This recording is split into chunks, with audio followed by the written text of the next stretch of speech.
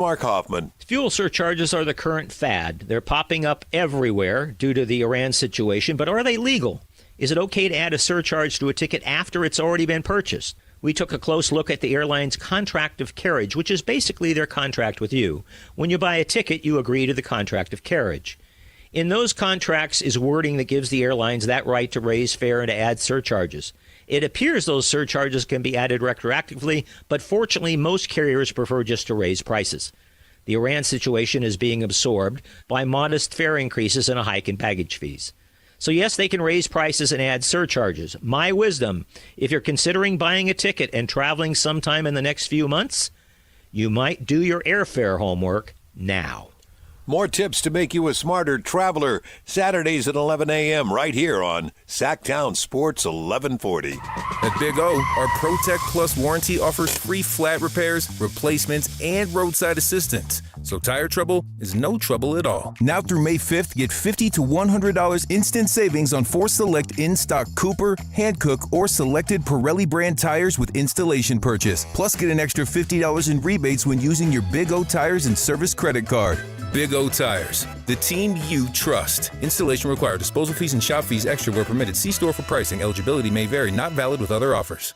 Card collectors know there's nothing as special as a rare one-of-one card. And now you can hear a very rare one-of-a-kind sports card show right here on Sactown Sports. Whitey Gleason here inviting you to join me and Mr. True Sports Cards himself, Imran Pilati, for the True Sports Card Show every Saturday morning at 10 on Sactown Sports. It's the only sports card radio show in the nation. For all your hobby needs, get to True Sports Cards, 6661 Stanford Ranch Road in Rockland. And for hobby, insight, and fun, join us for the True Sports Card Show Saturday mornings at 10 on Sactown Sports.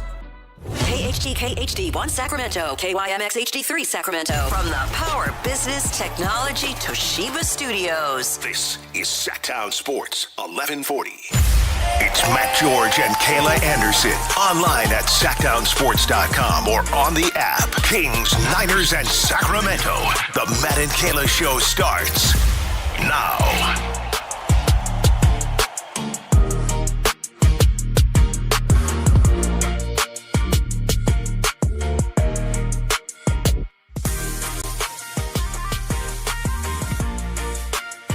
Leave it to Carmichael Dave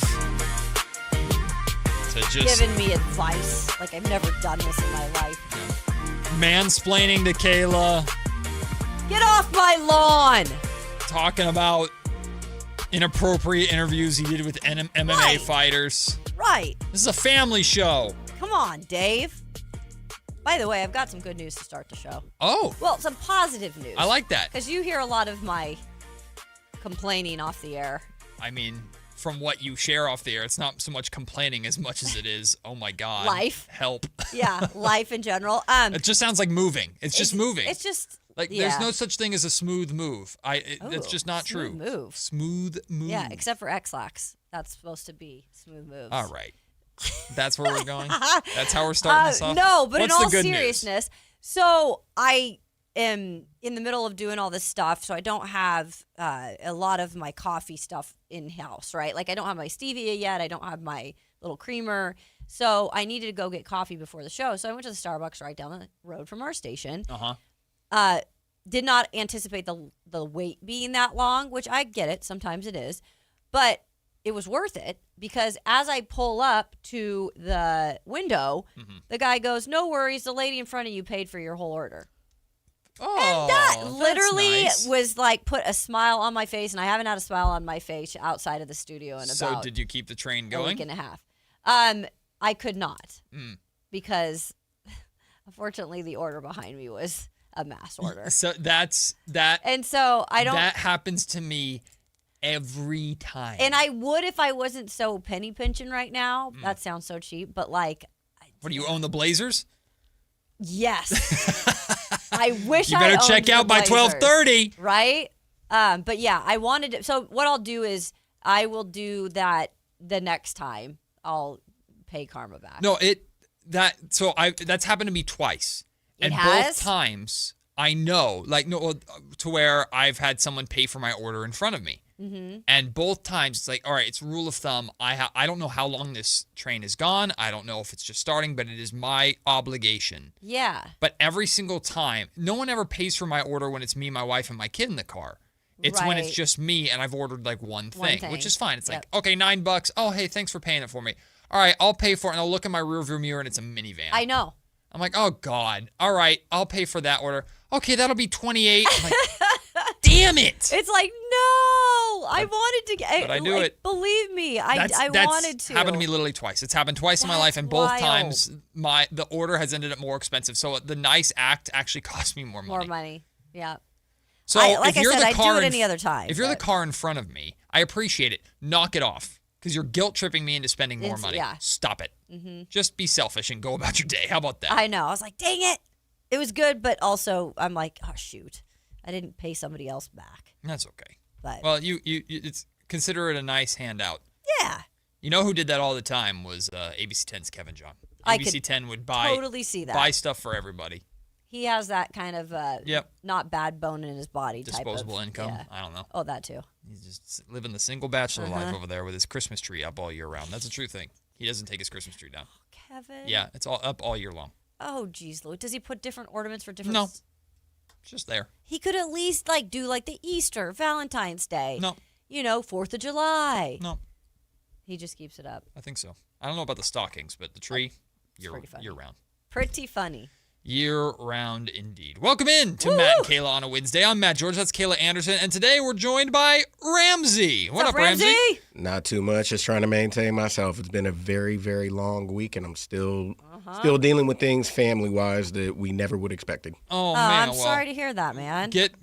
Let's distract. This is what sports is are, right? 4 hours of distraction. For the next 4 hours, we get to enjoy whatever the hell is happening in sports. And on today's show, of course, we're going to be talking about the playoffs last night. There's a certain former Sacramento King that's not being talked about too nicely on social media tonight because of what happened between the Spurs and the Blazers. We'll talk about that today. The Lakers take a 2-0 lead over the Rockets, not because of LeBron James, although he's been very good, but because of Luke Kennard and Marcus Smart, as we all predicted.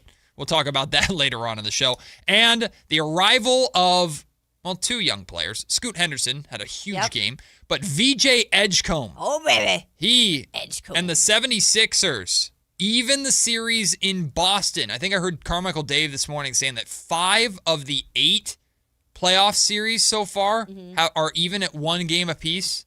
Yep. That's crazy. Did not expect that at all. And we have one more game 2 to be played tonight. The Thunder taking on the Phoenix Suns. Well, you can see me dressed if you're watching and on YouTube, you can see me. And shout out to our YouTube viewers out there. Sactown Sports 1140 on YouTube. You can see me dressed head to toe in A's gear. There's a reason for that. Sorry, Kayla. But the A's, they keep on rolling. They beat the Mariners again yesterday. And it's time we start talking about Shea Langoliers as the best catcher in baseball. I'm sorry. We need to do it. Even, for the foreseeable future. Currently. For all time, maybe. I don't know. Well, you know what happened to the big dumper now. Well, he's hit bombs in back-to-back games. We'll talk about the A's, not just together, but we'll talk about the A's with Martin Gallegos. He covers the A's. He's a beat writer for MLB.com. He is the most plugged-in journalist when it comes to the Athletics, bar none. He's phenomenal, and he will join us at noon today to talk about this A's run. On the Kings side of things, a couple of interesting topics that we're gonna have fun with today. At 11 o'clock, we're gonna talk about whether or not the Sacramento Kings are over-focused on the point guard position, and if that's distracting them from other things, and if they maybe don't need the point guard position as much as you would think they do because of Domantas Sabonis being on the roster. We'll talk about that at 11 o'clock. And at 1 o'clock, Kayla and I are going to work together to build a Sacramento Kings offseason. We're going to run a lottery sim. We're going to make our draft pick based off of that, and we will work together to try and make some trades and see what kind of offseason, theoretically, realistically, we could pull off and what kind of roster we could put together. Because we're all armchair GMs, right? We know how to do Scott Perry's job better than Scott, so why not do it here on the radio? So we'll have some fun with that coming up at 1 o'clock. Also, it's the eve of the NFL draft. Let's go. Everybody.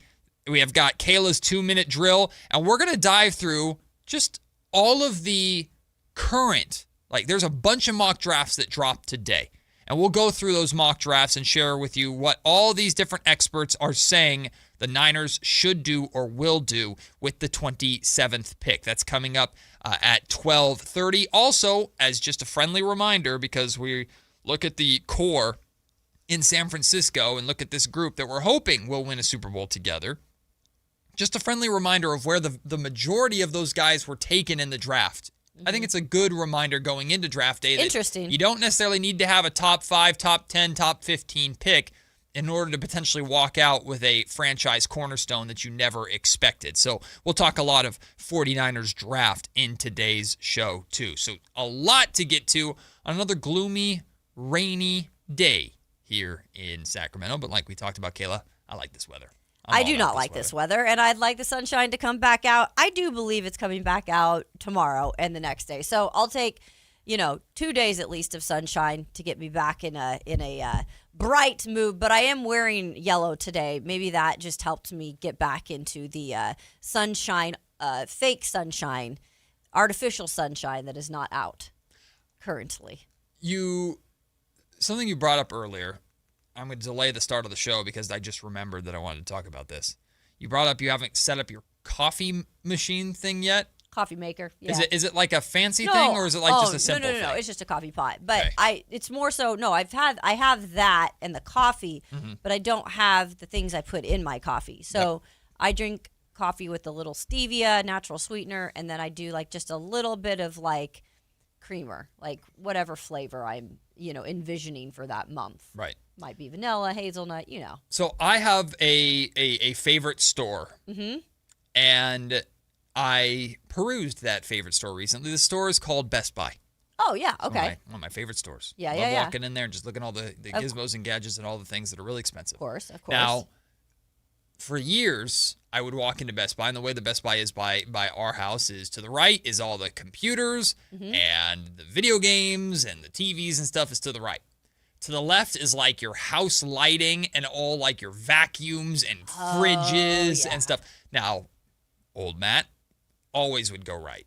Of course. Wouldn't even peruse the left side. Who cares about vacuums and No.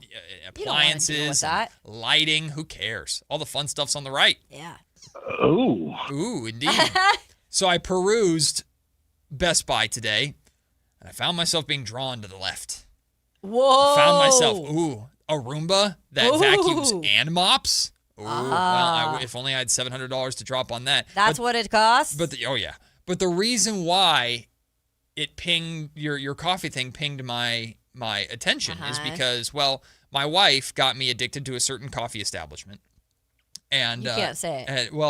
I could. We could, but no free shout-outs. I just shouted out Best Buy, but you can tell by a cup that I often have with me on a fairly daily basis. Free to sponsor us, by the way. So the wife and I have very much gotten into our coffees and drinks of that nature. And there was this whole section of all this super fancy coffee making stuff. Oh. And I'm looking at this stuff, and of course my wife is drawn to it. And I'm looking at it, and I'm like, I don't know how any of this works. Yeah. But I feel like I need it. Haven't bought it yet. I was waiting for you to say, I bought this new cappuccino machine. But the wife's birthday and Mother's Day are literally on the same week. Oh, well, that might be the purchase then. Wow! The temptation is strong. But what I'm trying to figure out is it's this fancy coffee maker, and I know somebody listening probably has this thing. Sure. It does a billion different things, and I think we'd probably use 2 of them. I don't know. Like, Did you even know what those two No, would be? Okay. I have no idea. It looks like it's like a coffee robot thing. It's just this whole barista setup at Starbucks looking thing that you can buy. It's a big. It's not like a monster, but it's a fancy schmancy coffee machine. Because I'm wondering, like, is it even something that you can fit in your kitchen? Oh yeah, it's not that big. Oh, okay. It sits on your counter. I'm just wondering, is like, it the Ninja Luxe Cafe? It's not Ninja. Okay, is it Breville? The Barista Express? It might be that. I don't know. I mean, these are like intense. Yeah, these things are not cheap. No, they're not at all. Ooh, I'm just wondering if there's a listener out there that has this thing's like, it's like, yes, it's an initial investment, but you will not ever need to buy coffee anywhere else again. You will save yourself money in the long run, and it is easy to learn. Yeah. Because, listen, we had the most simple air fryer on the planet. And then my mom, for Christmas 2 years ago, bought us a more fancy schmancy air fryer. I still prefer to use a simple air fryer because the fancy schmancy air fryer, I'm like, I don't know what this thing does. Yep. I don't get it. There's too many buttons. There's just too much to do, There's and it's like I can't handle half that. the built-in settings on a microwave, I don't know what the hell they do. That's why I don't use a microwave. Well, that's a good point. Anyway, if anybody has experience with these fancy schmancy coffee makers and thinks they're worthwhile, let Matt know. Let me know so I can, I guess, make my wife happy on Mother's Day. Because I'm probably going to piss her off on Mother's Day because we know what happens on Mother's Day. It's draft lottery time. Day.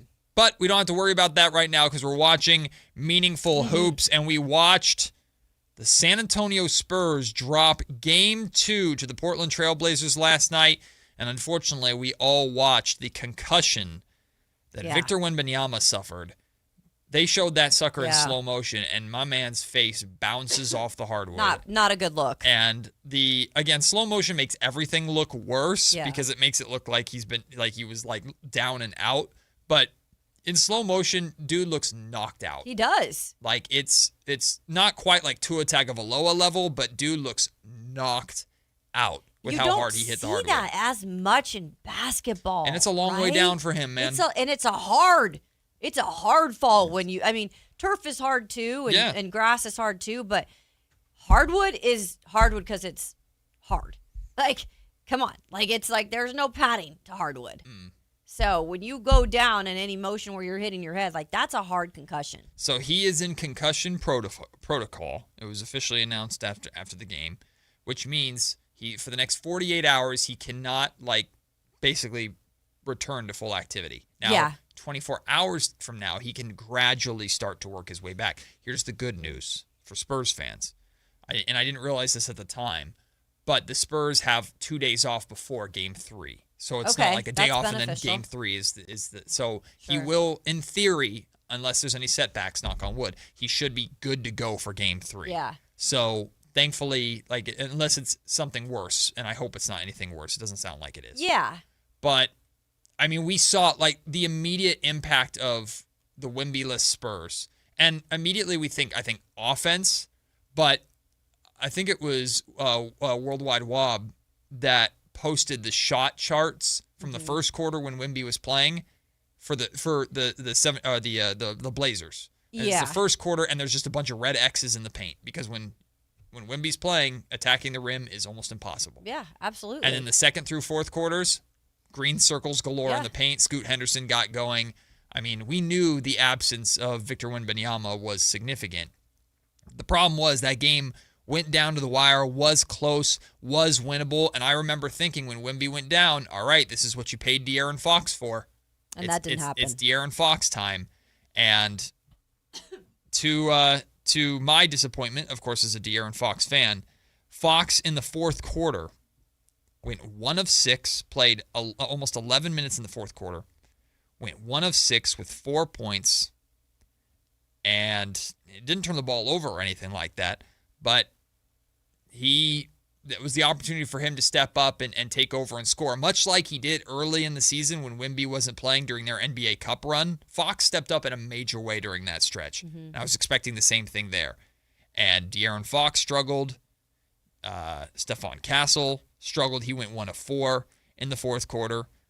Devin Vassell struggled. He went 3 of 8 in the fourth quarter. The Spurs in general went cold, but De'Aaron, with how much he's being paid and his responsibility to that team, I know a lot of San Antonio Spurs fans, well, there's a lot of angry Spurs fans on social media right now. but it probably felt like a letdown last night. Like, that's what you need Fox for. If you're going to be a championship team, that's where Fox needs to step up. And Fox didn't do it. Yeah. And it killed him. I mean, it's difficult. It's one game, and it's a game that a lot happened Sure. in that game, and you did lose your star, and that's not an excuse. You do have other guys that need to step up, but I don't take it as serious as like, oh my gosh, they're in big trouble now, and Fox isn't going to be able to do what he needs to do the rest of, the series or whatever. If even Wemby isn't able to go in the next game, I think they're going to be much more prepared for that moment. But I get it. Like, I get why people are frustrated, because you're exactly right. He's getting paid a lot of money to pretty much, like, if Wemby goes down, be able to hold down things a little bit better, which he did do when Wemby was out earlier this season. So It's not like he can't do it. I chalk this up to more so like the moment and just, having something like that happen. And sometimes it can really boost a team, and sometimes it can have the opposite effect of a team, and I think it did just that last night. That's where if the Spurs were taking on let's say the Nuggets. Yeah. If the Spurs were taking on a more an experienced playoff team, I think De'Aaron would get not as much of not a pass necessarily, but there'd be a little more grace there. Sure. Like, this was against a Portland Trailblazers team that has zero playoff experience. And Fox versus Scoot Henderson, Fox lost bad. Yeah. Scoot completely outplayed him. Now, you're right. It's one game, but you're the second seed. You've got championship expectations, and you were brought in for nothing, by the way. Like, the Spurs gave up nothing to get Fox. They completely swindled the Kings, and the Bulls, I guess, benefited too, in what was one of the worst trades in Sacramento history. But then they paid Fox. Yeah. They gave him that big deal, and they paid him that money for these circumstances. Sure, like, and you lost kind of home court advantage because you do. I mean, that's not good. Now, I still think, absolutely, I think the Spurs are winning this series. Yeah. I still think they're going to win it in 5 games. I think they win the next 3. I really do. Like, and I don't mean to disrespect the Portland Trailblazers. They're playing well. If Wemby is back and Wemby is healthy, they're going to win the next 3. Mm-hmm.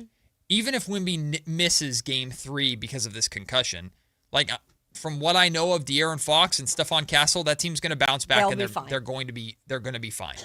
Like, yeah, I agree. Portland is they're just dipping their toes in. They're getting their feet wet in this, and I'm excited for the city. I'm excited for the Portland fan base, and I genuinely mean that, because when I went to Portland to cover the day that the Kings finally clinched the playoffs, Portland Trailblazers fans were wonderful. Oh, yeah. Like, they were congratulating all of us. They were saying, hey, we're so happy for you. Enjoy this field. Like, Portland fans were fantastic. So I'm very happy for them to get this moment, because this is going to be their first home playoff game in like 5-6 years. It's their first playoff win last night. Unfortunately, with a new owner. Well, a little bit more. We'll get to that later in the show, because Adam Silver came to that owner's defense. Of course. But then there's an Athletic article that talked about how Tiago Splitter's been like dealing with this whole thing, who's the interim head coach of the Blazers. It's a whole mess over there. Mess. I'm happy for the Blazers to get this moment. That being said, I think last night's win was their win. I think it could have been too, especially now that really put a fire under San Antonio. Like, they can't just sleepwalk through this anymore. And I know some people are going to roll their eyes at this, and that's fine. De'Aaron Fox is one of the best players in Sacramento Kings history, so I'm a very big fan of De'Aaron Fox's, and I got to cover him his entire career. When I started my career covering the Kings professionally, De'Aaron Fox was a rookie. So we worked together for many years in that sense, although it's not like a friendship or anything, or a big friendship. Yeah, but you always like usually root for those guys that you cover for a while. I know De'Aaron Fox very, very well. Yeah. De'Aaron Fox is going to kick ass in Game 3. Sure. De'Aaron's going to kick ass in Game 3 because he sees all this. This motivates him. He's going to be fine. I know Spurs fans are frustrated. I get why in those moments when you needed Fox to step up, he didn't step up. And hopefully Fox wears that more than anybody. I hope there wasn't he will. Well, I didn't hear any post-game press conference of him dropping like it doesn't really matter or anything like that he said in Sacramento. He did talk about the officiating. It doesn't really matter. Yeah, none of that. And that wouldn't have gone over well in San Antonio.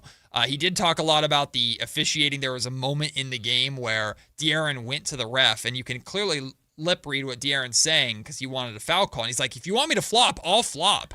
Do you need me to flop? Like, I'll flop. De'Aaron hates floppers. It's one of the things he hates the most. No ifs, ands, or buts about it. Fox did not step up in last night's game when they needed him to. I have full confidence in the world that De'Aaron is going to be, if It's interesting though. I'm like, it's like why or how did you not? You know what I'm saying? Like in he that just missed moment, shots. Like, it was like something was off, right? He was cold. Yeah. Scoot Henderson was hot. So the guy that you're defending is cooking. Yeah. And you couldn't hit shots down the stretch. Yep. Like it's just, and he was getting good looks that he's hit his entire career. They just didn't drop. It's a bad night. It's a bad night, and it's an unfortunate time to struggle. Yeah. And that was where De'Aaron was at his best when he was the first ever clutch player of the year here in Sacramento, which, by the way, we have the results of that award. We'll talk about that a little later on this hour. But I'm not telling Spurs fans how to fan, and I'm sure there's some Sacramento Kings fans that enjoyed. But it is one game. I'm sure there's Kings fans that enjoyed seeing Fox struggle last night. Right. Just knowing Fox the way I do, I think Game 3 about to cook, man. Just watch. Yeah, I do agree with that too. I do think it was more of a one-off thing. Weird things happen when, stars go down or things happen in a game that are unexpected. Like it just teams react in different ways and individuals react in different ways. That being said, I think De'Aaron Fox would much rather Victor Wembanyama be back for Game 3. Yes. And it sounds like he's going to be. Yeah, Again, hopefully. he's in concussion protocol currently, but it doesn't sound like it's anything more severe than that. And I don't mean to diminish concussions because they are severe. But it's he's going to go through the protocol. He's going to go through the time, and he should be good to go by Game 3. And let's hope Blazers, I'm glad you got your moment. Hopefully you enjoy intros in Game 3 and Game 4 because I don't think the series is coming back to Portland after that. I think the Spurs are winning the next 3 games. But we'll see. Good win for the Portland Trail Blazers last night. How about these Lakers? Ew, I hate saying that. Dude, what is going on? So their hater Matt George is going to come out in regard to the Lakers here, and you have to bear with me because I think I have a point, but we'll get to that. Lakers are up 2-0 on the Rockets. Kevin Durant returns, and first off, he had 23 points. Dude only took 12 shots. Barely scored or did anything really in the second half. He had 3 points in the second half. 9 turnovers. Yeah. Yikes, it's not KD. Good. If I'm it's a bad joke incoming, Houston, you have a problem. Yeah, I know. I think the that Rockets never fails sometimes. I think the Rockets are in big trouble. Yeah, I do too. I did not see this coming. No. For the fact that obviously, on both sides you have some really good players, but specifically we've talked about the greats, KD and LeBron, and that's been kind of the storyline with Luka out and everything. And so when he got hurt, Kevin Durant, and he didn't play that first game because of the knee contusion, I'm thinking, okay, they lost that game. All right. They didn't have KD, whatever. Mm-hmm. KD comes back last night, had a pretty good first half, right? Mm-hmm. And then completely derailed himself. Yeah. I don't know what happened at the half for him specifically to fall out of sync, but LeBron took over the game. He's phenomenal, reverse man. dunk. He's I was so good. Is he 27 again? How is a 41-year-old doing this type of stuff at this point? That's the thing. It's insanity. That's the thing about LeBron. I've been fortunate enough to watch LeBron play a lot over the course of his career. Right. But especially recently more because he's been a Laker. So we see him at least 2 times a year in Sacramento. And how I always describe the viewing experience of watching LeBron James is LeBron is good enough to play at 65%. Correct. He plays at 65%, and that's one of the reasons why he's able to play as long as he does. He takes great care of his body because 65% LeBron James is still better than half the league's 100%. Mm-hmm. That's how good he is. But then there will be those bursts, those moments where LeBron cranks it up to 85, 90, 95, 100%. And in those moments, you're like, there he is. And we saw that last night. When LeBron turns it on and floors it, he has those moments. And he was sensational. 28 points, 8 rebounds, 7 assists. And here's why I say the Houston Rockets are cooked. Yeah. In LeBron's career, when his teams have had a 2-0 series lead, LeBron is 24-0 in series. He's never lost a series in his career when his team was up 2-0. Jeez. Houston's cooked. Houston it's not good. is cooked. And Now, here's where the hater Matt George towards the Lakers is going to come out a little bit. Luke Kennard, second game in a row, played really well, 23 points. By the way, we're like, Luke Kennard's not going to do this again. The entire league said that. La, la, la, la. And he did it. And then you have Marcus Smart, 5 of 7 from 3. Yeah. Sure. Okay, guy. Marcus Smart suddenly raining down threes, 25 points.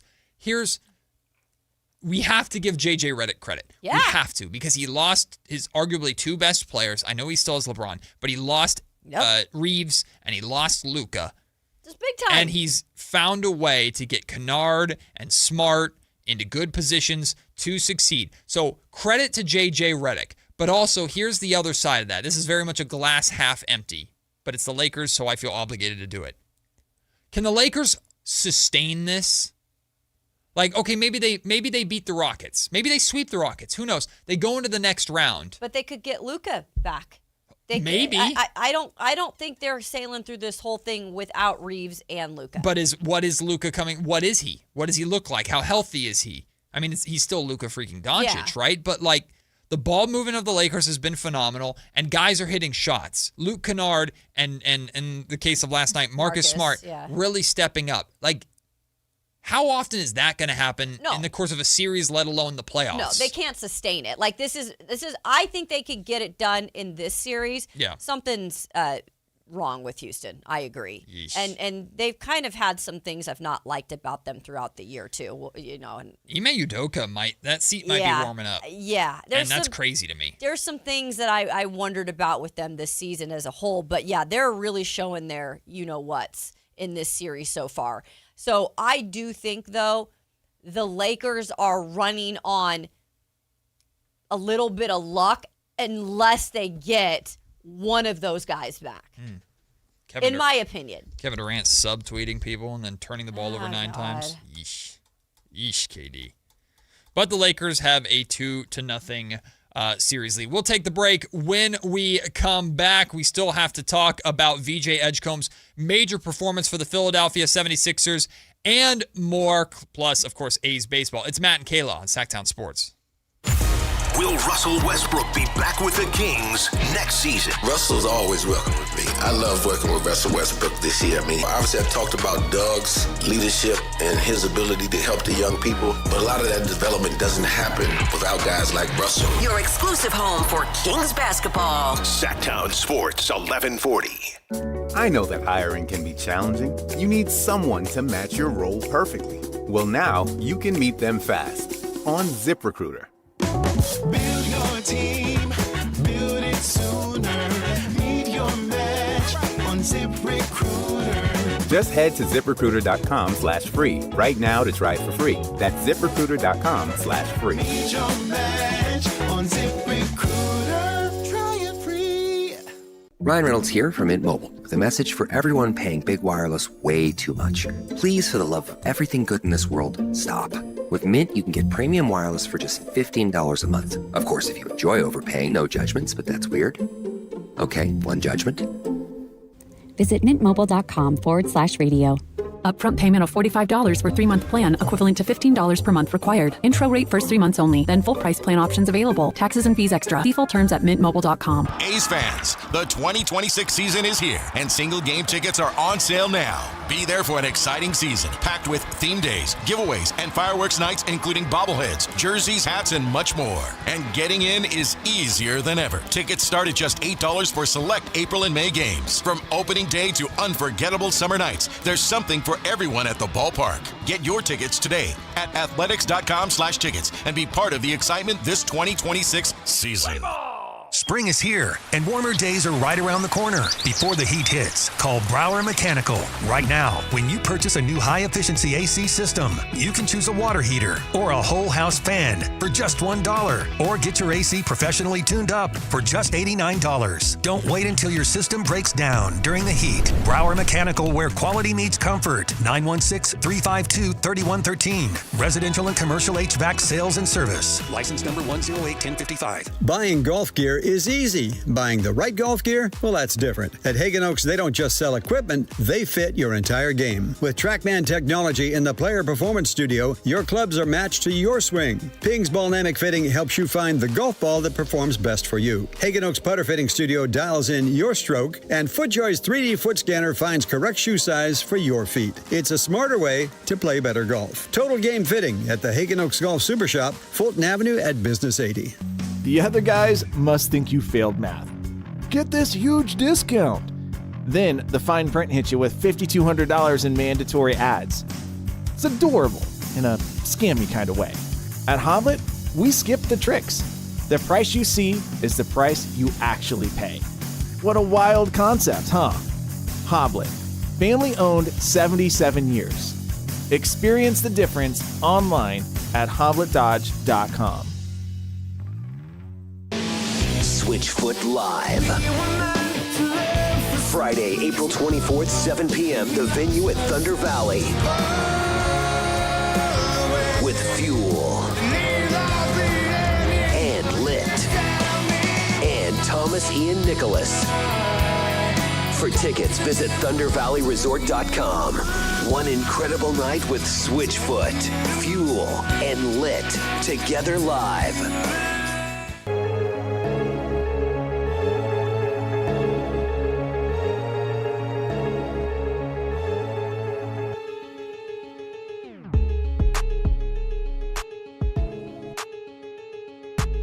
Matt and Kayla on Sactown Sports 1140. We're going to hear from NBA Commissioner Adam Silver later on in the show when talking about the cheapness of one of the newest NBA owners, who owns the Portland Trail Blazers. I want to make sure I get the name right. It's, Todd? What's his name? I want to make sure I get it right. Where did I write it down? Sorry, the owner? Yes. Oh my goodness. Todd Dundon. Todd Dundon, thank you. Dun, dun, dun, But I just came across some comments from Silver on social media because he was on Pardon My Take. He apparently was talking about Memphis, and he called Memphis a great market historically for the NBA. He reiterates that there's no interest in moving the Grizzlies out of Memphis, but he did say he'd like to see the team play a few games in Nashville every season to be quote-unquote Tennessee's team. Interesting. I don't know. I don't know how that's going to fly. I don't think you just play a couple games there and you're going to just have a whole bunch of fans in Nashville. It's not really a thing.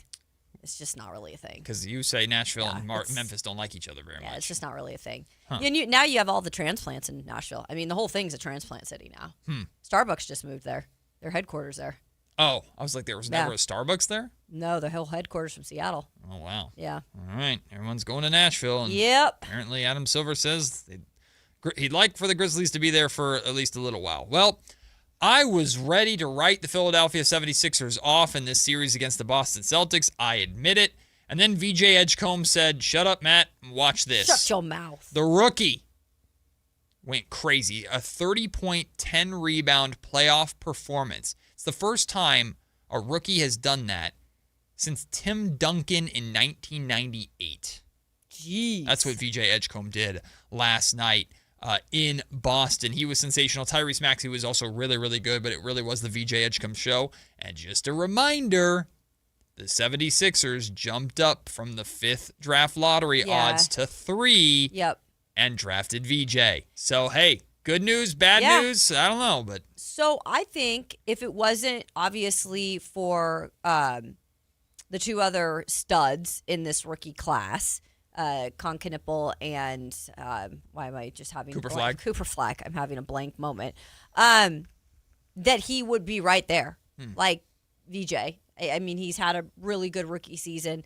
I know after the game, I think Jaylen Brown spoke about, look, we just can't let him get that comfortable. Yeah.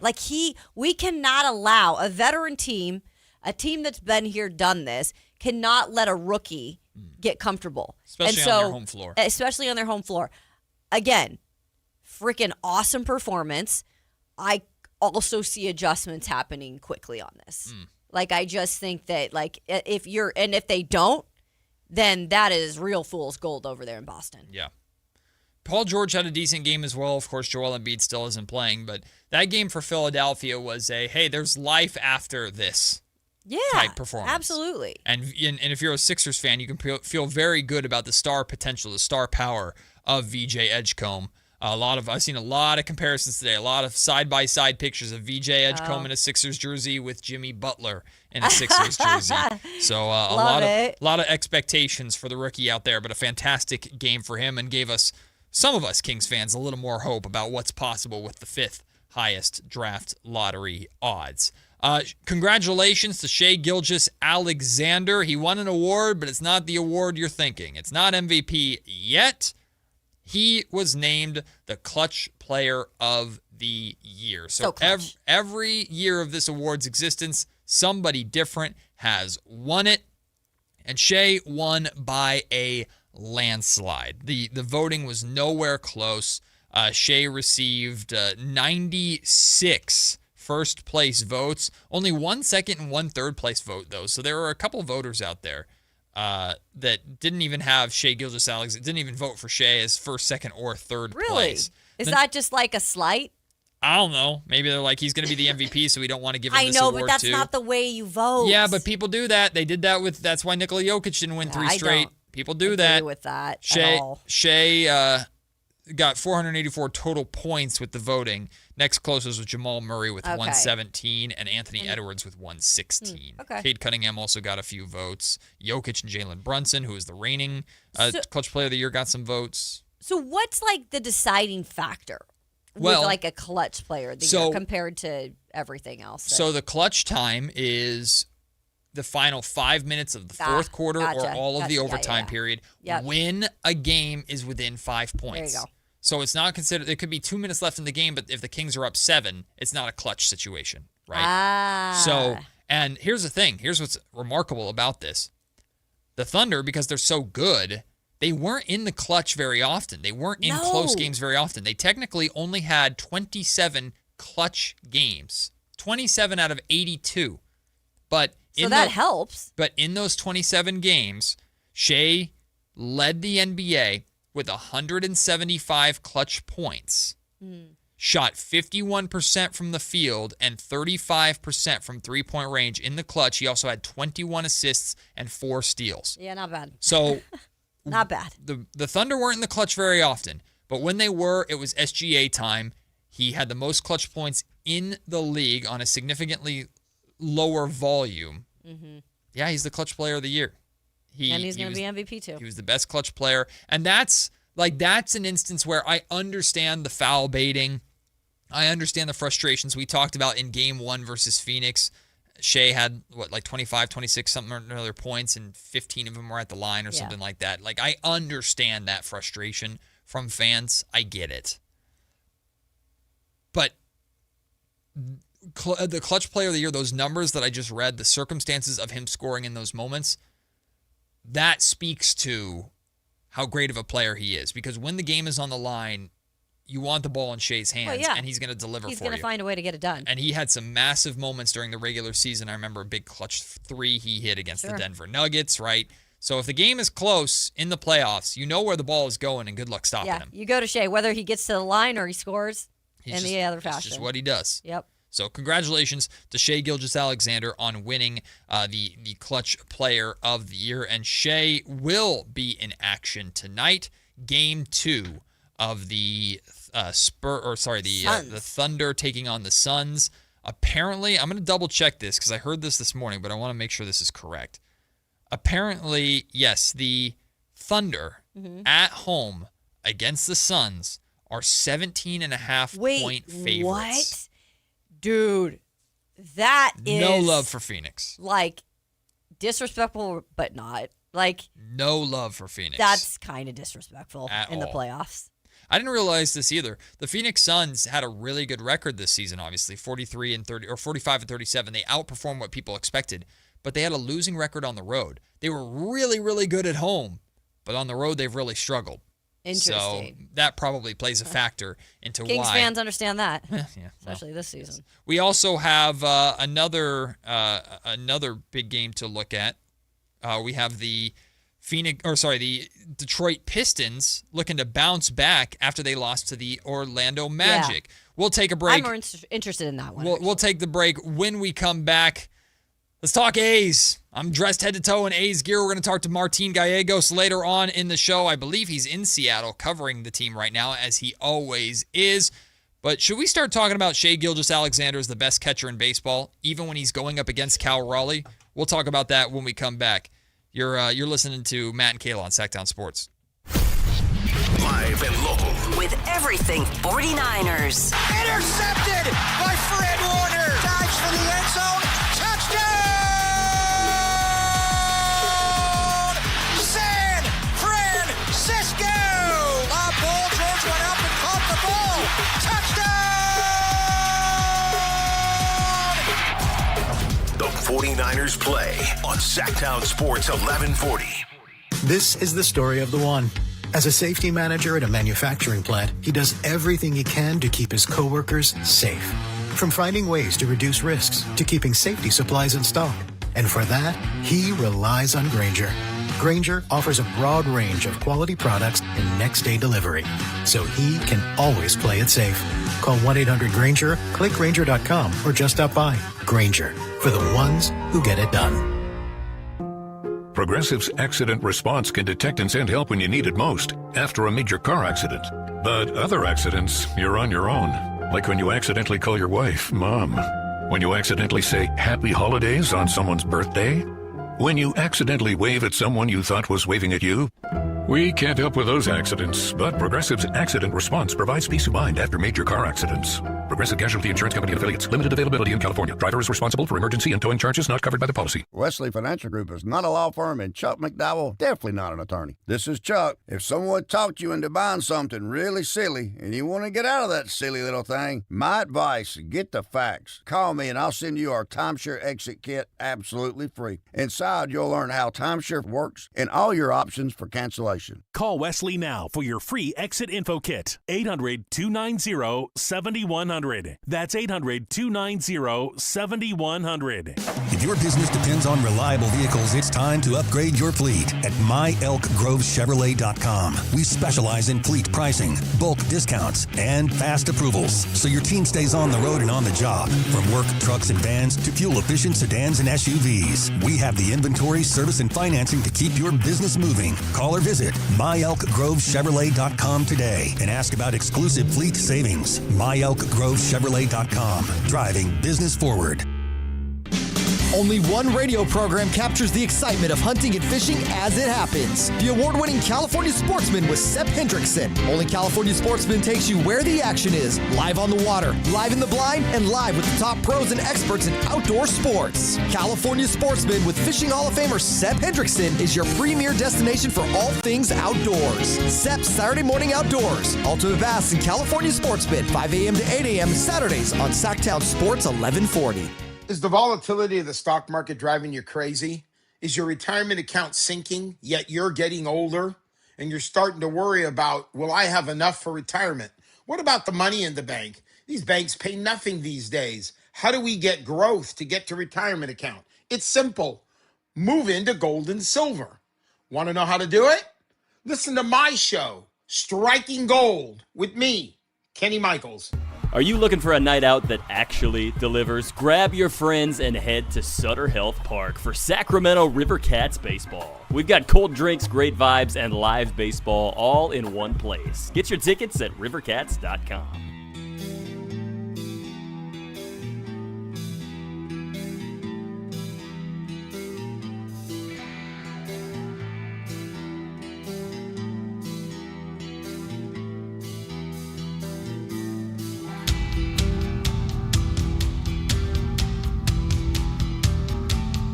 Matt George and Kayla Anderson on Sactown Sports 1140. Well, according to me, Shai Gilgeous-Alexander also plays baseball. I bet he could. I don't know, maybe. He'd probably be a... Center what position field? would he play? I mean, he's not super fast. He's fast, but he's not like super fast. He's rangy, He's though. long, though. Might be a good first baseman. I don't Oh, know. yeah, Or he shortstop. could. Can he do the splits? I don't know. Can he stretch? Well, I meant Shea Langoliers. Yeah, that's the okay. Shea that I was talking about. Disrespect my guy Shea like that. Shea Langoliers, we need to start talking about him as the best catcher in baseball right now because he continues to be on a absolute tear. The first place Athletics got another win, their fourth or third win in the last 4 games. They have already secured the series in Seattle against the Mariners. No, I'm not trying to poke the bear with Kayla Anderson here. It's just what happened. And Shea Langoliers hit his 8th home run of the season last night. And it's fitting he does it when going toe-to-toe with another catcher, Cal Raleigh, who many consider to be Big Dumper. Many consider him to be the best catcher in the league. Well, Cal Raleigh was DHing last night. He did hit another homer. So Cal Raleigh's bat is starting to wake up a little bit. He's still batting 177 on the season. Meanwhile, Shea Langoliers is batting .312 to start the year. Another home run last night. He also had a walk, a couple of hits. He has been sensational. Also, shout out to Jeff McNeil. Old man McNeil got his first home run as an A last night. He's been really good for the A's, batting .278, coming over from the Mets, and I think he's very glad to no longer be a member of the Mets because, well, they've lost 12 The Mets straight. are stinky, yeah. The Mets are really stinky right now, but what's new? Because the Mets always spend a lot of money, and they always disappoint. And I know this not because this bad, though. I have so many – there's been some bad moments. I have so many Mets friends, and it's honestly like therapy hour every time I have to get around them or talk to them. As for Shea Langoliers, let's keep it on the positive here with the A's and Shea Langoliers. I love stories like this too. So, in all seriousness, with Cal Raleigh, while I am a Mariners fan, I just love Cal Raleigh's story. Right. Cal came up through the Mariners farm system. Cal slowly became the guy that he is, and look, he's having a rough start to the season. I hope that changes around, but he's worked really hard to get to that spot. In baseball, it's hard to do. Yeah. When you have to work your way up. What I love a lot about Shea Langoliers, by the way, Portland, Oregon native, he has also done something similar. He was technically drafted by the Atlanta Braves and traded to Oakland, but he has been with Oakland for 1, 2, 3, 4. This is his 5th season, right? He was traded for Matt Olson. Exactly. He was the prospect. By the way, Matt Olson was at that time a really good player. Yeah, he's fallen off a little bit over there in Atlanta, but he has. He was a beast when the A's traded him. Yeah, but I will say this: I've loved seeing Shea Langoliers continue to grow as well, and every year you're seeing his numbers rise, especially those home runs, going from 6 and 22 to 22 and 23, 29 and 24, 31 last year, and now he's already at 8. And in the way he ended last season, he was playing really well to end last year. He got off to a slow start last year, and we were wondering if it was going to carry over, and he's been on one since day one. Yeah, Shea is currently tied for fourth most home runs with 8, but he's tied with a handful of names, including big names like Kyle Schwarber, Max Muncy, not the A's Max Muncy, the LA Dodgers Max Muncy, James Wood, the star with the Washington Nationals, Ben Rice in New York, Ellie De La Cruz in Cincinnati. So some really good company. If you're wondering who's leading the MLB in home runs, it's Yordan Alvarez with the Houston Astros. He's got 10 homers already. And then you have Aaron Judge with 9 homers in second. So some good company that Shea Langoliers make that 11 home runs for Yordan Alvarez now. Did he just hit a bomb? He hit one earlier this morning. Oh, well, yes. That's funny. Okay. Yordan, if ESPN hasn't updated it yet, then 11 home runs for Yordan. He's phenomenal too. He hit one in the first inning today against the Guardians. He's a massive bat over there for the Houston Astros. But Shea is and he's also something about Shea Langoliers that he doesn't get enough credit for. He's fast. Yeah, now that's a good point. He's not a blur like Bobby Witt Jr., but he's fast. Yeah, for being a catcher. Shea Langoliers gets up the baseline quick. He also didn't just have a home run last night. He had a caught stealing. Yeah. I can't remember who tried to steal on him, but he gunned him down. The defensive side. He's got great pop time as a catcher. Yeah. He's just this complete package where he's a massive bat in the batter's box. Super nice guy too. I had the opportunity to talk to him and get to know him. 28, so he's in his prime right now. He's fantastic. Now the A's, he was not one of the guys that this summer the A's signed to an extension. Right. They signed Jacob Wilson to extension. I think they signed Tyler Soderstrom to an extension this summer. Shea Langoliers, they just avoided arbitration with him. So the A's are going to probably need to do as much as they can to get him under contract long-term with how he's playing and how he is swinging the bat right now. But the A's 13-11 now to start the season. They're in first place in the AL West. They wrap up their series with the Mariners in Seattle this afternoon. In fact, that game is going to get going here at 1:10 in a couple of hours. And just before that game begins, Martin Gallegos from the from MLB.com, he covers the A's. He's their beat writer. He's there every day, plugged in. He's the guy that before every press conference, Mark Kotze is always asking, Martin, what do you got? They always start with Martin because he's just there around the club all the time. Might as well be a member of the team at this point. Martin will join us at noon to talk about this hot start to the year, talk about Shea Langoliers. He wrote an article about Shea last night. We do also have to talk about some of the confusing sides of this team as well, like Nick Kurtz. He's starting to wake up a little bit more, but he's not off to the best of starts this season. I'm pretty sure Jacob Wilson, who went 2 for 5 last night with 2 RBIs. I cannot confirm this, but my best friend Daniel, who was watching the game, texted me last night and said when Jacob had essentially the game-winning RBI or just the added-on RBI, I think it was in the 9th inning, apparently Jacob Wilson flipped off the Mariners dugout. He claims it happened. I didn't see it. Jacob Wilson? I would love that attitude from Jacob if that's a real thing. I didn't picture him as a flipper offer. Well, hey, when you're a competitor, you're a competitor. Again, I can't confirm that happened or not. Maybe something was said. If somebody saw that, feel free to confirm or deny it. But weird. Hey, that's what my best friend said. Yeah, this will be fun too. So, obviously not fun for my Seattle Mariners because they could very well get swept, and they need to figure out what the heck is going on with their club. Now. Yeah, it's really rough. And like I said, Dan Wilson is getting some heat there in Seattle from fans.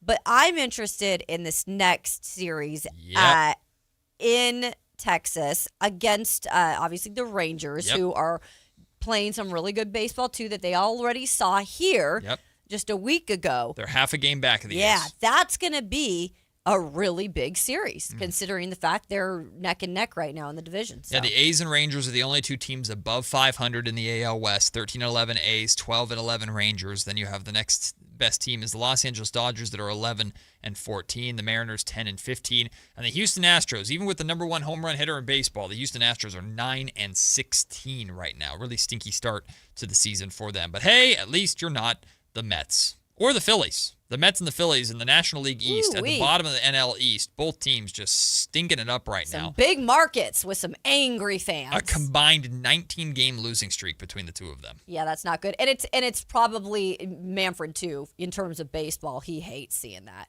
He hates seeing those big clubs, big cities. I do say this. Hey, the Cubs say thank you because they're the ones that have been beating up on the Mets and the Phillies this past week and keep the party going. Cubs are off to a good start. Before we wrap up, too, we got to give a shout-out to the not the LA Dodgers. The Giants. The San Francisco Giants who beat the Dodgers last night. They scored all 3 of their runs in the first inning, didn't score again for the rest of the game, but held the Dodgers to just a single run and 3 hits on the night. So shout out to the San Francisco Giants, a huge win for them last night. And I want to make sure I get this right because they were going up against the World Series MVP in Yamamoto, got to him early on. Yamamoto still pitched 7 innings. That's what's crazy. But you just got to him early on before he could settle in.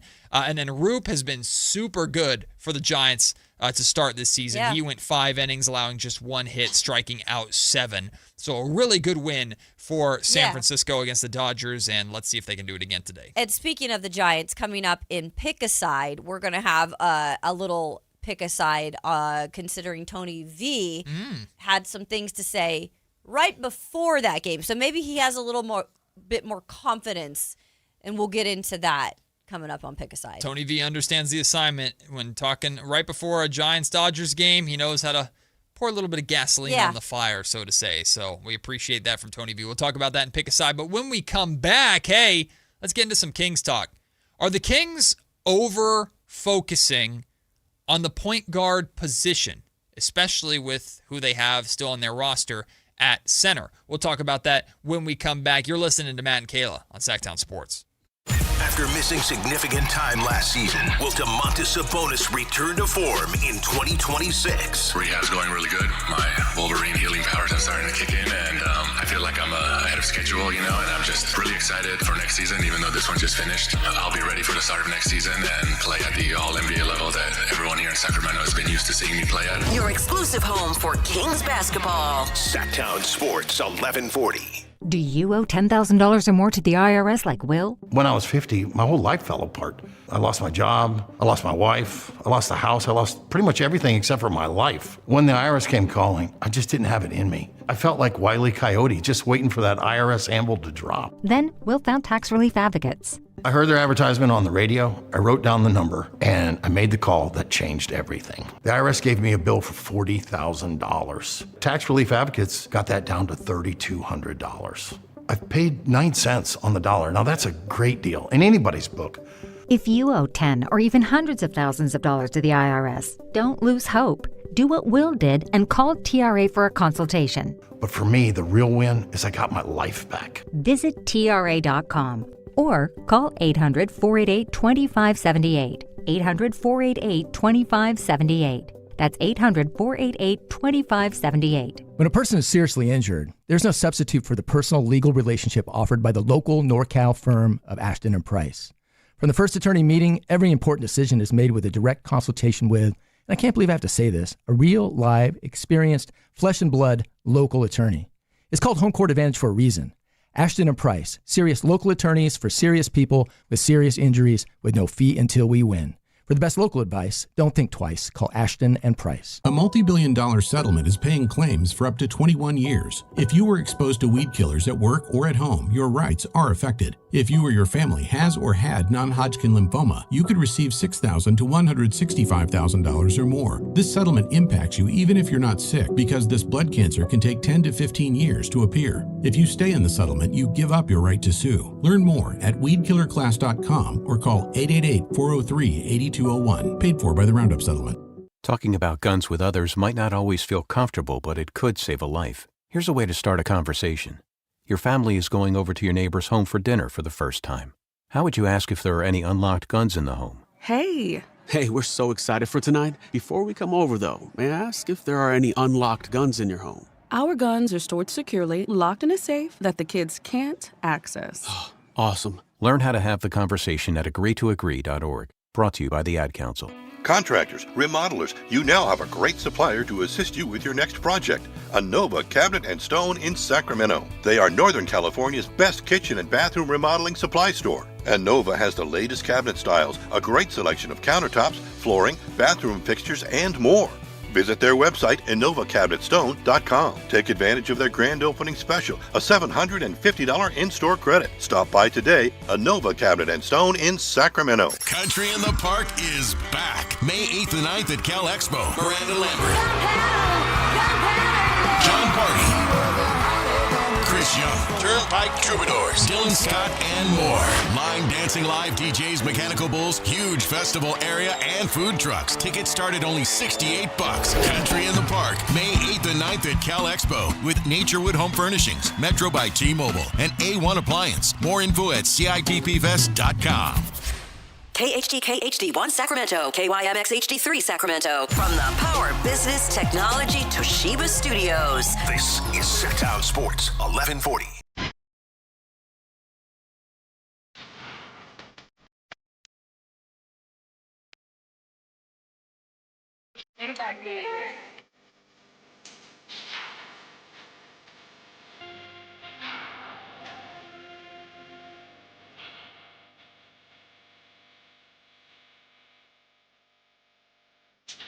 $10 a.m. to 2 p.m. Matt and Kayla on Sactown Sports 1140.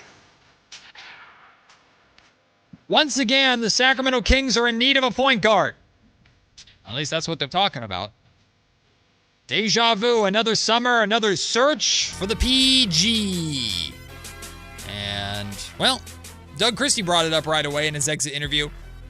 When Scott Perry was asked about it, Scott was a little more like, we need a point guard. We need other things too. But we need a point guard.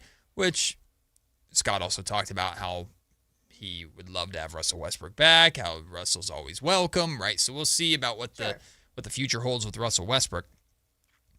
For years, the point guard position, you're considered to be the floor general. You're considered to be the leader, the extension of the coach. It was always that point guard position. And now in the modern NBA, not to diminish the point guard position in any way, but we're essentially seeing the primary responsibility of the point guard switch to space the floor, knock down shots, quickness and scrappy on-ball defense is good.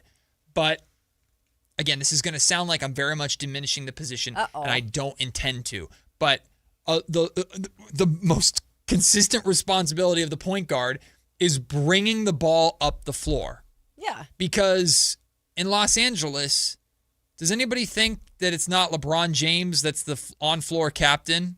Luka Doncic is, I guess, a point guard by the responsibilities that he has, but dude's 6'6", 6'7", right? Shai Gilgeous-Alexander, I guess, is considered a point guard because he has the ball in his hands and those responsibilities, but he's 6'6". Exactly. Right?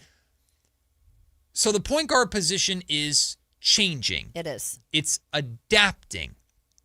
And what the Sacramento Kings have lacked forever, it feels like, is depth at the wing and forward positions, right? I understand that this is considered to be a deep draft class when it comes to the point guard position. And I know how much you like Darius Acuff Jr. I like Darius Acuff Jr. because of his three-point shooting, which, again, is a elite, important skill of a modern point guard, right? The best point guards in the league have that three-point bag, from Steph Curry to Tyrese Maxey, so on and so forth, right? But I hope that the Kings aren't over-focusing on that position to where they don't address something that's just, again, been a colossal weakness in this market for a long time, and that's depth at the forward position. I know they have Keegan. I know they have DeAndre Hunter. It's just nice to have two of those guys at least, although we'll see what they look like together. We still don't really know who DeAndre Hunter is as a Sacramento King. He played 1.5 games before having his eyeball scratched. I do agree the Kings need to address that position. But throwing all their eggs into that basket of that's the most important thing we need and that's where we're going to find our leader, I'm not saying the Kings are doing that. I just hope they avoid that. We'll get into the Domantas Sabonis part of that conversation in a second. But in general, that's why I love the A.J. DeBonzas or the Caleb Wilsons or even the Cam Boozer to some extent. Go out and address that area of need. Yeah. That's at the top of my list personally. I don't think anyone's saying that that's not at the top of the list. I think that the only reason we're really harping on that right now is because in the post-season interviews, Doug Christie came out and when asked about what is an area of need, he immediately went to the point guard position. Just like he did the year before. Right. Now, just because Doug is saying that, well, first of all, he ain't lying. That is something that they need to have. Whether that be Westbrook coming back and then finding somebody else to bring in as well, or I don't know what else the solution is right now, but it'd be a short-term solution no matter what, unless you went and got that player in the draft. However, I don't think they're saying by any means that we have to go get a point guard in the draft. I don't think that's what they're saying at all. I think that they're alluding to the fact, by the way, Scott Perry did make it clear they're looking for the best available player that is there for wherever they are, which could be 1 through 9 or whatever it is. Yeah, 9's the furthest they have fallen. Exactly. It's a 0.6% chance. And I don't think that that's going to happen. But again, Scott has to be prepared for everything. Sure. And I do think because this is a draft with some point guard options that are pretty good, if they fall to one of those spots where they've kind of not had any of those other guys, they can't go grab any of those guys because they've all gone, Caleb Wilson, A.J. DeBonza, those type of players, then they're probably looking at hey, maybe we should take our point guard here. Mm-hmm. Like, I don't think that is the end of the world if you get to that spot and that's best available. Oh, and it happens to be a point guard. Mm-hmm. And then you're going to just have to keep waiting to address that situation. Because if they're not there, they're not there. If you go and get the 1 through 4 pick, yeah, of course you're going to probably take AJ or Caleb. I do believe, though, that the Kings have the point guard position at the top of their list. But to draft? Not necessarily to address. Sure, but that's not going to affect what they're drafting. But the entire, it could. In what way? Because the entire offseason last season was built around the point guard position. Literally the entire thing. Yep. From we're not going to do Keon. How did that turn out? Terribly. Yeah. Right. Which is why I don't want them to do it again. Right. Well, Scott has shown to learn from his lessons. I would hope so, but you have the same problem going into another offseason as you had the first offseason, where the Kings made it their absolute mission to address that point guard position at the expense of others. They very clearly did not offer Keon Ellis an extension because they wanted to save the money to get Dennis Schroeder. They also brought in Russell Westbrook at the end. Again, Russ might be back. That might be the short-term solution for the point guard position, which you can make an argument for that being good or bad depending upon how you feel about Russ. When it comes to the draft, though, this is connecting dots because we've always tried to make sense of why are the Kings so unwilling to throw all of their eggs in the draft lottery odds basket. Because other teams around them are doing it. This is not a fan-made narrative. We had anonymous executives around the league that were very clearly talking about how tanking is, and tanking and high draft picks specifically. Right. That is the best route for teams to build and start over and get the star that they need, especially teams like the Sacramento Kings and Brooklyn Nets who just do not have that guy right now. The Kings very clearly did not subscribe to that thought process. Why? On one hand, they want to pick up as many wins as possible. They want to try and build and teach the right things. Doug Christie's trying to keep his job, and they want to establish a precedent, the standard for the young guys, Max, Dylan, Neek, that are already here. Okay, I get that. But that's also very short-term thinking. What makes sense, and we've talked about this before, is the Sacramento Kings look at this draft and go, we are okay with potentially having less odds. If we move up, great. And I do believe they'd go AJ or Caleb before they'd go Acuff or Kingston Flood. I do believe they do that. I'm not saying they're going to, they prioritize point guards so much that they're going to ignore the talent. I don't think they're going to do that.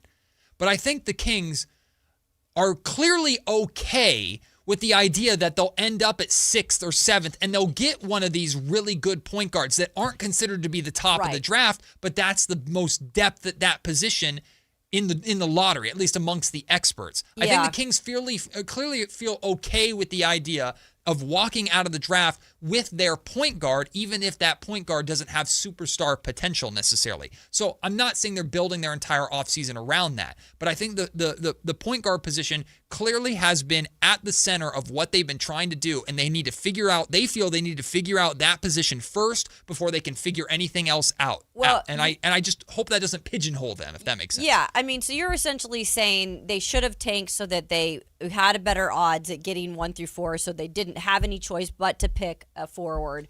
And the point guard then situation would probably, look, they still could have fell. Like, there's no guarantees they would have gotten 1, 2, or 3 or 4. And that's the spots where you're going to get a Caleb or an AJ. Right. And those are the guys we're specifically talking about that are what they're longing for in this organization. My argument for tanking was less to do with positions because I'm all about best talent available. Like, if you think it's Darren Peterson, take him. If you think it's Darius Acuff, take, because at that point I have to trust my GM. And the one thing that's good is if Scott Perry nailed anything so far in his tenure as the Kings GM, he nailed last year's draft given the circumstances of what he did. And that's why I'm trusting him. And I know that's maybe naive of me to say, but well, you have to. But you're also kind of alluding to the fact that, do you trust them though if they do really truly feel one of these point guards are could be their guy, their star, or not star, but I think Acuff could be. Yeah, but I can trust my GM to make the right draft pick, but disagree with who's on the board in what places, or disagree with their approach to how they want to handle this offseason. And I think that's where I'm at. But they got to do something at point guard. Unfortunately, but Dennis isn't going to, he was probably maybe the answer they thought. Right. But we all know what happened with that, so they kind of have to start over. But unless they're bringing in a 6'6" point guard that they feel has that star potential. Are we just saying that because these guys aren't 6'6"? Yeah, I mean, yes. Because that's what now we are programmed to believe, but this is only the future. But look at the league. Stars in the league. I understand that. It's either centers who are freaks like Jokic and Wemby, forwards like LeBron, KD, although that's kind of the old regime. Yeah. I mean, you do have guards like Anthony Edwards and Shai Gilgeous-Alexander who have the ball in their hands a lot, but those guys are 6'5", 6'6", 6'7", bigger guards. Yeah. No, and I would like to see the Sacramento Kings follow the trend instead of trying to do it their way, because they've been trying to do things cute and their way for a long time, and it's never worked. Look at the trend of where the NBA is going, and you don't have to copy and paste what other teams are trying to do necessarily, but understand what makes a star in the modern NBA and target that. That's not me writing off Darius Acuff or Kingston Flemings or any of these guys necessarily. I'm just saying, I think the Kings should be prioritizing wing and forward depth, because their center position is good as of right now. Wing and forward depth more than they should just be solely prioritizing the point guard position, which is what they did last offseason. Okay, well then I'll bring up this point then. Again, there's probably multiple plans. Sure. And just because they have addressed that there is a point guard issue, which there is, this could also be a different direction they're thinking about too, because maybe they do fall to 5 or 6, and maybe there is a point guard available, and they say, no, we're going to go a different direction. It might not be the top of the line talent, but we're going to go more of a forward position. And then, some people aren't going to like this, we're going to go get Morant. Look, that could be the plan as well. It might not be that if they fall to 5 or 6, they're going to automatically go with an Acuff or automatically go with the Kingston Flemings. There could be another plan with bringing in a point guard. Again, it's not going to make everyone happy. News alert. Whatever they do is probably not going to be the best idea for everybody when it comes to this position. And we won't know for 2, 3, 4 years if it worked or not. Exactly. Right? Or, well, if it's really bad, we'll know right away. Right. So maybe that's another thing in terms of a plan that could be brewing. Again, I just think it's like Scott has like A, B, C, D in terms of, okay, if this doesn't work, this is our next plan. But I do believe at some point they're going to bring in this season a new point guard, whether that be a rookie or it's going to come from another team. I think we're on the same page. In general, for me, it's just I hope plan A isn't address the point guard position first and foremost, because that's what it was last. Again, I only have last offseason to go off of, and everything about last offseason was point guard, point guard, point guard. Yeah, I get that, and that's nauseating knowing that they're going to address it, but it doesn't need to be the first thing on their list. The first thing on their list needs to be get a star, getting the star in the draft, whether that be, because they have the 1, 2, or 3 pick and it's spot on, or if they just go a different direction and believe that guy can be it at 5 or 6 and it's not a point guard. Just make sure it's your guy. Yeah. And again, I believe the Kings obviously feel confident enough that wherever they end up in the lottery, they will be able to get a guy. If you're asking, like, or if I'm trying to put together like what plan A is in the draft being able to address that forward spot with either an AJ or a Caleb. And then you can go one of two routes. You can, if Memphis is down to play ball, which I would hope this makes sense to do, just do a Ja Morant for Zach LaVine swap straight up. Like, okay, now you've addressed your point guard position that way. If that doesn't work, okay, find a way financially. You have other financial work you need to do anyway, but find a way to just bring Russell Westbrook back. Yeah. Like that is the fail safe that I think the Sacramento Kings have to address that point guard position, which gives them, I think, the leeway or the flexibility to really go after that wing spot and figure out what to do at the wing spot. Another element of the conversation, though, too, Kayla, is do you need to emphasize and prioritize the point guard position as much right now with Domantas Sabonis still on your roster? Unless you plan on moving Domantas Sabonis this summer, which I think the Kings will, like we talked about yesterday. With Toronto. I think the Kings will revisit that possibility. That certainly changes some things. But in theory, short term, the Kings are at their best or utilizing their talent best offensively playing through Domas. Sure. So if you essentially, for lack of a better term, again, this is diminishing the point guard position to some extent. If you get someone whose job is just to bring the freaking ball up the court and get into the offense and get it through Domantas Sabonis and have your wings and forwards playing off of Domantas Sabonis, hopefully spacing the floor, knocking down threes. Short term, I'm not saying long term it's going to work. Short term, that buys you the time to not have to go all in on the point guard position again this summer compared to last offseason. It was very much like, well, we have these guys. We just desperately need a point guard. Exactly. I just hope the Kings avoid that. Yeah, I think, again, I hope that too. I mean, I know I'm on the same page with you when I say that. I don't want us to get into another situation where we're having issues with, first of all, the guard position in general, like whether it was shooting guards or point guards, it was just a freaking logjam last year. I don't want to have to deal with that or say that anymore. So are you maybe making the point that in terms of maybe a stopgap year, you have Westbrook back, but then you also have like a Sabonis if you want to run the offense through Sabonis? Or would that be like then you wouldn't bring Westbrook back at all? And what's the depth of that situation? I think it would depend on the circumstance there because I do believe Russ and Domas could play together. We know how good of a pick-and-roll point guard Russell Westbrook is. And again, if it's a Band-Aid for another year, okay.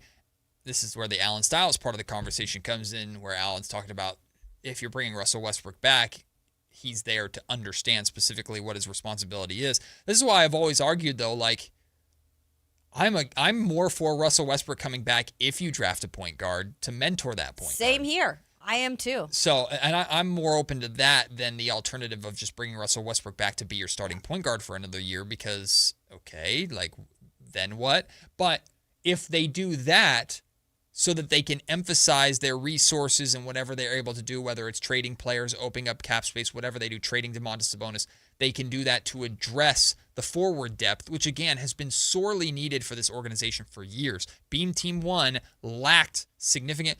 Beam Team 1 didn't have the forward depth that the Kings have now. Think about that. I mean, it was Keegan and Harrison Barnes, and that's it. Like, I want to see the Kings strengthen that position. That's why A.J. Debonsa and Caleb Wilson look like the holy grail to me. You got star upside from athletic, long forwards who can play both ends of the floor. It's what the Kings have desperately needed for a decade, not just the last couple of years. So that's what I want the Kings to prioritize. And if they do not move up in the draft, if they end up at 6, let's say, and they get Akov or Kingston Flemings or whatever point guard they like there. Wagler's kind of more of a 2, but I guess you could run him at the point. He's a bigger guard, so that kind of checks that box. I'm not all in on him yet, but Michael Brown Jr., whoever it is, you draft a point guard. Sure. Okay, you've got your point guard. Do you bring Russ back to mentor that point guard? Whatever. Now you find out whether it's by moving DeMar, moving Malik, figuring out what the hell to do with Zach LaVine, Domantas Sabonis. Now you go all in on, okay, Keegan and DeAndre are nice. We still need more size. I don't know if you want to bring Precious Achiuwa back or not. That's what I need the emphasis of this offseason to be. Handle the draft separately to all of it. You take the best player that you think in that spot, regardless of what position they play, because that's what the Kings need first and foremost. Yeah. Once you get that out of the way, whether it's through free agency, trades, otherwise, walk into training camp with 4 guys that you feel, okay, we have legitimate NBA potential or NBA caliber length and athleticism on the perimeter. Start there because this Kings team has not had that.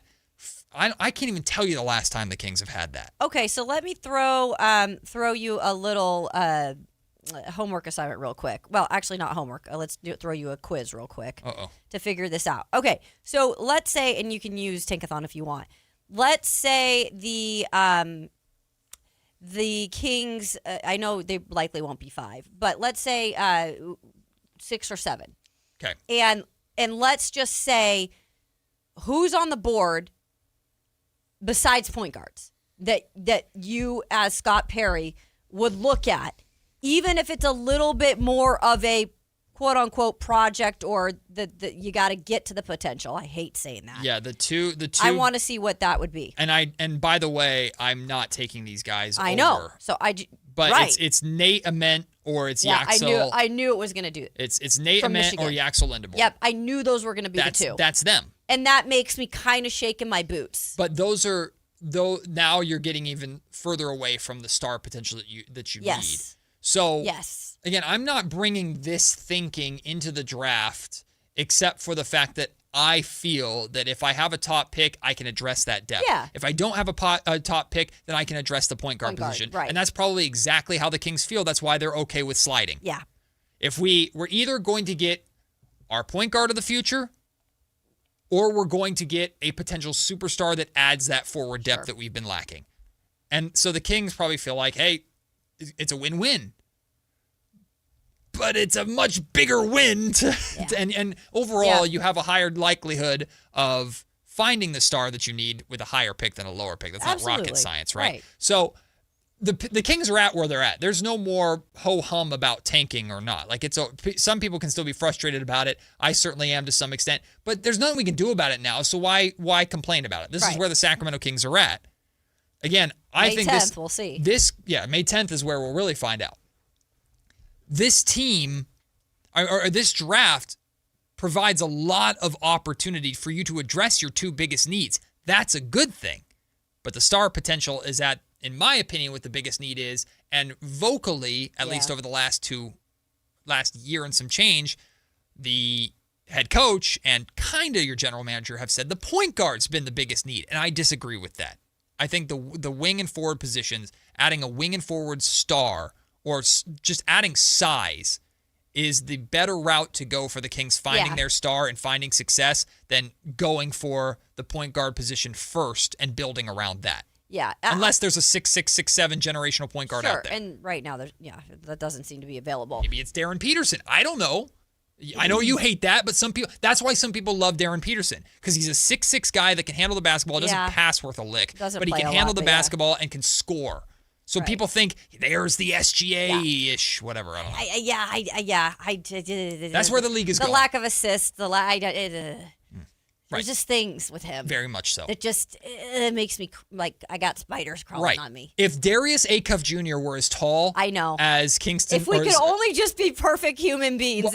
But that's what we're talking about here. I know. If Darius Acuff Jr. were as tall as Darren Peterson, one, he'd probably be a better defender.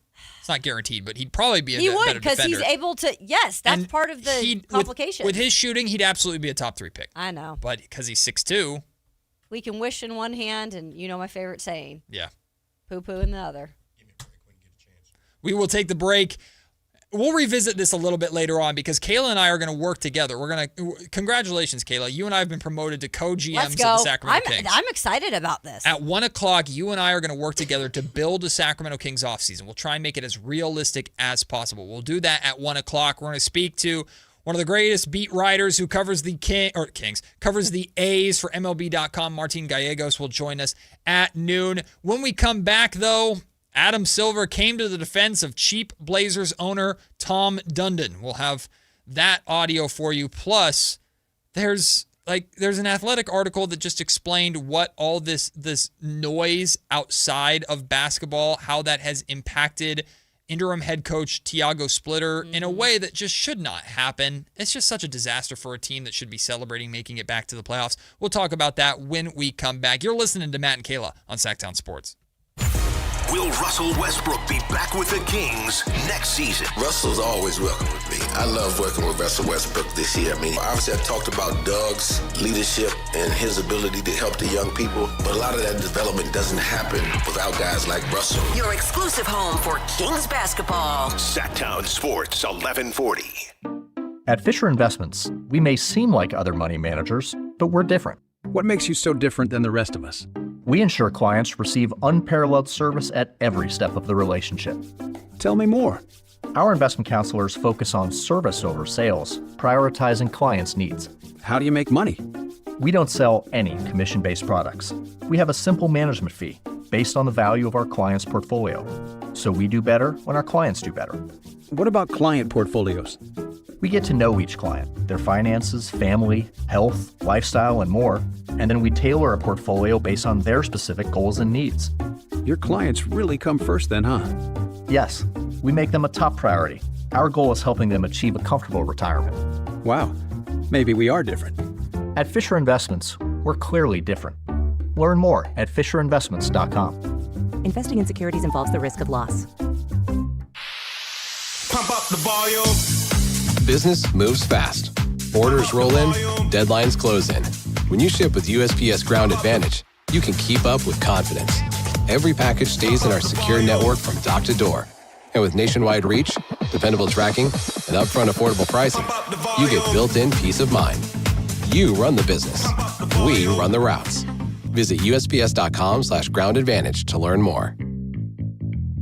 Tired of hearing scary radio ads about the IRS? Tax Relief Advocates is different. TRA is here to tell you that if you owe money to the IRS, whether it's $5,000 or $500,000, we have a solution. TRA can eliminate or reduce what you owe to the IRS with zero risk to you. We have over 1,000 5-star reviews on Google and an A+ with a BBB. End your tax nightmare today by visiting TRA.com or call 800-583-6681. That's 800-583-6681. Are you bringing 4 or more to the ballpark? The Sacramento Rivercats Family Fun Pack makes it easy. Get 4 hot dogs, 4 sodas, 4 tickets, and 4 Rivercats items bundled together for unbeatable value. Grab your Family Fun Pack today at rivercats.com. Sacramento! Now you got a place for all things dance. The all-new Energy 100.5 HD2. Where dance music lives. Dance vibes anytime and any place when you get the free Now 100.5 app. Or listen at 100.5 HD2. At Big O, our ProTech Plus warranty offers free flat repairs, replacements, and roadside assistance. So tire trouble is no trouble at all. Now through May 5th, get $50 to $100 instant savings on 4 select in-stock Cooper, Hankook, or selected Pirelli brand tires with installation purchase. Plus, get an extra $50 in rebates when using your Big O Tires and Service credit card. Big O Tires, the team you trust. Installation required. Disposal fees and shop fees extra where permitted. See store for pricing. Eligibility may vary. Not valid with other offers. Switchfoot Live. Friday, April 24th, 7 p.m. The venue at Thunder Valley. With Fuel. And Lit. And Thomas Ian Nicholas. For tickets, visit ThunderValleyResort.com. One incredible night with Switchfoot, Fuel, and Lit together live.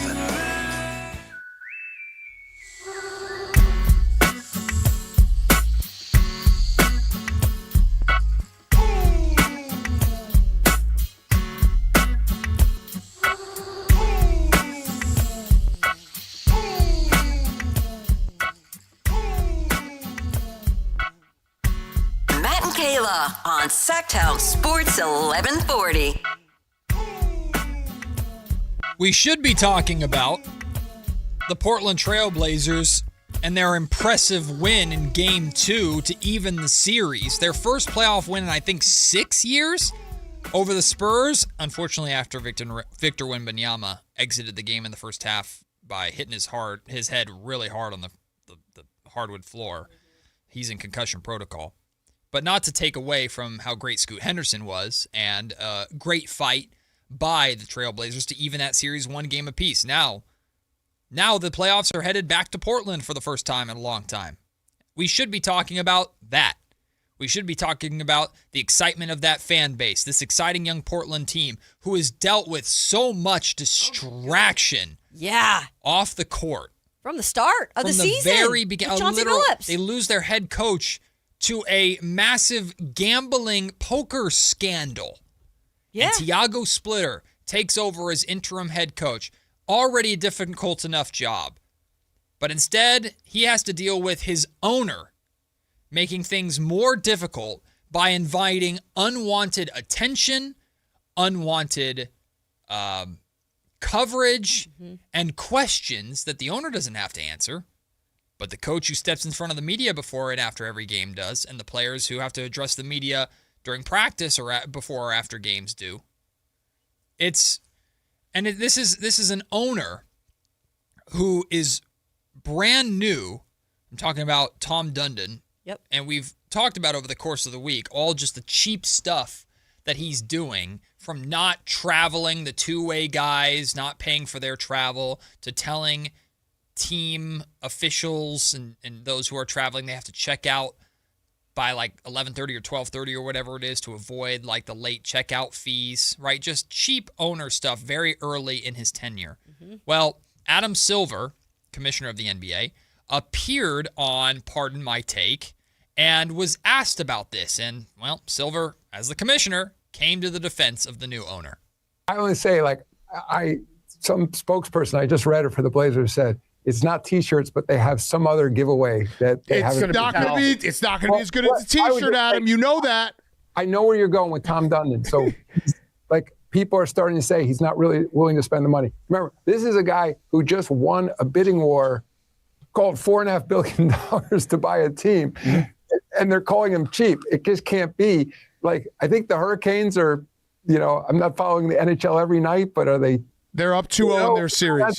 Yeah. So he knows what he's doing, and I think his mindset, and I'm just getting to know him, but I don't think it has as much to do with the cost of the T-shirts or wherever he's saving money. It's a mindset on how to run a business. It's a scrappy approach to, I think, focusing on details, making people feel everything matters. The idea that this guy paid one of the highest prices for a professional sports team in history is being called cheap makes absolutely no sense to me. This guy's a winner. He's won in everything he's ever been involved in, so let's give him an opportunity. Well, the T-shirts would help a lot. But all right, so back to tanking. All right, so two things from that Adam Silver talked about there. Number one, okay, he won a bidding war to buy the team. Okay, what does that have to do at all with running a basketball team? Congratulations, he was rich enough to out-rich a bunch of other rich people, and now immediately is trying to recoup some of that cost by saving and penny pinching in ways that he can. And you might call that good business. You might call that balancing the books or whatever you want to call that. Listen, I wasn't a business major or anything like that. But in the NBA, those optics matter. So I don't it doesn't mean anything to me that he won a bidding war to buy the team. He's investing in the team because he knows he's going to make more money than what he paid based off of the appreciation of all these teams around the NBA. He just wants a piece of that pie. That doesn't have anything to do with how he runs a team. And number two, I don't give a damn what his NHL team is doing. It doesn't matter how he's running a hockey team. No disrespect to the NHL, that ain't the NBA. The NBA is the second largest sports league on the planet to the NFL, or I should say, I guess in the country. If you want to put FIFA in there, I suppose you can put FIFA in there, or the Premier League in England. But in the country, it's the NFL, it's the NBA, and then there's a pretty significant drop-off before you have the MLB, NHL, and everybody else. So that doesn't matter to me how he's running his hockey team when it comes to penny pinching for a playoff team and everything that's been going down. Okay, this is interesting. So, being from the Pacific Northwest, and, obviously the Sonics have been gone for a while, Portland's been, really the only team up there. And really, it's one of the only, they have MLS up there, they have women's professional soccer now, but really, the NBA has been that team in Portland, bread and butter for years and years and years. Very prideful over there. Mm-hmm. Thomas Dundon is an interesting owner for the fact that he has no ties to Carolina or to all the way out in Portland, Oregon. He's a businessman from the New Jersey area who has a lot of money and obviously likes to invest in sports team. I will say this about the Carolina Hurricanes in the defense of this. Yes, it's an NHL team. It's been one of the more successful smaller market teams in the NHL consistently over the last several years. Mm-hmm. And that is hard to do still in the NHL as a small market team in Raleigh, North Carolina, as the Carolina Hurricanes have been. Mm-hmm. So I will give credit as an owner to him for what he's been able to build or however he's built it over there. I don't know the specifics of what he spends and what he doesn't spend. But what I will say, if you're then going to take on another sports franchise that needs a lot of help right now, that's a small market, just like Carolina is, but is in a small market in the NBA, like you mentioned. Like, this is not a small market in the NHL. This is a small market in the NBA where you really got to be the engine that could. And if you just come in and you just decide to start pulling all this stuff that seems minuscule, but it's the playoffs that you start doing all this stuff, it's a bad freaking look. Yes. And you deserve all the heat that's going to come your damn way. Well, it's not just a bad look because no one feels sorry, or it has nothing to do with him. It has everything to do with his team. Exactly. It's a bad vibe to come in and do that. If you want to penny pinch, if you want to cut costs, right? Because I'm sure there are business people listening out there going, this is common practice. It's what you do. You come and take over and you try to find a way to balance the books and cut costs and stuff like that. I'm amazed how many people in our comment section right now are rallying to the defense of a billionaire who doesn't want to pay for a couple $100,000 or whatever to travel two-way guys. The point is, your team is in the playoffs. The team that you just purchased is in the playoffs for the first time in a long time. And this is taking away and distracting from what they have to focus on. Yes. And you could roll your eyes at that statement and go, no, it's not. Just because people in Sacramento are talking about it doesn't mean it's distracting. It's everywhere. This is from The Athletic. It's everywhere. This is an article from The Athletic about this saga and how it is impacting the Blazers. Talking about Thiago Splitter, who, by the way, before last night's game was asked about this situation and had to answer the question. And basically he said, I'm just trying to be a pro. I'm focused on my team, blah, blah, blah. But either way, he has to deal with this just like players have to deal with this at a time where they're trying to lock in on upsetting the San Antonio freaking Spurs in their first time in the playoffs in a long time. This is from this article. Instead of worrying about defensive strategy or his rotation, Splitter was worried about the team masseuse. Exactly. By order of new owner Tom Dundon, all members of the Blazers traveling party, with the exception of players and coaches, had to check out of their hotel at 12:30 p.m. in an effort to avoid late checkout fees. Oh, boo-hoo, they stay in 5-star hotel. They can get up on time. This is where it impacts things. Splitter had just heard an earful from the masseuse, who had nowhere to provide treatment for the players ahead of that night's game because they got kicked out of their room. Or they didn't. They had to check out early from their room. And she wasn't the only one complaining. Splitter eventually told a confidant, and called a confidant, and vented that frustration. This is a quote from that confidant who talked to The Athletic. I told Splitter he can't focus on this while he's about to coach his most important game. And he was like, but what if the masseuse decides that she doesn't want to do a good job because she's angry, and then she doesn't do a good job on Denny Advia, then it affects me too. Yeah. The whole point of this is because the owner is doing this in the middle of their playoff run, it's adding more on the shoulders of an interim head coach who's trying to find a way to win a playoff series against all odds. Like, wait till the summer to do this. That's the point right there. And I know, like, again, the comments are like, woohoo, wah, they're getting paid millions of dollars. Y'all, they're also... So we're defending the billionaire? I don't know. They're also in the middle of, again, it's been a weird year for Portland. They're excited just to probably get to the playoffs. They want to play their best basketball against, oh, by the way, an uphill climb, starting off with what they're starting off with. Mm-hmm. And then you have now, it's like when you come into a new job, and believe me, we face this all the time in our business, and it's critical in our business because we're on air, like our presence matters. And if a new boss comes in and doesn't like your style or doesn't like one thing about you, like, you're out the door. Mm-hmm. And so when you hear that someone new is coming in, it's only human nature in life. I don't care if you're getting paid millions of dollars or you're getting paid pennies. It's only natural for us to kind of get in our own heads or be like, oh, shoot, what does this mean? That's part of it too. It's like these little things he's changing. Okay, whatever. They do affect people in different ways. The point is the timing of it. You don't do it in the playoffs. Like, that's a bad time to do it. Wait till the next season comes around, do it in the off season, and then do all your penny pinching tactics. This guy just clearly doesn't know how to run an NBA team yet. Well, he's gonna have to learn fast. And man. it goes beyond this, right? This is not the first. More people are talking about this now because it's prominent. Because again, it's a storyline during the playoffs.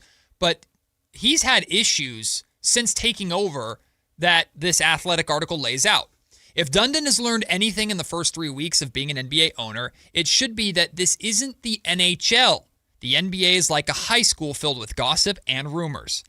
As a result, Dundon's attempt at a covert search for coaching and general manager candidates while his team is playing and making a playoff run, by the way, was exposed on a nearly daily basis.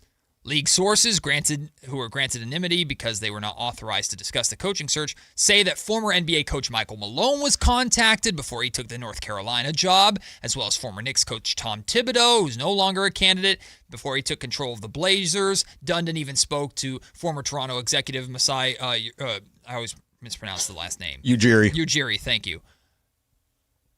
This isn't Russian hockey players who don't speak English, a league source said. In the NBA, everyone talks to everyone else. He's saying he didn't make job offers, but it's the narrative that is circulating, and it's wrong. It's bad business. Added a Blazers source, this is what Tom is good at, talking to 100 people and getting data.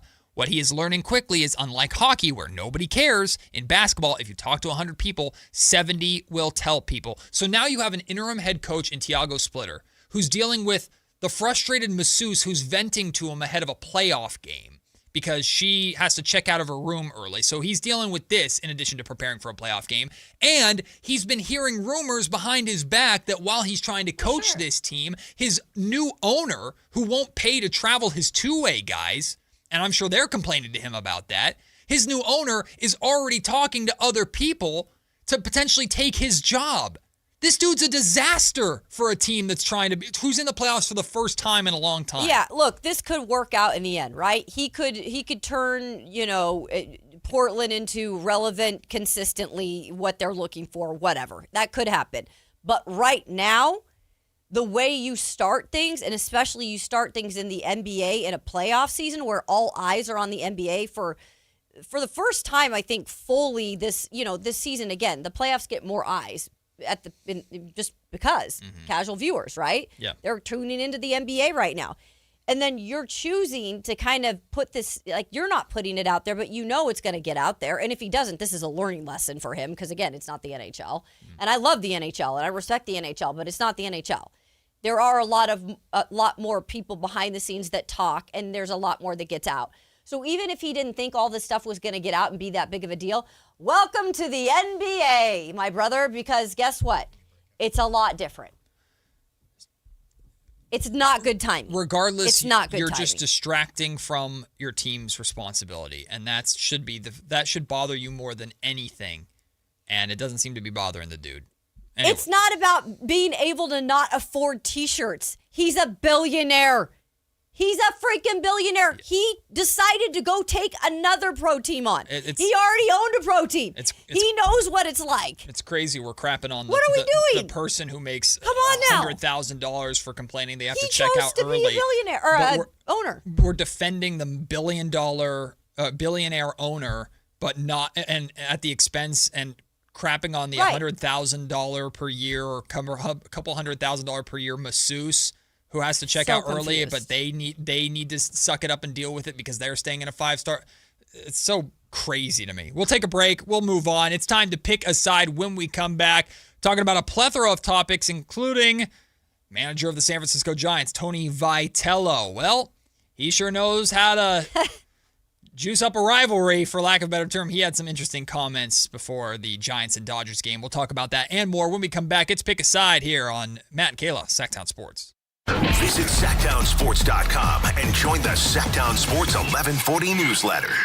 How was your break? It was great until I stopped for gas. Prices have gone up almost $1 with no end in sight. I might have to start watching how much I drive. That's exactly why I use Upside. I never pay full price for gas with the free Upside app. Upside? Yes, Upside. It's the free app that gives you cash back just for buying the gas you're already buying. So even with the rising gas prices, I'll never have to limit how much I drive. Does that actually add up to anything? Just last year, I made over $200 with the Upside app. Wow, that's serious extra cash. I'm downloading the free Upside app right now. Download the free Upside app to earn cash back on the gas you're already buying. Use promo code THRIVE25 for an extra 25 cents per gallon bonus on your first tank. You can cash out anytime, right to your bank account, or an e-gift card for Amazon and other brands. Just download the free Upside app and use promo code THRIVE25 for a 25 cents per gallon bonus on your first fill-up. That's THRIVE25. Offers vary by user and location. Go to upside.com for terms and conditions. Injured and you're considering an LA law firm looking to charge you 45% to 50% in attorney's fees? That's overcharging.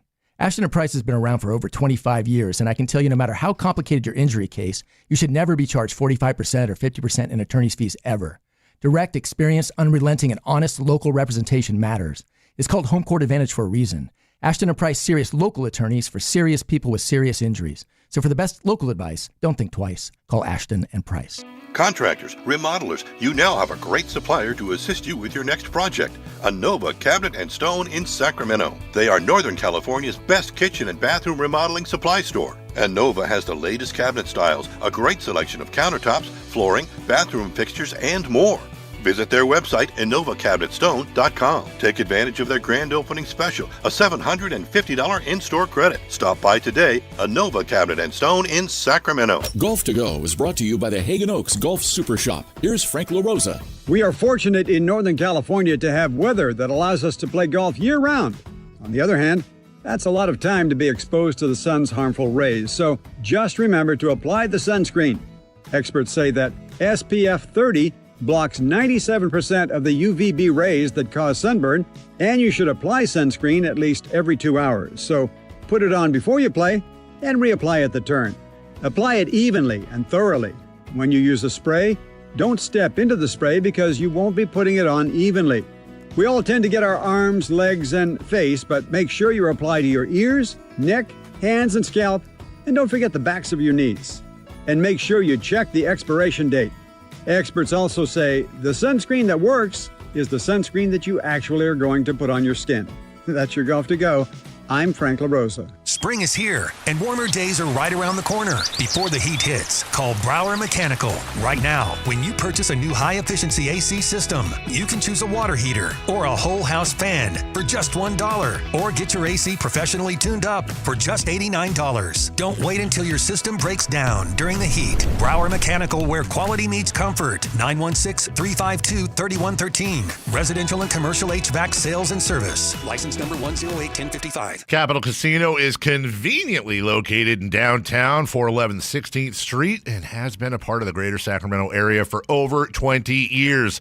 They offer the best variety of games in the region in a safe and friendly environment, and there's plenty of parking, all well lit and monitored by security. Come have a great meal at the cafe and restaurant inside. Capital Casino has the best food, the best service, and the best action. But please always remember to gamble responsibly. 1-800-GAMBLER. Tune in every Thursday, Friday, and Saturday for the Toyota Tahoe Report with Johnny Mosley and me, Elena, bringing you the latest weather conditions up at Tahoe. Brought to you by your local Toyota dealers, Toyota. Let's go places. Pick a side, any side. It's time for Pick a Side on Matt and Kayla. Yes, indeed. It is time to pick a side. A lot of fun topics to get to on this Pick a Side today. We got Ramsey in the building helping us out for the rest of this week. Ramsey, you get to lob these up for us, and feel free to jump in on the back end too. What's our first topic in Pick a Side? Andre Iguodala has been named as a possible Steve Kerr replacement in that building known that we like to call the dentist office down there. Chase Center.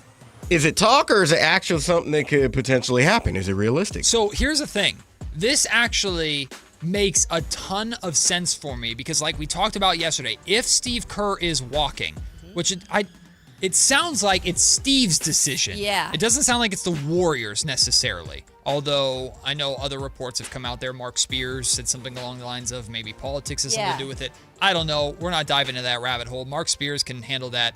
We don't have any of that speculation or any of that information.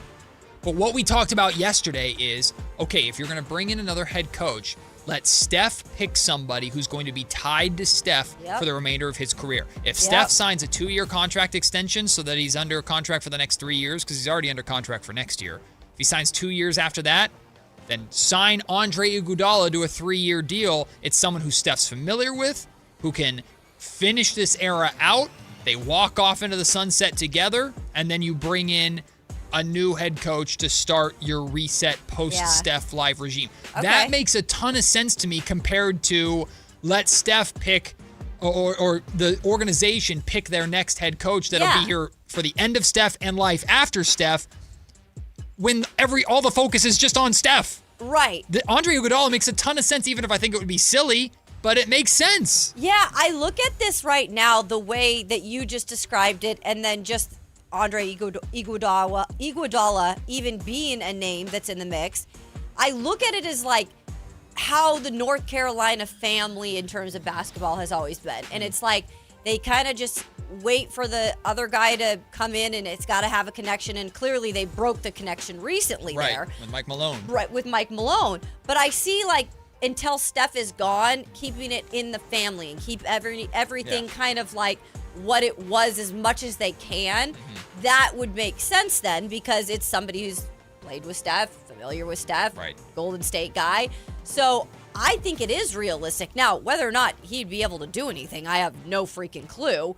But I think their main thing right now is exactly what you just said, making sure everything is still comfortable for Steph. Look, like in general, I'm very much normally against the idea of let your star player pick his boy. Like we saw this in Brooklyn with them going out and getting Steve Nash, right? Like I'm normally very much against this. But in the case of the Golden State Warriors organization, Steph Curry is the Golden State Warriors organization. And we know that the remainder of Steph's career is going to be about how do we send Steph off the best way we possibly can? How do we get him in one more position to maybe make a deep run? I don't think anyone's calling for one more ring for Steph necessarily, but put him in a position to compete and go out as Steph Curry, not as like limping out into the sunset as an older version of himself, right? So if that's the case, then if Steve Kerr's gone, let Steph pick his boy, someone who's familiar with not just him, but the Warriors dynasty and Draymond Green. Right. Ramsey, what do you think? Correct me if I'm wrong. Isn't Andre Iguodala still the president of the NBA player or executive director of the NBA Players Association? I think you're correct. To the best of my knowledge. Yeah. So I mean, he'd have to give that up. He'd have to transition from that to head coaching. I mean, personally, I couldn't care less what the Warriors do. I hope they. He's like, dude, just self-destruct. I hope the Warriors, whenever this regime ends, I hope not just them, but their fan base go back to remember what they had even before the We Believe team. Remember where you were at before you got here. Yeah. Because I'll tell you this, and I'll say this on air. Go up to a majority of this present-day Warriors fan base. Ask them who Troy Murphy is. Ask them who David Lee is. Ask them who David West is. Ask them who Vonteego Cummings is. A majority of them couldn't tell you, oh, but we got Steph Curry. We got Draymond Green. Know your history, people. So, in my opinion, whatever they do is whatever they do. Iggy is still the executive director of. So there we go. He's still got that role. All right, next question. San Francisco Giants manager Tony Vitello says he's been low profile in San Francisco until those more winning. Is that too much information? Yeah, and for some context here, he went into kind of detail with reporters before yesterday's game. It was great. About how he's not going out in San Francisco. He made it to a Dave Chappelle show because he forced himself to go, but he doesn't want to show his face until he actually starts to win. I'm like, really? Like, he's just like giving everything to these reporters, like in his first month of the job. I love it. He's just like, and next I'll tell you about my dating life. Hey, why not?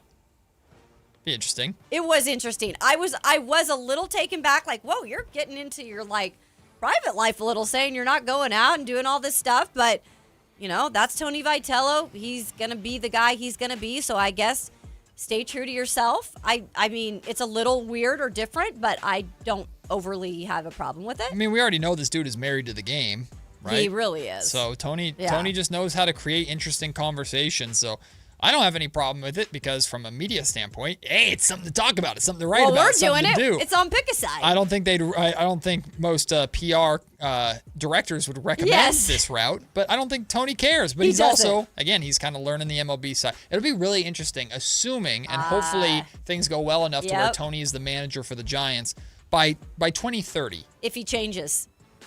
Are we going to get buttoned up Tony? Yep. MLB Tony. I'm interested. Maybe if he gets settled down and has some kids or something. Do you change him? Right? Does he find his dream girl in San Francisco? I mean, I'm up here. Just saying. What? Ramsey? Jeez. I'll just say this. Tony Vitello is giving up too much info with the locker room when it had been a couple weeks ago when they first talked about that Matt Chapman and Casey Schmidt rift that they have on the field. He goes, we had a couple more of these in the locker room, but you hadn't seen it. So, I mean. He does talk a lot. Tony Vitello, no disrespect, but that's too much info. Sometimes just keep things in-house. Keep things to yourself. Well, Kayla, he's giving out information freely. Maybe you can get a phone number, apparently. Although you have to covered the guy. You have to ask for permission from Aaron Gordon, your other boo, or Will Hardy. I don't like Will Hardy. That's Kristen Cavallari's guy. Okay. All right. You're all the other over girls. Your Will Hardy voice. All right, next topic. Matt Barrows of The Athletic says San Francisco 49ers quarterback Brock Purdy could still be traded this offseason. Are you buying it? Still? Why has there been a conversation about this beforehand that I've completely missed? Mac Jones, you mean? Is it you have Brock? It said Brock Purdy. Oh, I was really tired last night. Sorry, guys. Oh, is that supposed to be Mac Jones? Yeah, Mac Jones. Jones. That's why I was so confused. Okay. I'm so sorry, you it's all guys. good. I'm so sorry. I've literally. It's been a long weekend. So of no Matt sleep, Barrows is saying that Mac Jones. Yes. Because I was so confused. I'm like, where was this Brock Purdy trade and then narrative I just coming looked from? at you and I was like, why are you You're saying like, Brock Purdy? Mac Jones, idiot. Yeah, Mac Jones. I'm Yeah. sorry, guys. No, Mac Jones. Before the I buy he could still be traded. Absolutely, if a team comes in there who's desperate enough. But at this point, with all the free agency and stuff, as we're going into the draft, it feels like a lot of teams kind of know where they're at. I mean, maybe if Aaron Rodgers decides I'm out of here, and then Pittsburgh goes, oh God, we need a quarterback. But even that, like, I think Mac Jones is sticking around. But yeah, I'm buying that the Niners will be open for business if a can't refuse offer comes across their table. Yeah, it's just interesting this is popping up now because, like, they kind of escaped that, and I thought, okay, Mac's going to probably be here next year for sure. He's going to be the backup. They've already done most of the offseason quarterback carousels, and I think, like, what other, like you said, Pittsburgh could be an option, but they might draft a guy too. Like, we don't know. We don't know. I just think, like, Mac Jones now, you're not going to get as much for him now. So I think it's unrealistic. I think maybe it's just something that's floating out there. But at the same time, what's that saying? When there's fire, when there's smoke, there's fire. Yeah. We will take the break because we got to get to Martin Gallegos. He's out in Seattle, we think. He's the A's beat writer for MLB.com. The A's and Mariners will wrap up their series. First pitch is a little over an hour from now, and we'll have Martin when we come back. You're listening to Matt and Kayla on Sactown Sports. Did the 2025 rookie class prove itself to be the greatest in Sacramento Kings history? We drafted a kid that's 42nd, and if you did the draft again, he goes in the top 5 probably. Then you got a kid in Niku. Towards the end of the season, I was like, oh boy, DP, and then Dylan, he wasn't even drafted. So I don't know that we've seen a draft class like this here. Your exclusive home for Kings basketball. Sactown Sports 1140. This is the story of the one. As a safety manager at a manufacturing plant, he does everything he can to keep his coworkers safe. From finding ways to reduce risks to keeping safety supplies in stock. And for that, he relies on Grainger. Grainger offers a broad range of quality products and next-day delivery, so he can always play it safe. Call 1-800-GRAINGER, click Grainger.com, or just stop by. Grainger, for the ones who get it done. It's no secret the world feels unpredictable lately. One thing will never change: Hoblet's mission to lower high prices. Right now, and only at Hoblet Dodge, Chrysler, Jeep, Ram, and Woodland, you can get 4.99% financing for up to 84 months on all new vehicles in stock, and keep every factory rebate you qualify for when you finance with Hoblet's preferred lender. That's 4.99% financing, and you keep all the factory rebates you qualify for. Not one or the other, like other dealers are offering. Only Hoblet has fought to get you a deal this good. Search, select, and save through their whole inventory at HobletDodge.com. Unbeatable prices, unbeatable selection, and now unbeatable interest rates. Nobody beats Hoblet, period. 4.99% APR available on select new vehicles in stock while supplies last. Pricing and savings may vary by model and trim. Financing on approved credit through Hoblet Preferred Lending for well-qualified buyers. $60,000 match finance, approximately $14.14 per thousand finance. Residency restrictions and lender membership requirements may apply. See dealer for details. With Popeye's new $6 faves menu, you can get this 3-piece chicken, this 3-piece tenders, this chicken sandwich, or these 2 regular sides for just $6 a piece. I know you can't see what I see, but trust me, those bold Louisiana flavors look so good, you might just have to get them all. Now there's an idea. Love that chicken from Popeyes. Limited time at participating U.S. restaurants. Price may vary. Terms apply. Are you looking for a night out that actually delivers? Grab your friends and head to Sutter Health Park for Sacramento River Cats baseball. We've got cold drinks, great vibes, and live baseball all in one place. Get your tickets at rivercats.com. KHTK HD1 Sacramento, KYMX HD3 Sacramento. From the Power Business Technology Toshiba Studios. Sactown Sports 1140. It's time for the lunch break. Your calls, your thoughts, your segment. Call or text us at 916-339-1140. It's the lunch break on Matt and Kayla. A little over an hour from now, the Athletics, the first place Athletics, will face Kayla Anderson's Seattle Mariners to wrap up their 3-game series up there before the A's move on to go to Texas, to take on the Rangers. Jerry Jones, right? The what? You see Bill Clinton and Jerry were at the presser today. Bill Clinton surprised Jerry Jones at the presser. What presser? The draft presser.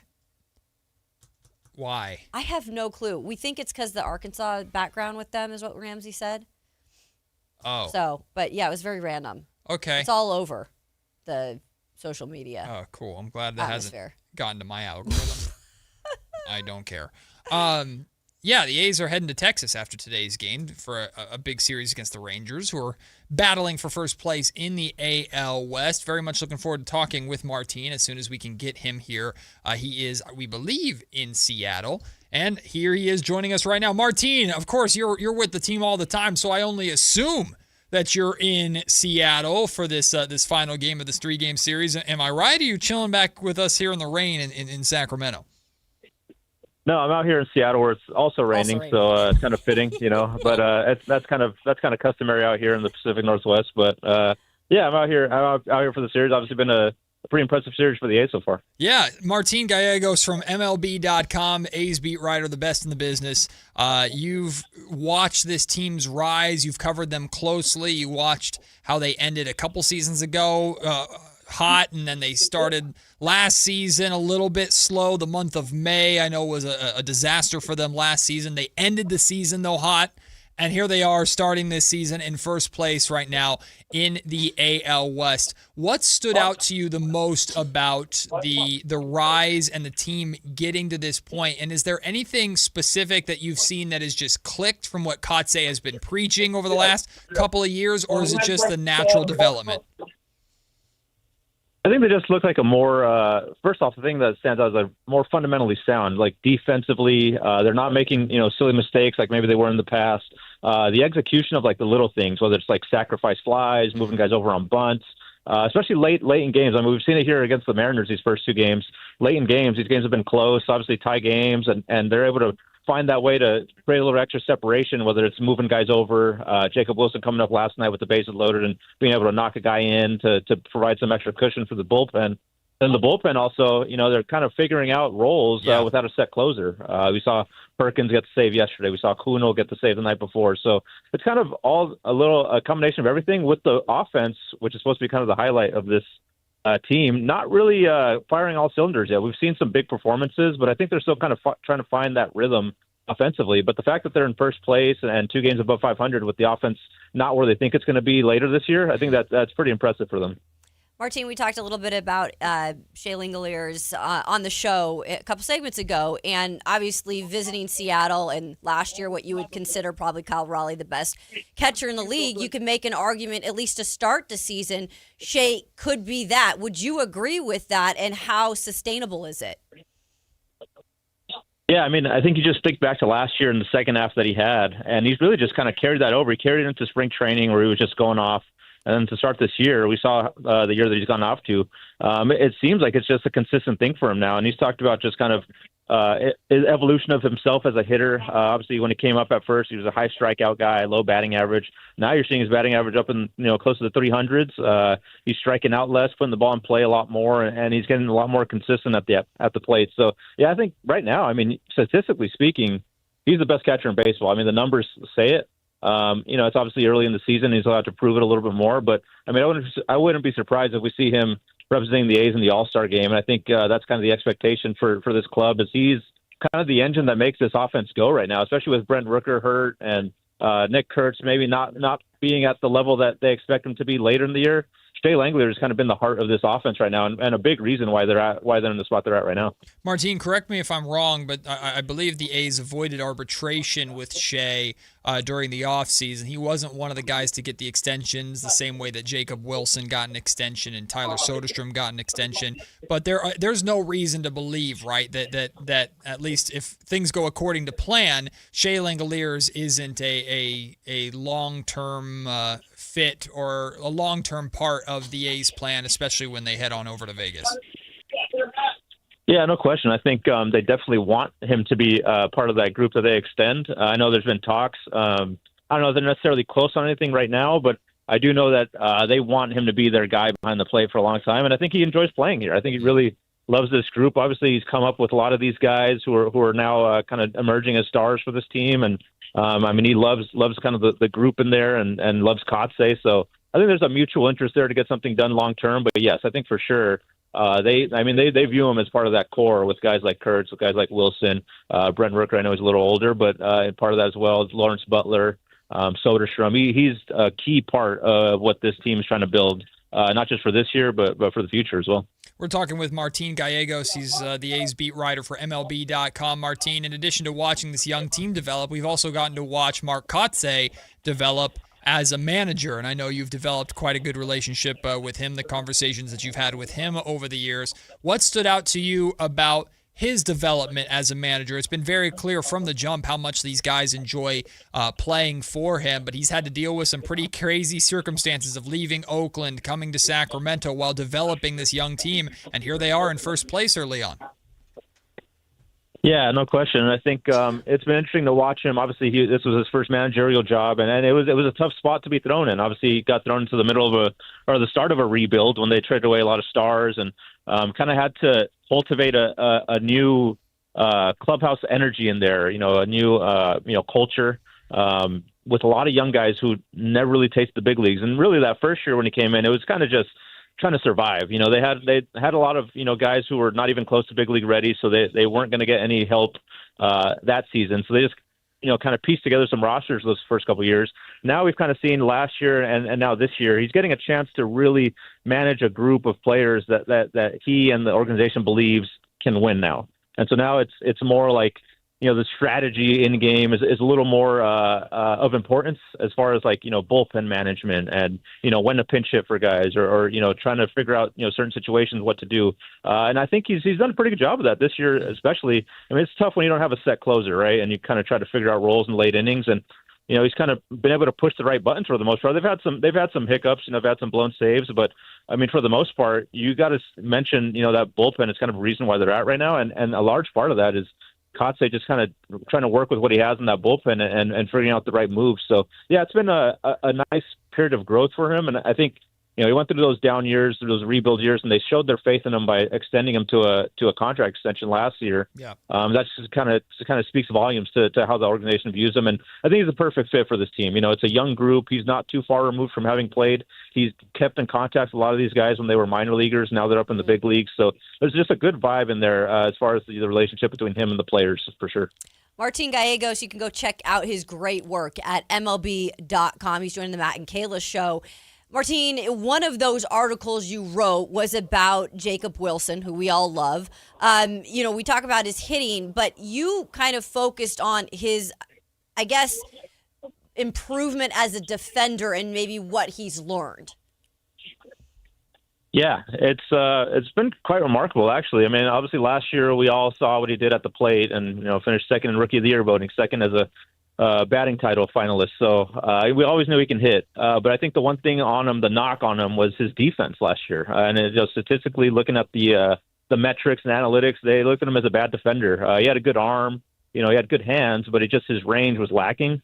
Mm-hmm. So this offseason, he really just went out and kind of focused on, number one, offseason training, trying to get his body a little bit more explosive, a little more fast twitch, so he could get to more balls, and that's been evident. Another thing is working with Bobby Crosby, a former shortstop himself, who's now the infield coach for the A's, and really kind of is transformed as an infielder, working with him every day before batting practice, kind of getting a good read on swings and figuring out how to add more range as a fielder.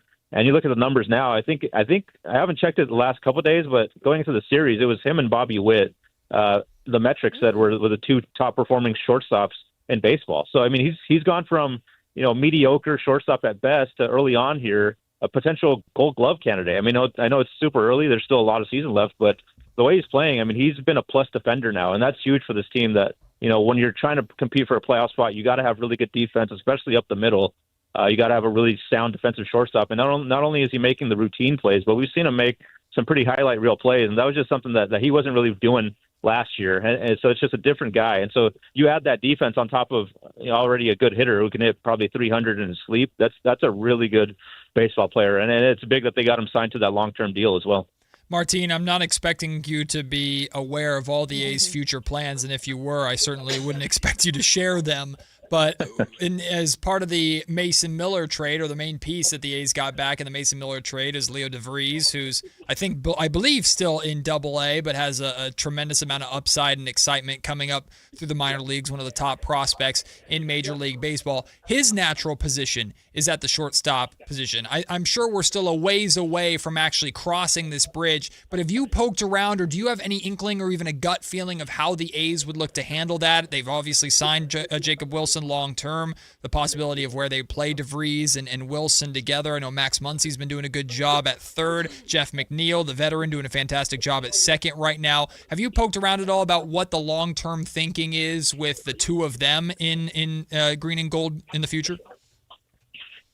Yeah, I kind of asked about it in spring, and it didn't seem like they really are too concerned about it. I think the fact that they have so many shortstops in the org, they look at it as a good thing, because when you're a shortstop, a good defensive shortstop, you can kind of play anywhere. And you kind of look at, this was told to me by someone in the org, you look at the Padres as a team that they have like 4 or 5 shortstops. They got like Cronenworth, Tatis, Machado, Merrill. All those guys came up as shortstops naturally, and they ended up, figuring out where to put them positionally. So I don't know whether it's Wilson moving them to somewhere else, or DeVries moving them somewhere else. I've heard DeVries potentially could play outfield as well. I think they'll find a spot for him, no question. I mean, the big thing with him is there's obviously a lot of talent there. The bat looks incredible, and his defense looked great in spring as well. So, I mean, I guess, it's a good problem to have, and I don't think they'll have any issues finding a spot for both those guys on this team. Just where each guy is at is still up in the air, but they're both, I don't think there's any question that they'll both be contributors to this team somewhere positionally. I mean, again, it's a good problem to have, and DeVries is off to a great start at Double-A. I'm sure we'll see him move up to Triple-A here pretty soon, and once you get to Triple-A, I mean, there's a chance you could come up at any point. So, I mean, there's a very good chance we see him up here. But the fact that Wilson has emerged as a strong defender now definitely makes things a little bit more interesting for sure. Well, he hasn't played shortstop, at least as far as I know, but another guy who's bounced all over the diamond defensively is Tyler Soderstrom. He leads the team in RBIs. Not off to as good of a start this season as he was last season. Martine, you remember the amount of home runs he was hitting to rival only Aaron Judge to start last year. But what have you made of Sodi becoming this like utility player almost, who's bouncing around and making the most of wherever he's played, left first base to open it up for Nick Kurtz, who we haven't talked about yet? What do you make of Sodi after getting his extension and the team player that he's really become for Kotsay? Yeah, I think looking at his at-bats, I think his at-bats have been good. I think it's just been, maybe part of it is some bad luck. If you look at kind of the underlying numbers there, he is hitting the ball hard. He's hitting a lot of hard contact outs, it seems like. But I think he shows up to the park every day. He's much more confident than he was earlier in his career. And obviously the year that he had last year lends to that confidence. But I think the work that he's done, not only at the plate, but the seamless transition he had to left field was pretty impressive. I mean, when Nick Kurtz came up last year, we all kind of wondered, okay, what does this mean long-term for Soderstrom? Because he's obviously off to a great year last year, but you already asked him to move from catcher to first base. Now you're going to ask him to play left field. Can he handle this? And the fact that he ended up a Gold Glove finalist last year was pretty remarkable. So, yeah, I think he's kind of settled in as kind of one of the main guys of this group now. And I know it's a slow start for him, but at the same time, it's been a slow start for most of these guys in the lineup, not named Shea Langleaders. They're all still kind of figuring it out a little bit. So, it's still early. I don't think they're worried about him at all. I think the fact that he's, like I said, he's taking good at-bats and driving the ball hard is big. And I think they expect him, at the end of the year to be kind of similar to where he was at last year, 20-plus homers, driving a bunch of runs, and play really good defense in left field. So I think, the development of him, it took him a little longer. Obviously, he was drafted out of high school, but now he's turned into just a really quality major league player for them. When it comes to Nick Kurtz, Martin, what have you seen just to start the year in the sophomore season? And I know one thing that doesn't get talked about as much because it's not as sexy as a home run, but he's walked in 12 consecutive games. What's the stat on that? Yeah, it's 12 consecutive, I believe. So the record's 15 by Ricky Henderson. Okay. So he's getting close to that, which is pretty crazy.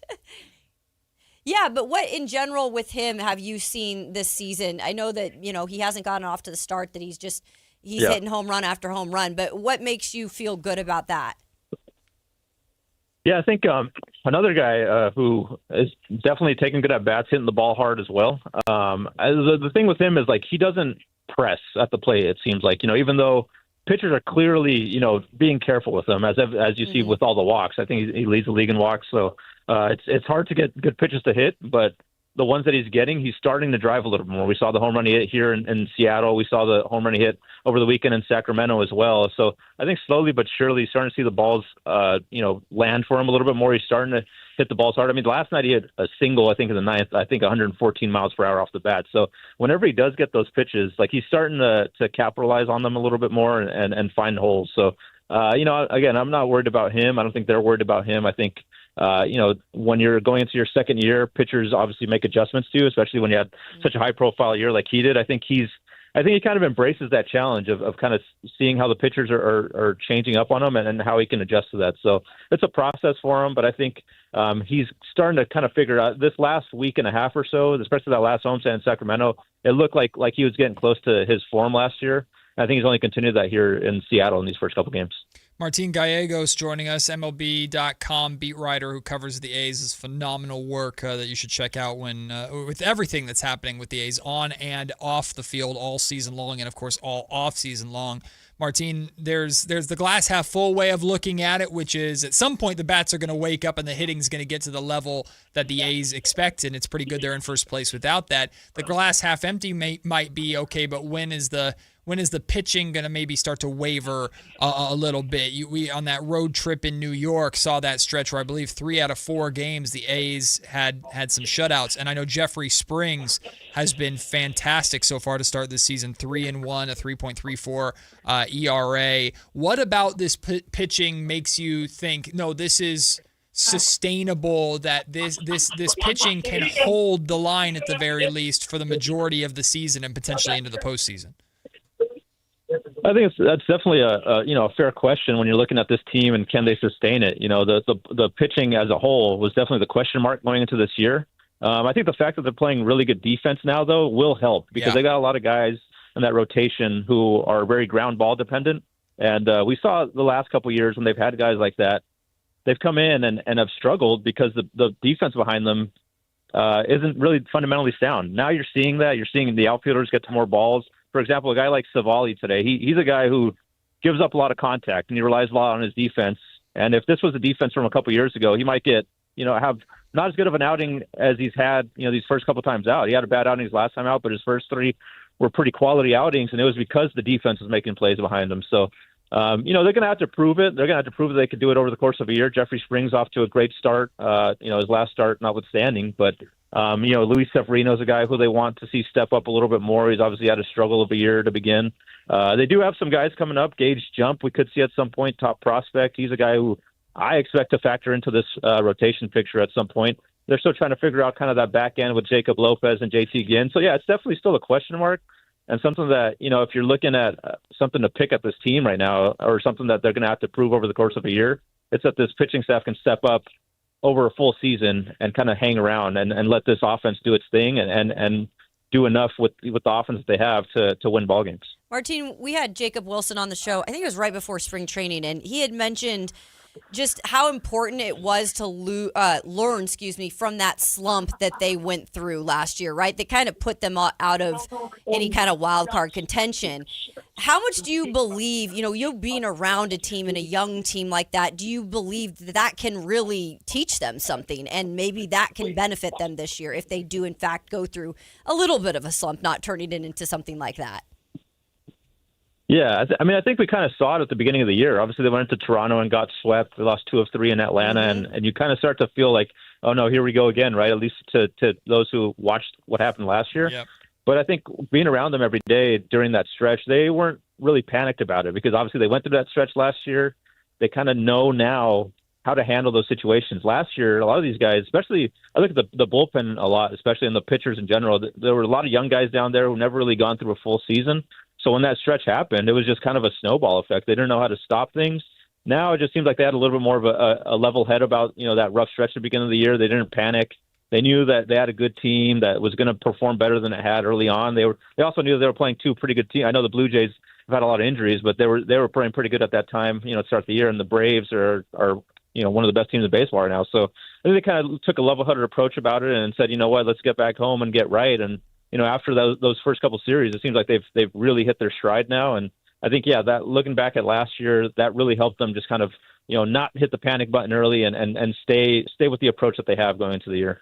Couple quick ones for you, Martin, before we wrap up. And you got a baseball game to catch, so we appreciate you taking the time so close to first pitch over there in Seattle. The first one, is there any kind of update at all on the status of Brent Rooker? I know the A's would be eager to have him and his bat back. Yeah, it seems like he's progressing pretty well. He's started a hitting progression over here in Seattle. He's with the team, and once you start a hitting progression, that's a pretty good sign, especially with an oblique. It's always kind of a long-term thing, but I think the fact that he's already swinging a bat is pretty encouraging. So, I wouldn't be surprised. He'd still probably maybe get at least a rehab game or 2, but, maybe mid-May, I think that's kind of the feeling that we've all had. So, I think there's encouraging news there that it might be a quicker absence for him than we thought. And finally, Martin, we don't know what the future holds necessarily, but it does feel like now that the inaugural season has passed, everything is kind of settled into A's baseball here in West Sacramento. Would you agree with that? I know the players are probably sick and tired of answering questions about it specifically, so now that is their home ballpark for the foreseeable future. I know they got to head over to Las Vegas and see the construction of the new ballpark there on the Strip, but how is that either quieted down or that conversation changed at all with the A's playing their second season here in West Sacramento? Yeah, I think it feels more normal now, and that's just kind of the feeling I've gotten talking to a lot of players is they kind of obviously went into the season knowing what to expect now. It was a big difference from last year when a lot of guys didn't know the area. They're just kind of trying to familiarize themselves with where they were going to be living on top of a new stadium that they have to play in. Now they kind of know the quirks of the ballpark. They know their surrounding areas of where they live. So I think there's a lot of comfortability, and I think we've seen that in their games at home. They've been a lot more competitive. There hasn't been any blowouts. They've been, I think they're 500 right now at home so far, and it's a different vibe back at home. It feels more like a home ballpark than maybe it did, at least at the start of last year, where it was kind of, everything was new and they were still trying to figure everything out. There's a lot more comfort playing in Sacramento for sure. Well, Martin, keep up the phenomenal work. Enjoy the game today. And we look forward to seeing you back in West Sacramento next week. Safe travels to Texas as well for that big series coming up later this week. We appreciate you taking the time and look forward to doing it again soon. Yep, sounds good, guys. Thanks for having me. Thanks. The great Martin Gallegos from MLB.com does a phenomenal job covering the A's over there. He does have a game to get to. He does. Its first pitch is literally like half an hour, exactly. 45 minutes. That's so awesome. He was very generous with his time, and we hopefully did not waste it. We'll take the break. When we come back, the NFL draft is tomorrow, and there are mock drafts galore coming out left and right. Where do these different experts think the Niners are going to go, and what are they going to do with the 27th pick? We'll run through the list of names. Plus, maybe a nice reminder of where the current stars on the Niners, where they were drafted, just to give us a little perspective going into draft night tomorrow, at least the first round. You're listening to Matt and Kayla on Sactown Sports. This is a special alert to all Americans who own a vehicle with less than 200,000 miles with an auto warranty about to expire or with no warranty coverage at all. Due to a decline in the economy, CarShield is announcing a low-cost month-to-month vehicle protection plan that is now available to the public to save any driver out-of-pocket expenses on future auto repairs. Call now to find out how you can pay almost nothing for covered auto repairs. Yes, you heard that correctly. Pay almost nothing for covered auto repairs. An open phone line has been established for all drivers to call for a free quick quote. Call 800-292-4541 now. Drivers who are covered will not have to pay for covered repairs again. This protection plan is at an all-time low. Additionally, drivers who activate this vehicle protection today will also receive free roadside assistance, free towing, and car rental options at no additional cost. Call us for your free quick quote today. 800-292-4541. That's 800-292-4541. What do you have to lose? Call 800-292-4541. Again, 800-292-4541. Buying golf gear is easy. Buying the right golf gear, well, that's different. At Hagen Oaks, they don't just sell equipment, they fit your entire game. With TrackMan technology in the Player Performance Studio, your clubs are matched to your swing. Ping's Ballnamic Fitting helps you find the golf ball that performs best for you. Hagen Oaks Putter Fitting Studio dials in your stroke, and FootJoy's 3D foot scanner finds correct shoe size for your feet. It's a smarter way to play better golf. Total Game Fitting at the Hagen Oaks Golf Super Shop, Fulton Avenue at Business 80.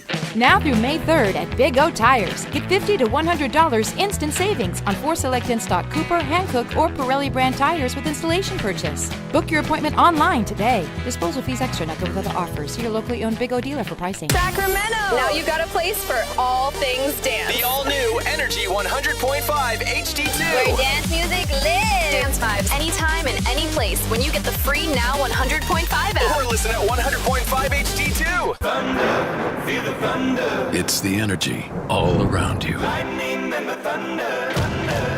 The thrill of the moments to come. The flash of lights. The rush of pure exhilaration.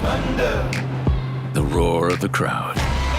See it, hear it, feel it. Thunder, feel the thunder. Lightning and the thunder. Thunder Valley Casino Resort. Feel the thunder. You ever notice how the other guys scream about massive discounts on their Dodge, Chrysler, or Jeep Ram vehicles? Then you get to the fine print and boom, another $5,200 in mandatory ads. At Hoblet, we don't insult your intelligence. The price you see is the price you pay. No mystery add-ons, no bait and switch, no gotcha when you sit down to buy. Hoblet, family owned for 77 years. Transparency, straightforward pricing. Buy it right, buy it at Hoblet. Skeeter here, Field Tech, Sacramento Yellow Mosquito and Vector Control District. Hey, it's my favorite week of the year, Mosquito Awareness Week. Yep, the spring and warm weather means the little suckers are starting to breed and bite. Gotcha. So it's time to fight the bite. Once a week, drain standing water from flower pots, bird baths, dog dishes, and at dawn and dusk, start using insect repellent outside and wear long clothes, because these skeeters are out for blood. The Sacramento Yolo Mosquito and Vector Control District reminds you it's time to fight the bite. For more information, go to fightthebite.net.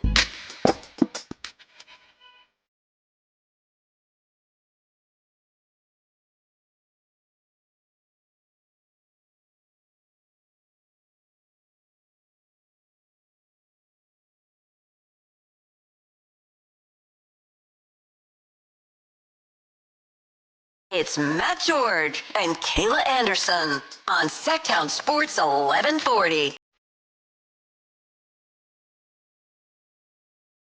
Big thank you to Martin Gallegos for joining us from Seattle ahead of the final game of this 3-game series between AL West rivals, maybe kind of A's and Seattle Mariners. I used to loathe the Mariners growing up, Kayla, because you told me that. I would go every year. Right. I would go to the home opener, the A's home opener, and it felt like every year it was A's Mariners in Oakland, and I had to watch Felix Hernandez strike out 97 players and hold the A's to like 1 run, and then I had to watch Nelson Cruz hit at least a 2-run bomb every single game. Plus Ichiro went 3 for 4 with singles just to piss me off. Look, That was my childhood. I'd rather have the A's and Mariners relevant than anybody else, though. Oh, yeah. Screw the Astros. Screw the Rangers. Like, just because Seattle had a good year they've not been relevant for a long time. Well, and we don't have to worry about the Angels. They'll find their own way screwed up. The Angels are just bleh. Don't got to worry about them, but we do have to worry about the NFL draft, Kayla, that begins tomorrow night. What are the 49ers going to do at 27 amongst all the other picks that they have? Well, here's what the experts say. Let's just run through this. All right. You can, if you want to share your thoughts on any of these. Yeah. Pete Schrager from ESPN put out his final first-round mock draft this morning, and he has Caleb Lamu, the offensive tackle out of Utah, being taken 27 to the Niners. We've heard Caleb's name a lot. Todd McShay of The Ringer also has Caleb Lamu going to the Niners at 27. Matt Mayoko of NBC Sports, been in the Bay Area forever, has the Niners going with Malachi Lawrence, defensive end out of UCF, at 27. I don't know if you've heard of this gentleman before, but apparently he has a very successful, they do really successful NFL draft coverage over on the 33rd team. Are you familiar with them? I'm not super familiar with their work, but Ari Mirov has the Niners going Mason Thomas, defensive end out of Oklahoma. So you have offensive tackle, you have two different defensive ends.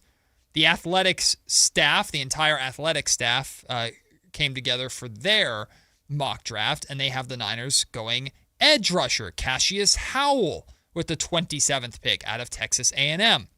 And finally, this one's interesting, Bucky Brooks from NFL.com has the Niners going wide receiver at 27. Denzel Boston out of Washington. Haven't really seen that name brought up too much for the Niners at 27. But as we can see, all over the board, offensive line, defensive end, edge rusher, wide receiver. The point is, of course, depending upon how the other 26 picks go, the Niners are going to have a lot of options. Does anything from that stand out to you with everybody's just throwing darts at the dartboard? Yeah, it's hard at 27 because you really clearly do not know who's going to be there. And I think, John Lynch said it earlier on, like best available player. Probably best available player that fits in those three positions probably is what they go with which is offensive line, defensive end, and wide receiver. Caleb Lamu does not surprise me. That's a name that we've heard put out there. Again, a guy that is not going to be ready, I don't think, day one to be on the line, and probably doesn't need to be right now in terms of a starter, but who could eventually be a starter at that tackle position. I could completely see them going there. The other name that I really like, and we brought it up on the show yesterday, the name again of your Locked On 49ers guy. Brian Peacock. Brian Peacock brought this name up when I asked about Malachi Lawrence, or at least he kind of was explaining the Malachi Lawrence pick potentially at 27. In terms of that edge spot, that is also somebody, I don't know if he'll be there, but if he is, I think that's a really, really good pick and another position of need. The one that's interesting on here is Denzel Boston, who I brought up on the show several times. He's actually a draft crush of mine, and what that means is it's somebody that I've really liked in the draft. I've talked about him for other teams too, even the Titans. He's more of a second-round guy. I haven't really seen him in the first round, and I know it's towards the end of the first round. Yeah. But if that's the case, and I think he's a really good guy in terms of yards after catch, another thing that we've talked about that they haven't had recently. Yeah. If they wanted to get him, I think they could trade down, get more picks, and possibly get Denzel in the second round and then earn another pick. Well, so this is a draft philosophy question, but I'm curious your thoughts on this. You could try to do that, and they might explore options to do that.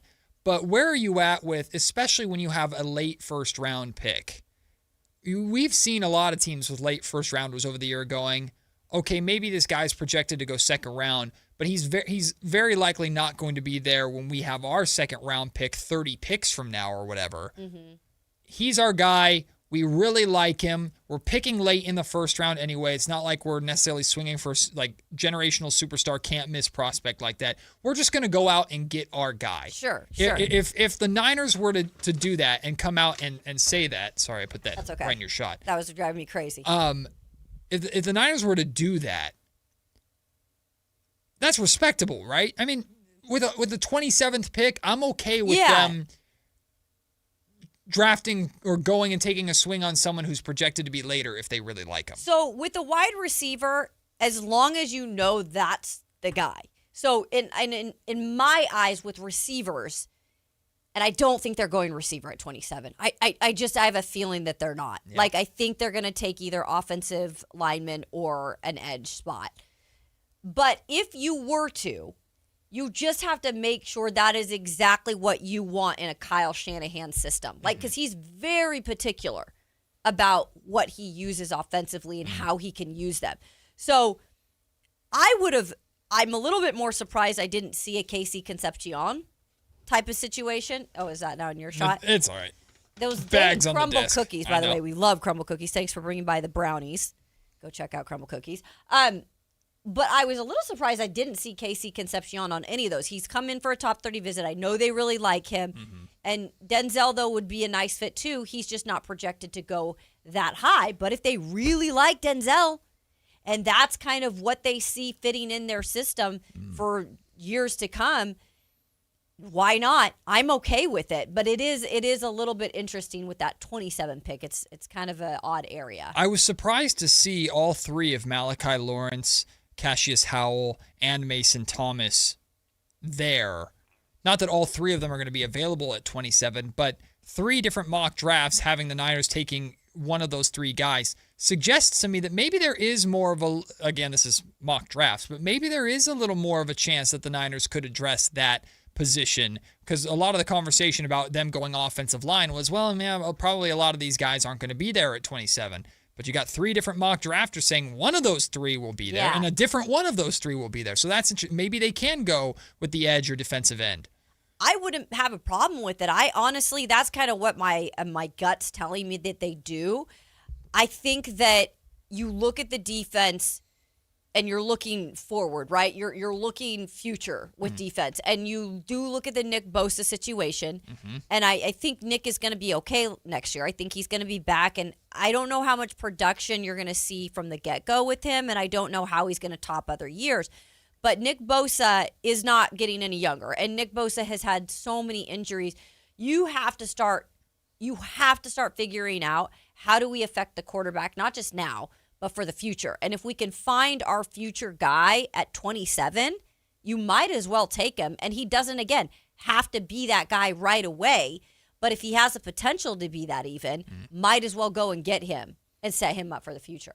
Well, how about a friendly reminder for Niners fans and everybody going into the draft that just because you don't have a top pick doesn't mean that you can't get top star talent that the George Kittles and the Nick Bosas and guys will pass the torch to a few years from now.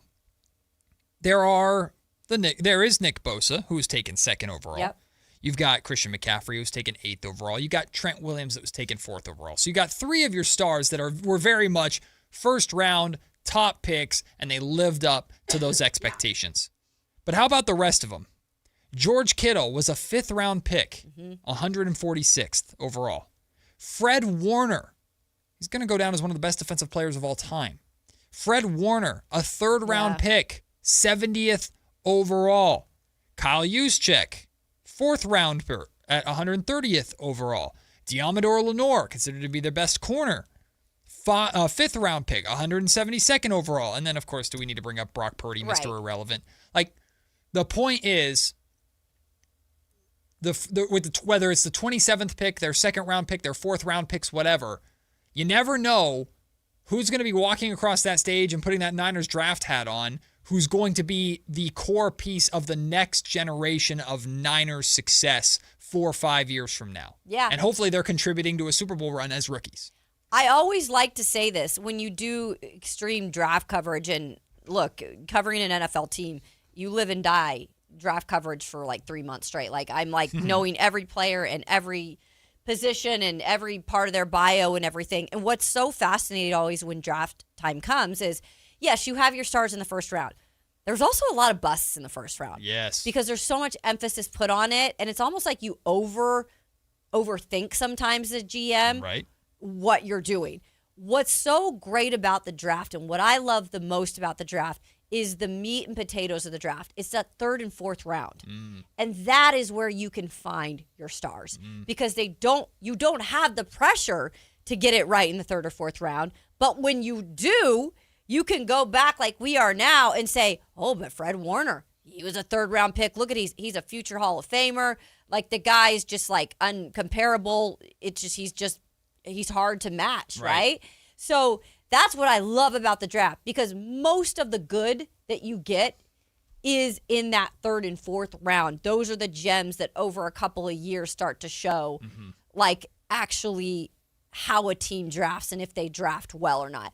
First rounders, like some are really, they hit and they're Hall of Famers. Some, they're busts.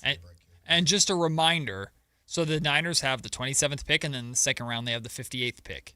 They do not have a third round pick this year. That's tough.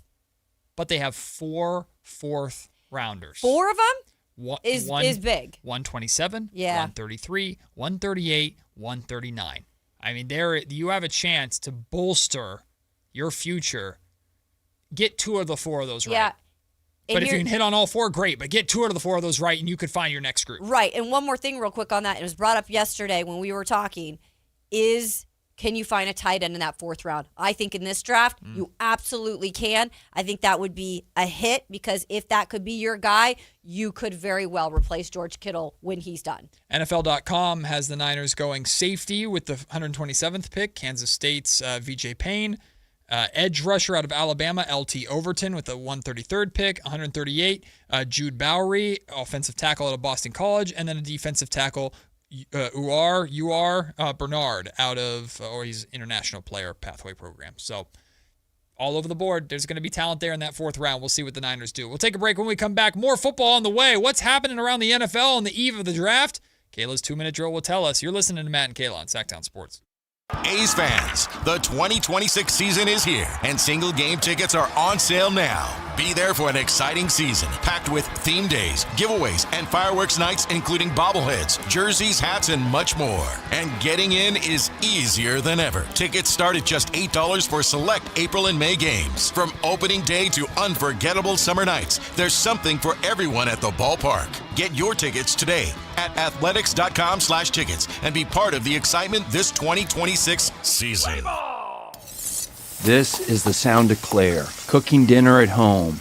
And that's the sound of a fraud alert from Wells Fargo, flagging a charge for a pricey restaurant in Paris. Considering Claire isn't in Paris right now, that seemed odd.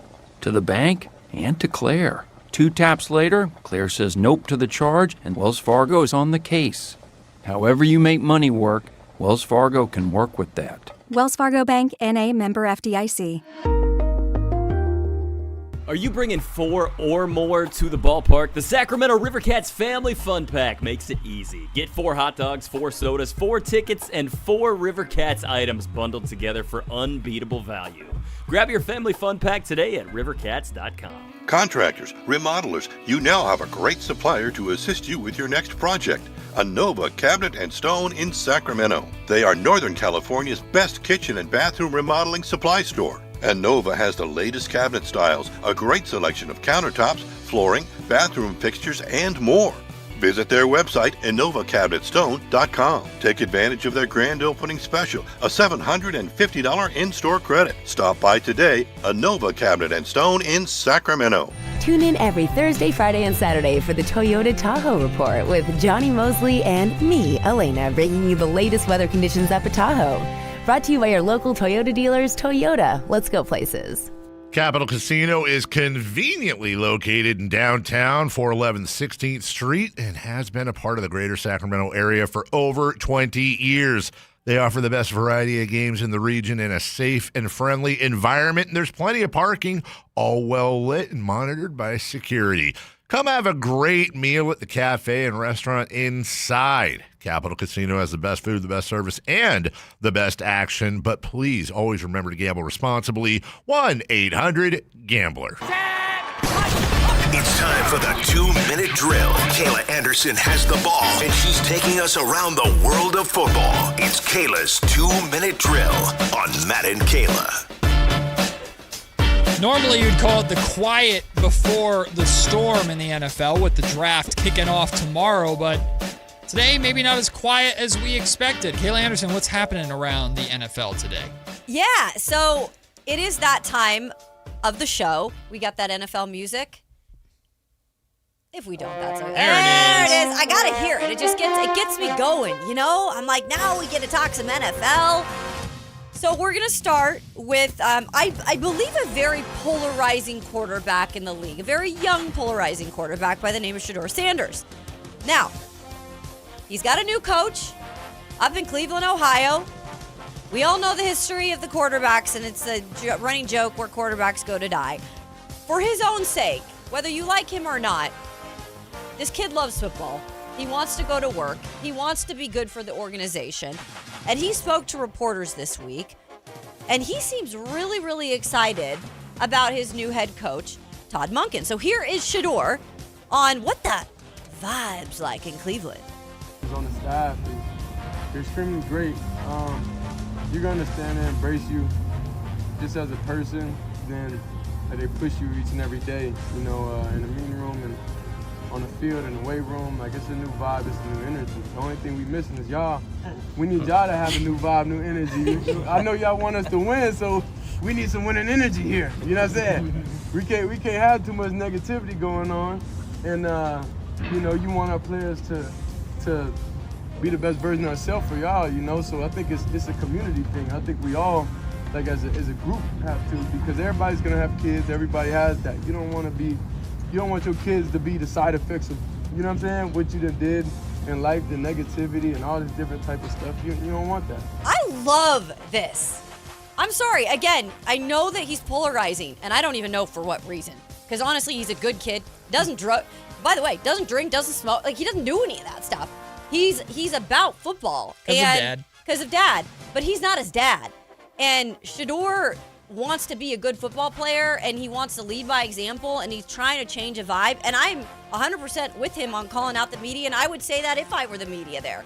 It is negative there, like, and rightfully so. It's been a crap show there. But I loved it. I liked him saying, like, hey, let's start this offseason off with positivity. Mm-hmm. I am all about Shedeur, and I'm rooting for him, and I hope Todd Monken as a head coach is the answer. I thought that was really refreshing. Well, I like Shedeur's energy.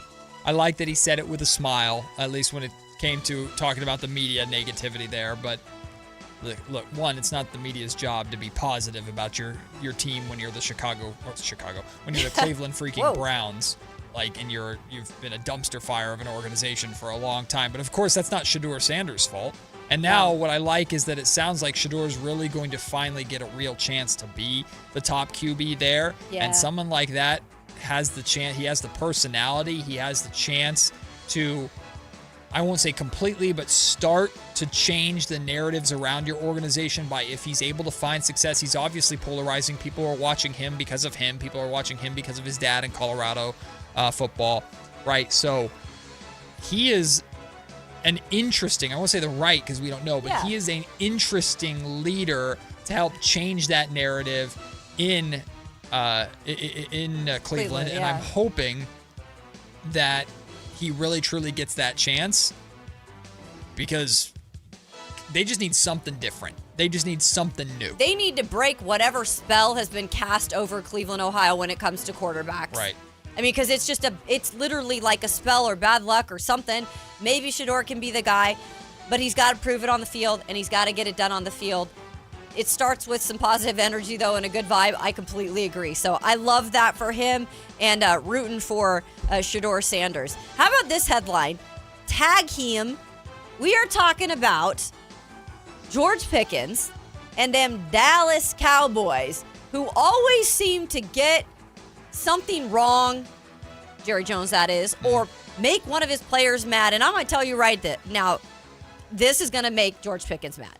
So the Dallas Cowboys will not hold contract talks regarding a long-term deal with wide receiver George Pickens after, by the way, a really good year. They are going to have him play under the franchise tag. Oh, boy. That is a $27.3 million franchise tag, so it's not some cheap thing. But he was definitely looking, you guys, for a long-term extension. So my question is how is he about to react to this?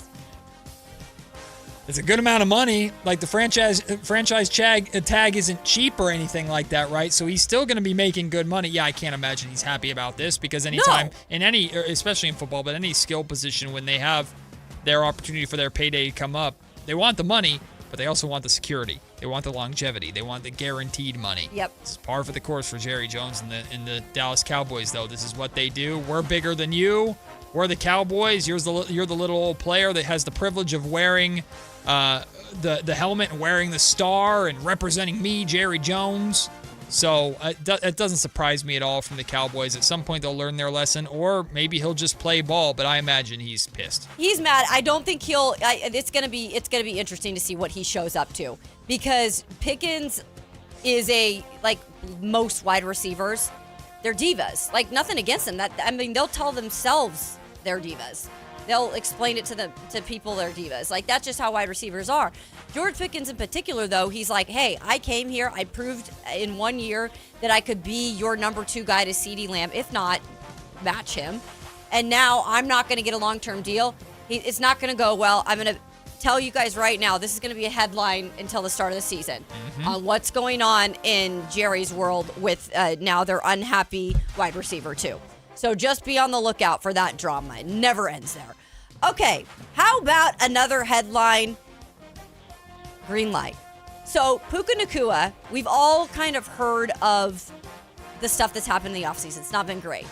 He went to a facility. I think he spent some time at a rehab center. Yep. Good for him. Got some help with whatever he was dealing with. He is going to be a full participant in this season's off-season program. He's going to be there. He seems to be doing great. I know that's not news Niners fans want to hear. They'd rather not have Puka Nacua play because he's just been a beast. Yep. But in all seriousness, we want the best players in the league on the field. And I think Puka's going to learn from this little mishap that has happened here in his life, because he's too good of a talent to get wasted.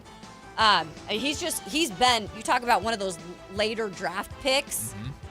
He's outplayed what his pick was. Yeah, he's wide receiver 1 in the LA market on one of the best teams in football, a team that's expected to compete in the best division in football, a team that was a game away from making it to the Super Bowl last year. Yeah. Like, he's got the circumstance made. He has to live up to that circumstance on the field, but people are more worried about him off the field at this point. And hey, man, the grace period's up.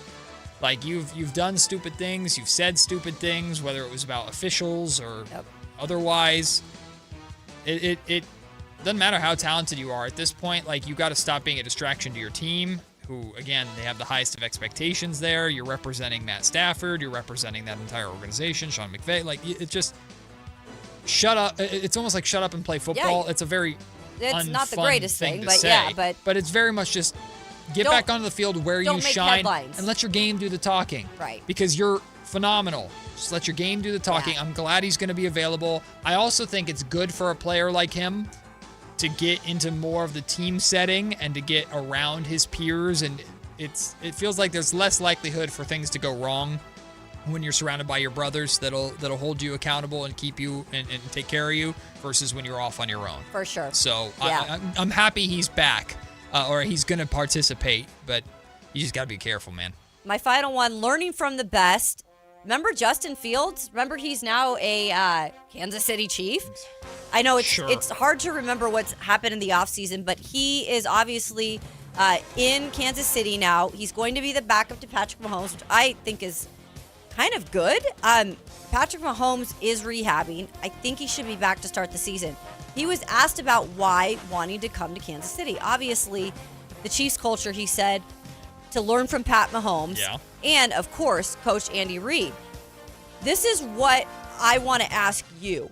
Do you really, truly believe that perhaps Justin Fields can learn something from being in this organization with one of the best offensive minds, one of the best quarterbacks in the league, and eventually turn around his career and become a starter again? I truly want to know. Do I think he can learn something? 100%. He'll definitely learn from being in that QB room. He'll learn from Reed. He'll learn from Mahomes. Just learn the process and things of that nature. I mean, we saw Mac Jones in a significant way revive his career in San Francisco, but that required Brock Purdy to go down and Mac Jones to perform. So I don't think, I think if Patrick Mahomes goes down, the Chiefs are cooked. And maybe you would have said the same thing a year ago about the Niners and Brock Purdy. So is there a chance? Yes. Would I put money on it happening? Hell no. But he's going to learn, and it's a good organization to be a part of. And, hey, get that money. So just a career backup, you think, for Fields from here on out? Probably. But this is one of the best places you could go to learn, I guess. But how much learning by doing versus just being in the QB room are two very different things. Yeah, absolutely. That is your 2-minute drill, and we got the NFL draft tomorrow. We will take the break. When we come back, let's work together to build a Sacramento Kings offseason. Kayla and I will be co-general managers of the Kings. We'll run a Tankathon draft lottery sim, make our draft night selection, and then go from there. Pursue a John Morant trade, pursue a Domantas Sabonis trade. What do we do with DeMar DeRozan or Malik Monk? What free agents do we feel we could round out our roster with? Of course, we don't have all the answers, but realistically, we can try and map out what an offseason could look like for Scott Perry and the Sacramento Kings. We'll do that next before our MLB miniseries update, and we'll have a crosstalk with Whitey Gleason and Alan Stiles. It's all coming for you in the final hour of the show. Matt and Kayla, Sactown Sports. This is the story of the one. As a safety manager at a manufacturing plant, he does everything he can to keep his coworkers safe. From finding ways to reduce risks to keeping safety supplies in stock. And for that, he relies on Grainger. Grainger offers a broad range of quality products and next-day delivery, so he can always play it safe. Call 1-800-GRAINGER, click Grainger.com, or just stop by. Grainger, for the ones who get it done. When the dollar's convertibility into gold ended in 1971, gold was fixed at $35 an ounce. Fast forward to today, and the U.S. dollar has lost over 85% of its purchasing power. Meanwhile, gold has increased in value by over 12,000%. Central banks are buying gold at record levels. Major firms are holding significant positions in gold. And I choose to buy gold from Birch Gold Group. It's Dan Bongino, and it all starts with education. Birch Gold just announced their Learn and Earn Precious Metals event. This free online event rewards you for learning the basics of investing in precious metals. Sign up to get free silver on your next purchase if you qualify. And you can get even larger incentives as you go. The more you learn, the more you can earn. But act now. This special event only runs through April 30th. So text my name, Dan, to the number 989898 to join Birch Gold's Learn and Earn Precious Metals event by April 30th. Text Dan to 989898 today. Message and data rates may apply. Meet Morgan Jones. Morgan is about to step into a world unknown to most, thanks to Progressive's Renters Insurance, a place of fresh linens and turn-down service. You see, Morgan temporarily vacated her apartment and has gone to a hotel because a pipe burst in her apartment. A pipe that made her sense of reality and apartment ceiling all come crashing down. Luckily, Morgan checked into Progressive's Protection Zone. Get a quote at Progressive.com. Progressive Casualty Insurance Company, affiliates, and third-party insurers. Finding great candidates to hire can be like, well, trying to find a needle in a haystack, but not with ZipRecruiter. Its powerful technology actively finds and invites qualified candidates to apply to your job. So while other companies might deliver a lot of hay, ZipRecruiter finds you the needle in the haystack. See why 4 out of 5 employers who post a job on ZipRecruiter get a quality candidate within the first day. Try ZipRecruiter for free at ZipRecruiter.com/free. That's ZipRecruiter.com/free. ZipRecruiter. Did you try my Colombian tamales? They're delicious. Yes, but the Mexican tamales I brought are better. Colombian tamales wrapped in plantain leaves are unmatched, you know. But the Mexican tamales wrapped in corn husks are the authentic ones. At least we can agree that they taste better with Pepsi. Without a doubt. Can you pass me a straw? You mean a pitillo? Tamales deserve Pepsi. What's up? We're talking to Chad Hoblet of Hoblet Dodge Chrysler Jeep Ram in Woodland. Chad, what's happening for the Declaration of Deal sales event? There's no better time to upgrade to a new 2026 Ram 1500 Crew Cab with some of the best fuel economy numbers in the segment. Right now, you can save up to $15,000 off MSRP and get 2.9% APR with no payments for 90 days. Wow, that's savings on savings on savings. The price of gas has people rethinking what they're driving, and Ram's up to 25 MPG is a win. Plus, thousands in savings with 2.9% interest. Now really is the best time to buy a new Ram truck. Search, select, and save through their whole inventory at HobletDodge.com. Nobody beats Hoblet, period. 15,000 toll net savings includes dealer discount and factory rebates. Discounts may include 1,000 Hoblet trade-in assistance on eligible trade, 1,000 Hoblet business owner bonus with proof of ownership, and 500 on-the-job upfit with eligible upfit. 2.9% financing for 72 months through Stellantis for well-qualified buyers. $15.15 per thousand borrowed. Deferred payments available on approved credit. Interest accrues from data purchase. Cannot be combined with certain incentives. Excludes Ram 1500 ROH and tungsten models. 25 MPG based on EPA published rating. See dealer for details. KHTK HD1 Sacramento, KYMX HD3 Sacramento. From the Power Business Technology Toshiba Studios. This is Sactown Sports 1140.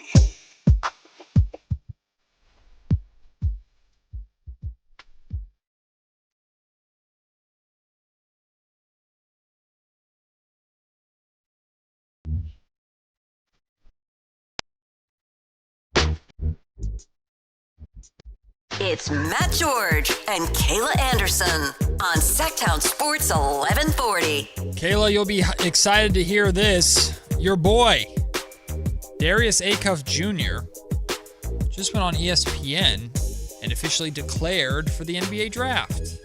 That's my boy. So Darius Acuff Jr. Congratulations. will indeed be in the draft as we expected. We still haven't gotten like an AJ DeBonsa declaration, but we know it's coming. Yeah, it's got to be. It's only a matter of time. Could you imagine if he was like, I'm going back to BYU? The Kings want me, I'm out of here. Hell no, I'm going back to BYU.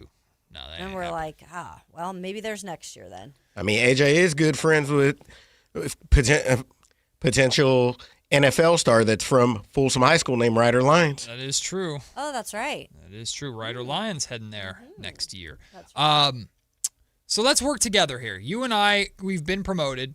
Okay. Congratulations. Don't ask for a pay raise. We've been promoted to co-GMs. Wait, I have to do this with no pay raise? Yeah.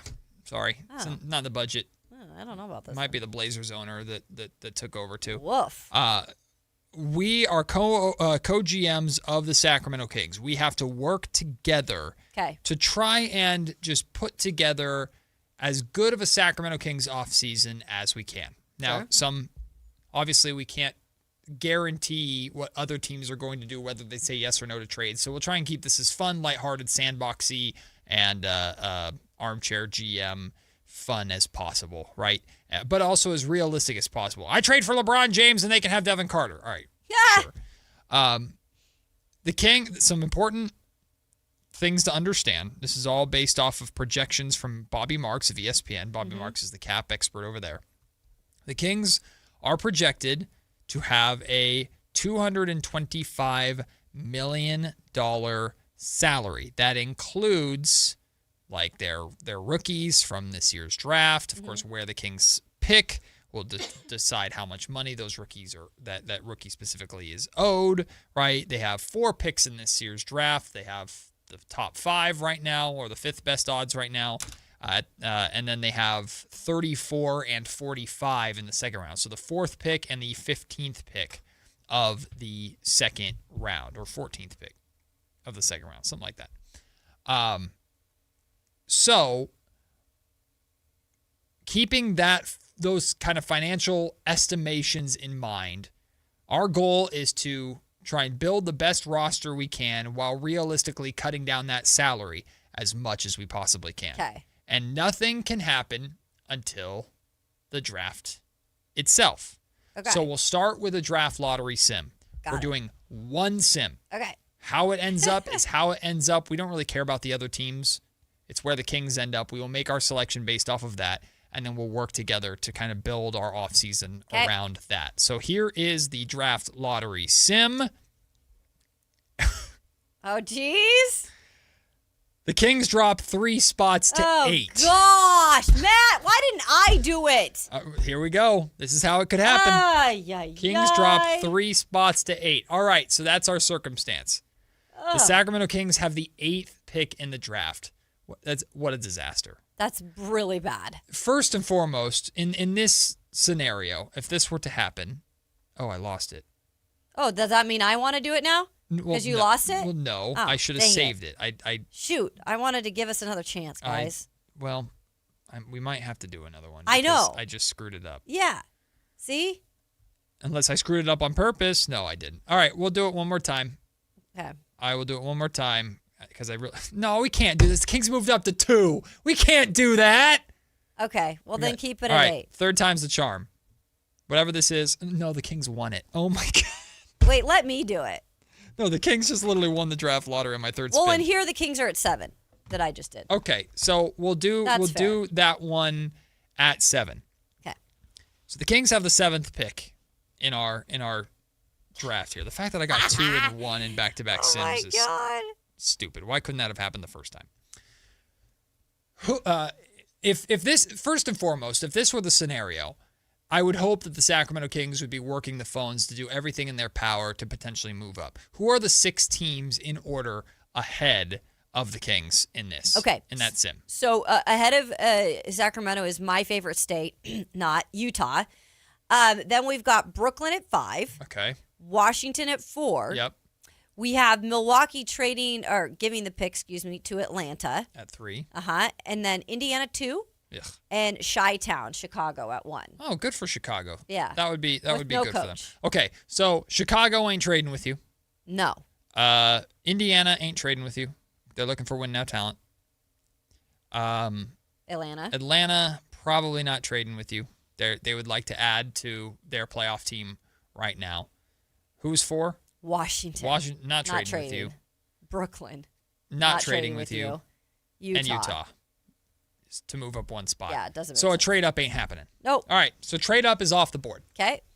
So we're stuck at 7. Woo. Okay. Now, all we can do is go off of what most mock drafts have. Yep. And I'm looking at the Tankathon NBA mock draft. Yeah. And it's AJ, Peterson, Boozer, Wilson, Yep. Fleming's 5, Wagler 6. So if we're going to go off of this, that means Darius Acuff Jr. is there at 7. So that's what we're going off of. Yep. So with our draft, we are drafting Darius Acuff Jr. Okay. So we have our point guard, in theory, of the future there. Yep. So Darius Acuff Jr. is added to this roster. Now, in terms of other point guards, we still have Devin Carter on this roster. I know Russell Westbrook is a free agent, but financially, in theory, right now, we don't have the money to bring him in. Okay, so we don't right now. So right now, okay. we're not the next move is not all right. Now I'm bringing in Russell Westbrook. No. We can't do that. Yeah, right we now. can't do that right now. So here's what we have to talk about. Because you're drafting Acuff Jr., is there any reason at all to do the Zach LaVine for Ja Morant trade? There's none. No, there's not. Right? So this is now off the table. Yep. So as much as I in this fantasy realm would like to say, oh, Zach LaVine is going to get 2 years, $60 million from another playoff team, so he does not accept his option. The likelihood is that will not be the case. Yep. So he's back. So Zach LaVine is back. He is. Zach is back. Zach is back. As a shooting guard. As one of your shooting guards. Yes. So how do we save money? Okay, well, Zach LaVine's off the table. Now we turn our attention to Domantas Sabonis. Mm-hmm. So we've always talked about a Domantas Sabonis trade. And this is where we dive into the trade machine a little bit. The Domantas Sabonis trade, the one that makes the most sense, is with the Toronto Raptors, right? Absolutely. The Raptors, seems like, They based need- off of how these first 2 games have need gone, help. they desperately need a center because, quite literally, Jakob Poeltl's been unplayable. Yeah, he he's played 9 bad. minutes in game 2. So, obviously, the Kings are not too keen on bringing in Jakob Poeltl's contract necessarily because next year, I believe, he's making 19. I'm going to just look this up really quick. And how long's the deal? Let's see. Jakob Poeltl's contract. he begins a new deal. No, not next season. He has one. Oh, he's got 1 year left on his deal at $19.5 million. It's a player option that he's already accepted. So he is owed $19.5 million next season. Then he's owed $27.3, $29.4, $27.3. This is awful. This is a horrible contract. This makes me literally queasy. However, only $5 million is guaranteed that final year. Okay. It goes up by $5 million per season each time he plays 1,400 minutes. So what that means is you are basically contractually incentivized to not play the him. dude. Yeah. Which makes him, in Sacramento, behind Maxime Reynaud, a viable option. Okay. But a super expensive backup center. Backup, yeah. So there is not realistically a scenario where the Kings trade Domantas Sabonis to the Toronto Raptors without having to take Jakob Poeltl's contract back. You're probably going to have to do it. You're going to have to do it. Now, it's going to require that the Kings get some good in return. And how does that, real quick, does that so what are we're getting Sabonis off the books, but we're taking on that. So what's left over? Sabonis is making 42.3. No, is this year? Let me double check on this. I'm so sorry. I want to make sure the trade machine, because sometimes the trade machines mess this up because they don't take into account future years. They only take into account current years. Yeah, I know. Curtis in the YouTube chat, Zach is back. I know. It's not something that we Zach, necessarily are thrilled about. But you either find a team that's taking him, you buy him out and stretch provision him, which just doesn't make sense. It's not going to happen. So we could say, we're just going to buy out. It's not going to happen. Mm-hmm. It's just not going to happen. I would be stunned if it happens. Okay, so Sabonis is making $45.4 million next year. Okay. So we have to count that into the trade machine because the trade machine still says the Sabonis makes $42 million because it's acting like it's this season. Yeah. We're talking next season, right? And Jakob Poeltl makes 19.5. So obviously we got a big financial gap to get between 19.5 and 45 million. We gotta make up that gap somehow. Well, we know RJ Barrett is part of this conversation too. Okay. Scott Perry likes RJ Barrett, which means we really like RJ Barrett. Absolutely. In this scenario. So we're now looking at, again, now I have to bring up RJ Barrett's contract. And hopefully this exercise, as we're doing it in real time, gives us a very surface level idea of how complicated this freaking summer is going to be for Scott Perry. And this is just one scenario we're doing. Yes, that is the point of this exercise. RJ Barrett is set to make $29.6 million next year, but he has an expiring deal. Okay. So 29.6 plus the 19 that Poeltl is making. This is where we need the math brain of Kyle. Hey, guess what? That puts you at $48 million for next year. Mm-hmm. Domas makes 45. Okay, so there's still so some... now what we're doing here is if we make this move, we're taking on salary. We're taking on $3 million worth of salary here, unless we do this magical thing called, hey, we've got Devin Carter who's sitting here. Ooh, I like that. We've got Devin Carter who's sitting here who makes $5 million. Yep. I have no idea if they'd want that, I don't care. but you got to get this across the finish line. Plus, we got to start talking about, if we're taking this Jakob Poeltl contract, we got to start talking about draft compensation on top of this. So, in this scenario, Devin Carter is also going to the Raptors. Yep. So now we're saving $2 million. So our projected salary is dropping from $225 at this point to $223. Got it. That, by the way, puts us $1 million ahead of the second apron. So we've still got work to do, guys. We still got work to do. So in this scenario, you're asking for the Raptors pick this year, which as of right now is 19.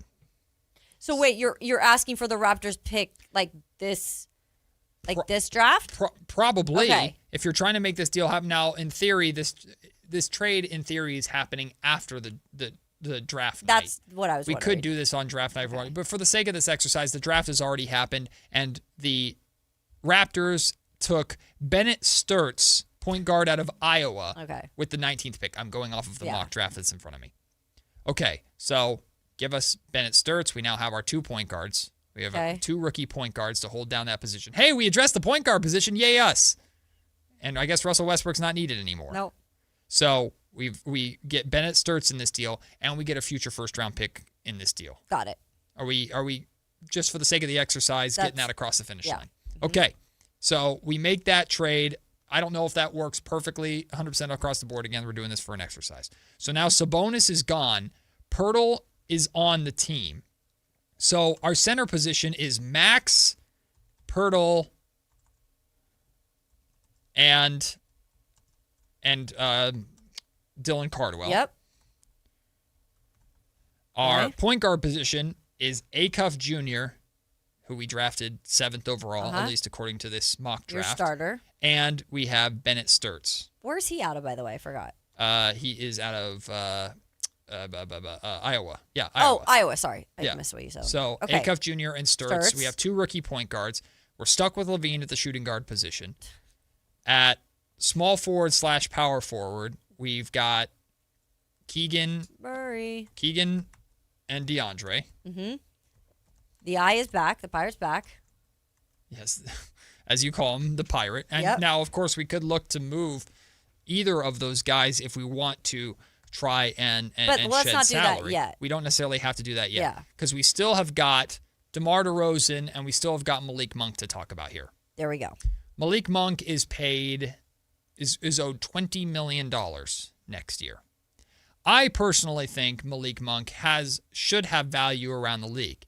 I just have absolutely no idea who is going to be interested in Malik Monk at this point in time. So this part is a little hard to forecast and project. So for the sake of this exercise, I'll just say we can't move him. We're not moving on from Malik Monk. So we've got Levine and Monk at our shooting guard position right now. DeMar DeRozan. Ideally, the Kings will shop and look to trade DeMar DeRozan to some extent, right? Mm-hmm. That's what they want. That's what they will want to do, to try and find someone who will trade for him in his partially guaranteed deal. The likelihood is, I'm just guessing here, based off of how last offseason went and how the trade deadline went, I don't know how much of a market DeMar DeRozan is going to have. So for the sake of this exercise, we're buying him out. We're paying the $10 million.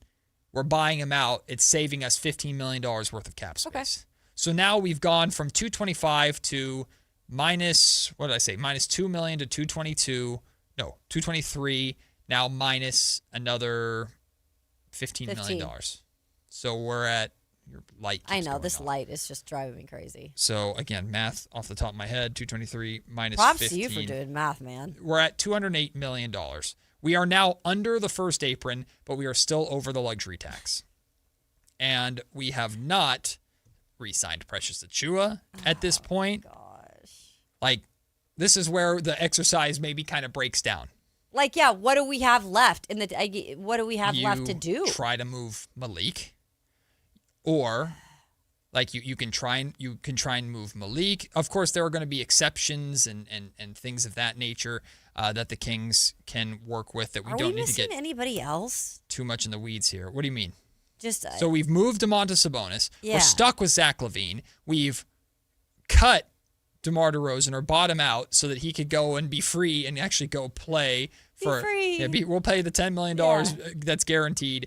Be free. That just gets us under the first apron, not even under the luxury tax. And we haven't filled our power forward spot. We do have a team option for Killian Hayes. I mean, we have Neek, who is still around, which we can put more in that small forward spot. So we still got Neek Clifford. Okay. We still have Killian Hayes under contract. I almost want to naturally move Keegan to the 4 at this point because I don't know where he plays. That's what I'm kind of thinking. So this is where if you're it has to be, if you're getting under the apron, it has to be either moving Zach, which I don't know how the hell you do that. Because the best option for that was the Ja Morant possible trade.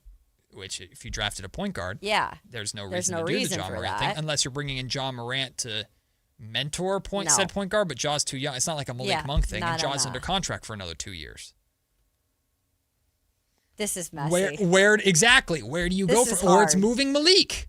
It's quite literally moving Malik. But it's not like a thing where we can be, it's like, oh, moving Malik, this is where he's going to, it's not that simple of a conversation. So it makes it more unrealistic in this exercise. So what this exercise is telling me is that even if you're moving Domas, you're getting, I didn't even put RJ Barrett in. Oh, yeah, that's what I was like, something's missing. I knew something was missing. Okay. So in this case, RJ right. Barrett's more of a 2. He's a 2.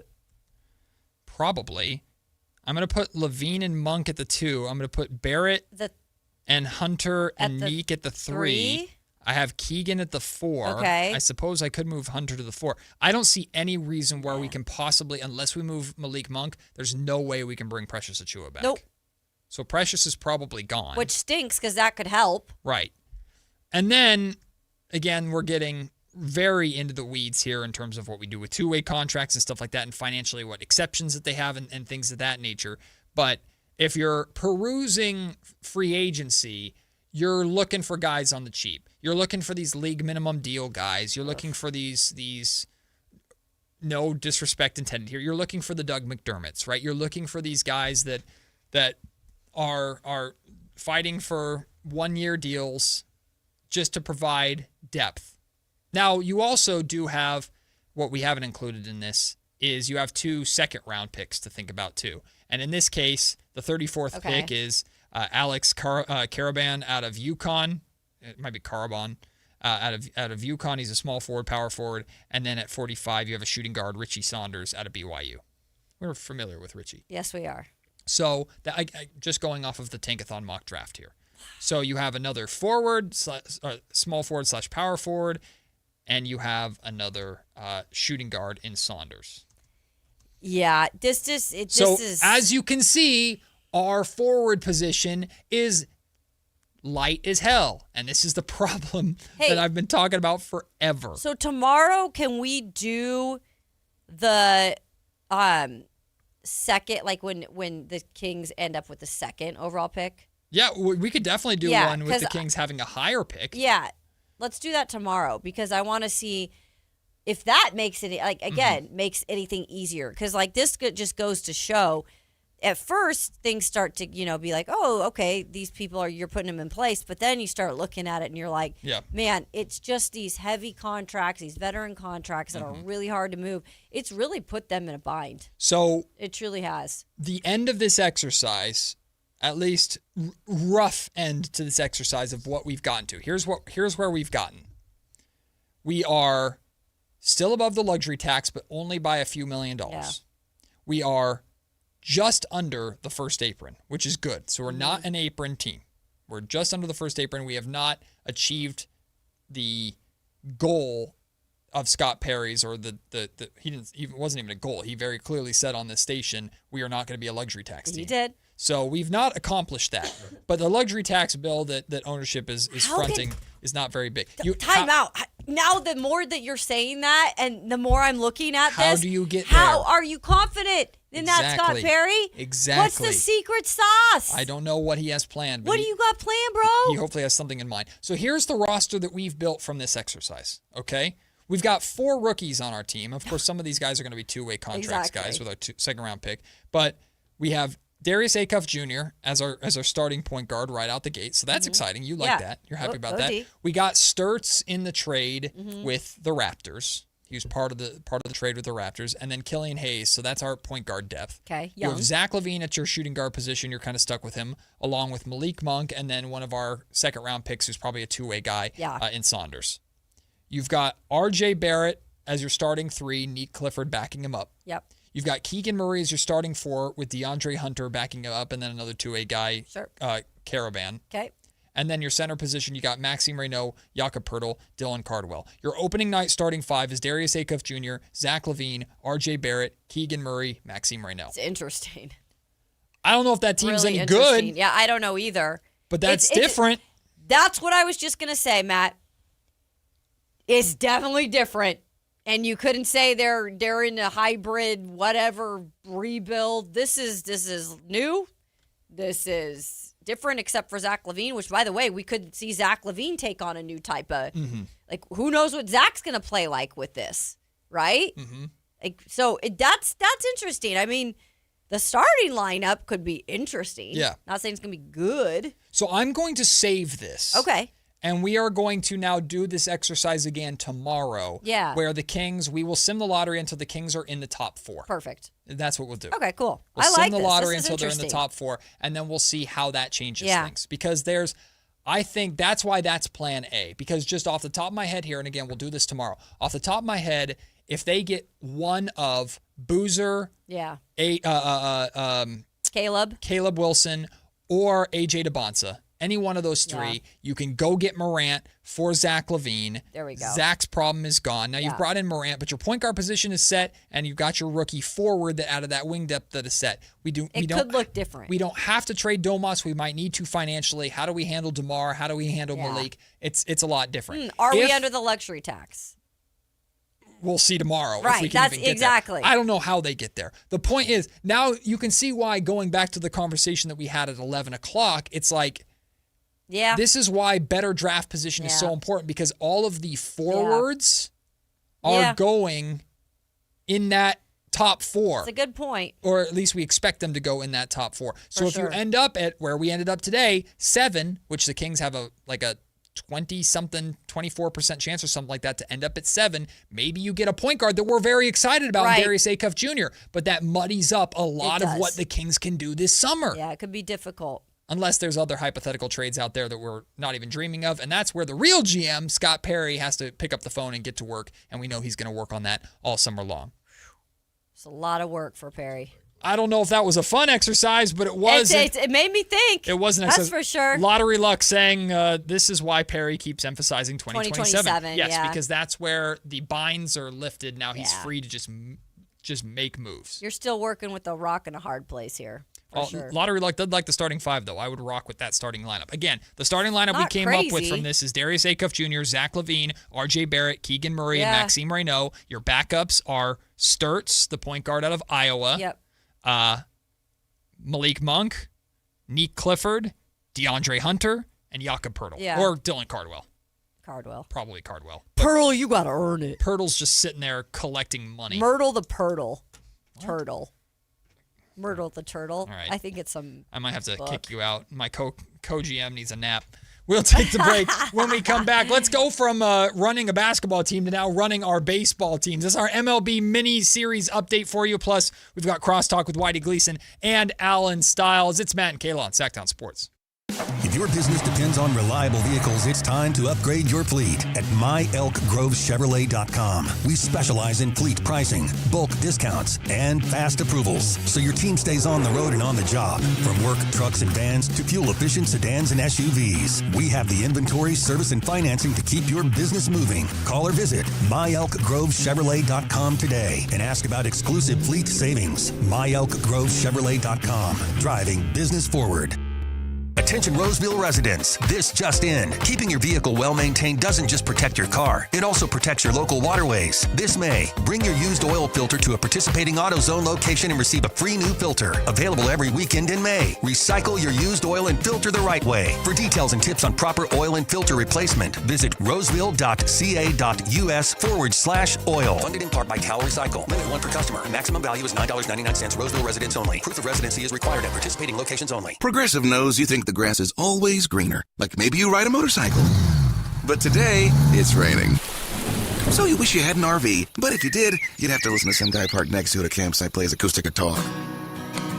Now, before you start wishing you had a boat, remember, your brother-in-law would invite himself every weekend. Permission to come aboard, Captain? But one thing that is greener is the money you could save when you bundle your RV, boat, or motorcycle with your home or auto with Progressive. Progressive Casualty Insurance Company affiliates and third-party insurers. Not available in all states or situations. Pump up the volume. Business moves fast. Orders roll in, deadlines close in. When you ship with USPS Ground Advantage, you can keep up with confidence. Every package stays in our secure network from dock to door. And with nationwide reach, dependable tracking, and upfront affordable pricing, you get built-in peace of mind. You run the business. We run the routes. Visit USPS.com/groundadvantage to learn more.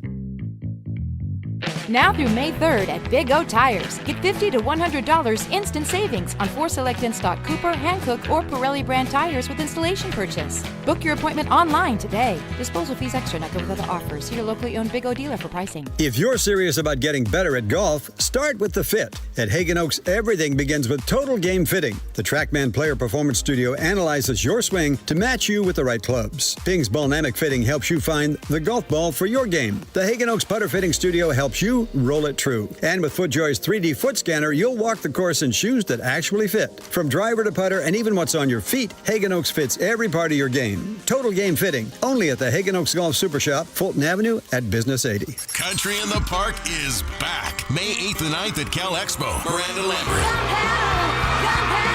John Party. Chris Young, Turnpike Troubadours, Dylan Scott, and more. Line dancing live DJs, Mechanical Bulls, huge festival area, and food trucks. Tickets start at only $68.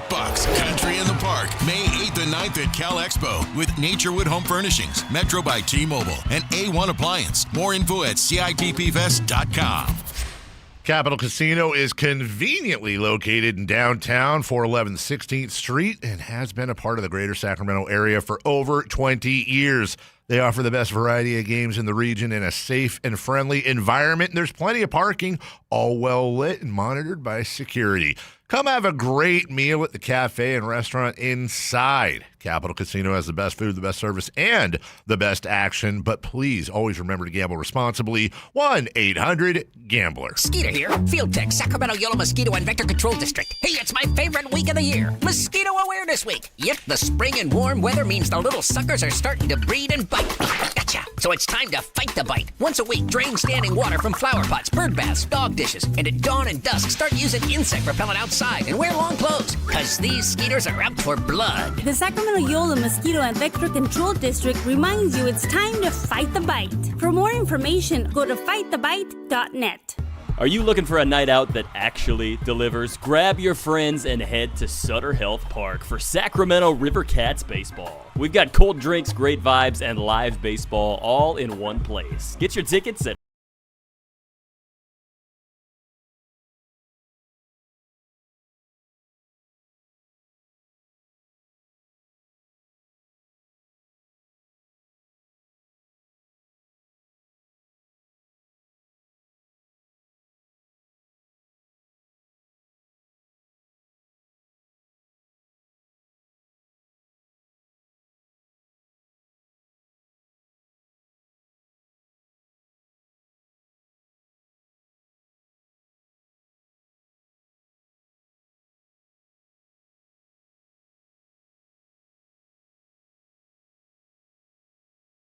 Sorry, Kayla. Ah! A's are up 2-0 already on the Mariners in the first inning. Why me? Great start for the A's. Going for the sweep there up north. Oof. Jeff McNeil had another RBI today. Look at the old man. Good start for the A's. Unfortunately, because they're already playing, I can't take them in our MLB mini seasons. I wish I could, but I cannot. Let's get into our MLB mini seasons and check in on where we are at so far this week. The trophy is here, but it is not ours. No, it's not. It belongs currently to Kyle Ledbetter, who is out on vacation all week long. So, well, it's his trophy technically, but he ain't here to claim it. No, he is not. So, you know Sucks to what? suck. Sorry. So we're keeping an eye on it for it. We're babysitting it as we fight to get it back. So all three of us, for the first time ever, I believe, went 3-0 on Monday. Could we do it again? Well, no, it wasn't possible because thanks to Anthony, who was here the last 2 days and decided just to ditch us. Whatever, Anthony. He chose the Royals over the Orioles. I chose the Orioles over the Royals. So one of us was guaranteed to win. Oh, that's right. One of us was guaranteed to lose. And I lost. Dang it, Matt. I was rooting for you. The Royals get the victory 6-5 over the Orioles. So Kyle is technically 2-0. I am 1-1. Kayla, you chose the Blue Jays over the Angels. And you chose well. All right. The Blue Jays got the 4-2 victory. So Kayla improves to 2-0. Now that Ramsey's here, Ramsey is going to step into the GM chair for Kyle. and he is going to choose between the Braves, the Yankees, and the Marlins. Those, Ramsey, are your 3 teams to choose from today. None of them are playing as of yet, so you have a clean slate of who you want to pick. Ramsey, who are you picking? Wait, did this happen already? I lied. Uh-oh. I very much lied. The Marlins already won 4-1 today. Oh, no. So the Marlins are out. Shout out East Coast games. I wish you wouldn't have found that because I was taking the Marlins because I knew they had won already. Cheated. Right? And that's Kyle's The team. Yankees have yet to play, thankfully. And the Braves, do they play today? They do. They play Yes, the they play the Nats Nationals. today. So you, Ramsey, have to choose between the Braves over the Nationals or the Yankees over the Red Sox. Those are your choices for Kyle today. Who are you going with? Seeing that I can't take the Marlins. Correct. Let me just take one quick look. Oh, see, he's getting deep in the numbers. I know. This is what he's doing. I'm like, Well, Kayla, while he's deciding. I got it. All right. Unfortunately, seeing that I can't take the Marlins, I'll take another NL East team. Yeah. I'll take the Braves. Of course. Braves, The Braves are good over right now. the Nationals. Braves are cooking right now. As Kyle and friends look to improve to 3-0 this week. We're not letting Kyle's guest pick for him anymore, all right? We have no choice. He's gone.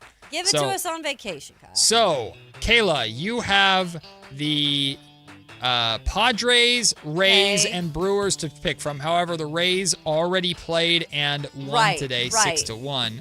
So you do have the Padres. I'm going the Padres. Over the Rockies, yeah. Yep, Okay. that's All my right. pick for today. All right, Padres versus the Rockies for Kayla. By the way, I saw a shot of the Rockies Stadium last night, Coors Field. By Was the it way, empty? beautiful Yeah, just bare bones. Oh, man. And it's still like chilly there. You know, people aren't just going to It is a watch. little chilly. All right, so I have the Guardians, A's, and Pirates to choose from. Here's the problem. A's are already playing, and they're winning, so I can't choose them. Sorry. The Guardians already lost, so can't choose them. So I'm stuck with the Pirates. There but we go. I'm okay with this because the Pirates are taking on the Rangers. Okay. So go Pirates. I'm already rooting for you. By the way, Pirates 13-10. Yeah, the over Pirates 500. Pirates are cooking so far. So I will go with the Pittsburgh Pirates All right. today. Unfortunately, Paul Skeens is not on the mound, but that's okay. Oh, guess who is for Texas though? Who? Your My boy. boy, Jack Leiter. I hate him Gosh, even I more love it now. that I'm always going against you when Jack pitches I now. hate him. Come even on, my boy, Jack. more. Come on, my young boy. So Kyle has the Braves versus the Nationals today. I have the Padres versus the Rockies, and I have the Pirates versus the Rangers, and Kayla has the Padres versus the Rockies. Kayla's 2-0. Kyle is 2-0. I am currently 1-1. So I need both of you to lose, and go Pirates, go! I say today. Again, checking in on the scoreboard, the A's have given a run back. They are now up 2-1 in the bottom of the first inning. The Seattle Mariners have runners on first and second. So, hey, the Mariners making some noise early too. don't you even, I'm not. I'm meeting you halfway here. Hey, Kayla. There's nothing I can do. Your Mariners have 2 on. They got to and they're run. about to They got to run. strand 2. It's 2-1. About to strand 2. Hey, that's faith in your team right there. I've lost it. A lot of already? Yeah. After the great year that was last year, this early? I'm tired, Matt. 25 games in, and you've given up on the Mariners already? That's life for you. Oh, man. Man, oh, man. I heard the Drive guys talking about this actually yesterday, because I not the Drive guys. Yeah, it was the Drive guys. Hi, guys. There was a incident in Game 1 between the A's and the Mariners. Yeah. Where there was some obvious sign relaying happening. Well, yeah, Josh yeah. Naylor at first base. I mean, Josh Naylor wouldn't do it. you don't think he wouldn't? He was doing basically disco dancing on second base. He's just working out at first base. You know, you stretch a lot there. Oh, yeah? You're working out, and so maybe Keeping nimble? with the stretch, he decided to do the little Right. staying alive hands. Like Right. he's getting very into it. Yeah? Hey, don't be hating on Josh Naylor. That's our guy. Well, I mean, it's just, if you're going to steal signs, I mean, or relay signs. Okay, at we're least, not the Astros. At least be a little Let's be more. Well, clear. you're not wearing a wire or Let's be banging clear. trash cans necessarily, but I mean, Let's be clear here. we're dancing at second. All right, we're talking about the Mariners like they're the Yankees. They ain't the Yankees. They ain't the Dodgers. Just because they had one damn good year. By the way, still a team that's not made it to the World Series. We should not be hating on the Mariners. I'm not hating on the Mariners. Yes, you are. Nuh-uh. Yes, you are. I hate on the Mariners Just when because Felix you have all your little buddy cronies here that do not my like buddy cronies. Yeah, that do the not Giants fan and the Padres fan. Exactly, that hate the Mariners as well. Well, I think they just poke fun at the Mariners. I of all people have the reason to hate the Mariners because they're a division rival of my athletics of West Sacramento, Las Vegas, Oakland. And like I told you earlier, I grew up watching King Felix embarrass my baseball team on opening night every single year. I don't take shots at your guys' teams. What? When have I? Honestly. I specifically, well, maybe you haven't taken shots. I have not taken shots. Bases loaded. I do not take shots. Bases loaded That's now a with 2 low outs. ball move. No, you just cheer for Leiter or whatever the hell his Jack. name is. Yeah. He's a great kid. Great kid. I hope he sucks versus the That's the not Pirates your team. today. We will take the break. When we come back, oh, that's right. Thank you, Ramsey, for the reminder. Hey, we've got a giveaway for you right now. You have a chance. Ooh. Any Formula One fans out there? You have a chance right now. Okay. You have a chance right now to see. Kayla's never been to a Formula One race in her life. You can watch the Miami Grand Prix in IMAX live. Win a pair of tickets to see Formula One racing and the Miami Grand Prix at Esquire IMAX on Sunday, May 3rd. The show begins at 1 o'clock. If you call in right now, you'll have a chance to win and go. And since it's a race, we need the first caller. Call in right now for your chance to win tickets to watch at Formula One, the Miami Grand Prix, live on the massive screen in IMAX. Ramsey will take your calls right now, and we'll take the break so we can talk to the Drive guys. Whitey Gleason, Alan Stiles, join us next here on Sactown Sports. Talking about guns with others might not always feel comfortable, but it could save a life. Here's a way to start a conversation. Your family is going over to your neighbor's home for dinner for the first time. How would you ask if there are any unlocked guns in the home? Hey, we're so excited for tonight. Before we come over, though, may I ask if there are any unlocked guns in your home? Our guns are stored securely, locked in a safe that the kids can't access. Awesome. Learn how to have the conversation at agreetoagree.org. Brought to you by the Ad Council. Some days, self-care starts with Nature-Made gummy vitamins, a deep breath, and a little encouragement. Mom, I'm really nervous. Me too, honey, but we've got this. Repeat after me. I'm going to have a good day. I'm going to have a good day. I choose joy no matter what comes my way. I bring joy wherever I go. Quality gummy vitamins from Nature-Made, the #1 pharmacist-recommended vitamin and supplement brand. Based on a survey of pharmacists who recommend branded vitamins and supplements. Breaking news for your home. Way Day. Wayfair's big sale is almost here, and you can score the best deals in home. Like up to 80% off everything home. Yes, you heard that right. 80% off with free shipping on everything. Plus surprise flash deals all Way Day long. We're talking outdoor furniture and essentials, rugs, and more. All at Wayfair. And all up to 80% off during Way Day. Shop Wayfair's Way Day from April 25th through 27th. Wayfair, every style, every home. Pump up the volume. Business moves fast. Orders roll in, deadlines close in. When you ship with USPS Ground Advantage, you can keep up with confidence. Every package stays in our secure network from dock to door. And with nationwide reach, dependable tracking, and upfront affordable pricing, you get built-in peace of mind. You run the business. We run the routes. Visit USPS.com/Ground Advantage to learn more.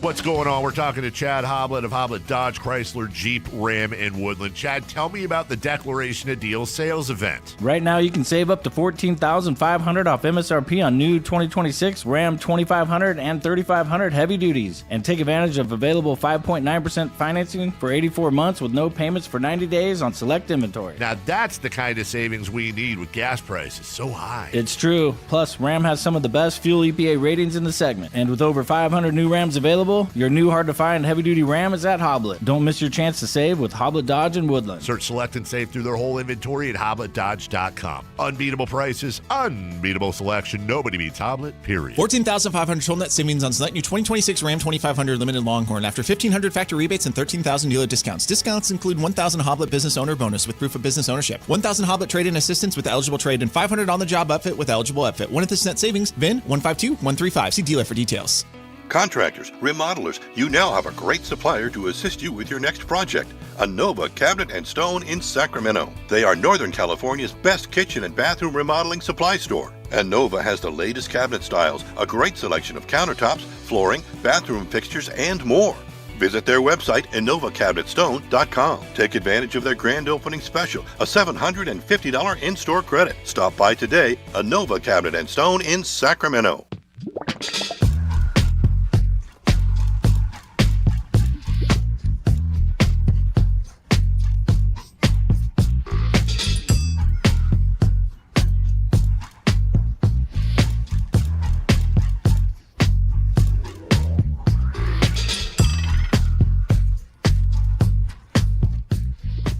Matt George and Kayla Anderson on Sactown Sports 1140.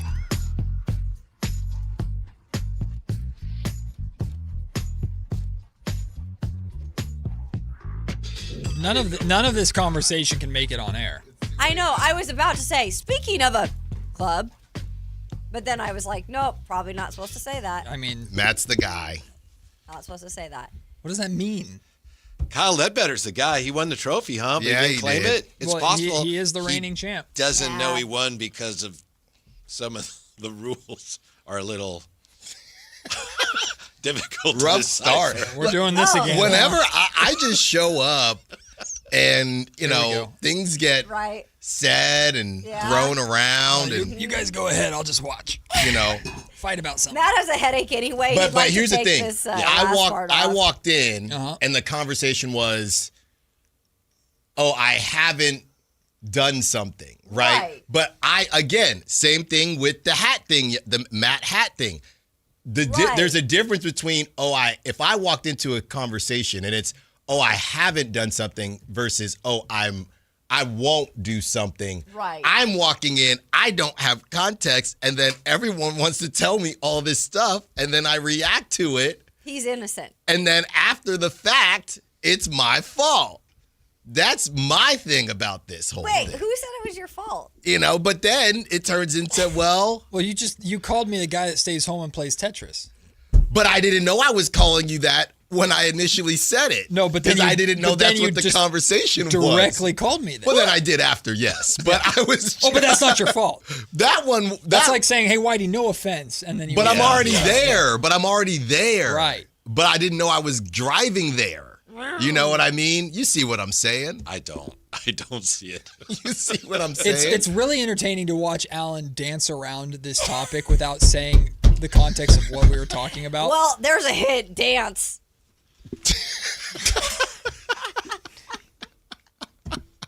That's a good one. Thank you. That's a good Kayla, one. go ahead. Whatever you want. Wanna make love in this club. In this club. No, that's not. Is it only Wednesday? It is. Very Got strong. some Friday vibes. Very in here. strong Friday vibes going on right now. Alan burst in and immediately ate the brownies that have been sitting here. Well, yeah, I guess, we're already annoyed. And then I had to eat these brownies. We are already annoyed. Well, Whitey got me started. Why? What happened? Whitey, people love to tell me information to rile me up. And Whitey is the best at that. I know there's a golf tournament today. That's right. Yeah. So Whitey knows That's right. I'm going to tell Alan this right before the show, and that's going to get us I thought it's nice 4 hours. I didn't know it was a secret. It was literally broadcast. Dave was talking about it on the air today. Carmichael Dave. Oh, no. Who also, I believe, dropped, and that's when he realized, on his show today. About Morgan Freeman? He did a Morgan Freeman? He did a Morgan. I think he did. Yes, he did a Morgan Freeman. What is that about, was Alan? it good? Morgan Freeman, Tankathon. Like just take the show. Just take the show. You're claiming ownership of Tankathon? We spun them first. Oh. We were spinning the day. Ask from the prior midday show. Kyle Ledbetter. We were spinning it. We were spinning them back in December. We were spinning it every day. We have an Excel sheet of it, and then Dave started spinning it. Do I have to ask your permission to No, spin? because Kyle is on our show, so technically we. I'm just saying, no. Take what you I want. want to be respectful. That's the thing about somebody like me. I have so many ideas that people can just have them because I have way more. You know what I mean? You want something, take it. Okay. We have more. You need it more than I do, so go yeah, ahead. like you know, I can come up with another one. Yeah, hey, you need this? Yeah. Go ahead. We got you. He's It's very giving person. It's June. It's August. What do you need? You need a segment? You need a seggy? I got you. You need a We you got- need a Siggy? We got segment. Siggy. Okay. We got plenty. Yeah. You know? Yeah. Matt, how you doing? Matt. How's the thing headache? is, Matt. Alan, speaking of, dancing around, what we're dancing around Yeah. is that you got an A's fan and a Mariners fan. I know. And I think the A's got out of that jam, or they only gave up one. Yeah. Exactly. They're up I told 2-1. you they'd strand them. 2-1. I told you they'd strand Well, them. it was actually worse. They had 2 runners on when you Great. said they'd strand them, and they Awesome. stranded bases loaded. Awesome. Even better. Hey, well, the Giants. They showed up. Jeez. Got one win. Don't get me They started showed on up. them. They did. And they shut down the Smurfs the way they needed to be shut down. Did you see Dalton rushing when Jung-Hoo Lee was on the ground? Kind of looked back and said, bleep him. You see that? Yeah, why is everyone making a big deal of that? He said, bleep him. I know, but he was just like, Whitey. bleep him. We were just talking about, funny enough, trash talking yesterday. I have been kind of torn on this, right? We'll talk about it on the show because I do think it's a good part of the rivalry. We can't ask these guys to be Boy Scouts, right? If I don't like Logan Webb yucking it up with Blake Snell, then I can't really have a huge problem with Dalton rushing, He didn't saying say bleep it him. too. No, and he also Any of the didn't Giants. injure Jung-Hoo Lee. Right. It was the slide. So I got people riled up on X last night, but I didn't really have that. You can't have a problem with it if you want rivalries to be rivalries. Yeah. So you can't do it. What did you make of Tony? Is just he's an interesting person. Tony Vitello before the game explained his business in terms of his personal life. Like he's not showing his face. Right. That's right. San I Francisco. heard that. Yeah. I was like, that's an interesting take. But he got to like Dave Chappelle's. Yeah, show he or something. dapped up Dave Right. or something I was like, this that. is real. Like I feel like I'm sitting at home having a conversation with Tony Vitello as a reporter there. Yeah.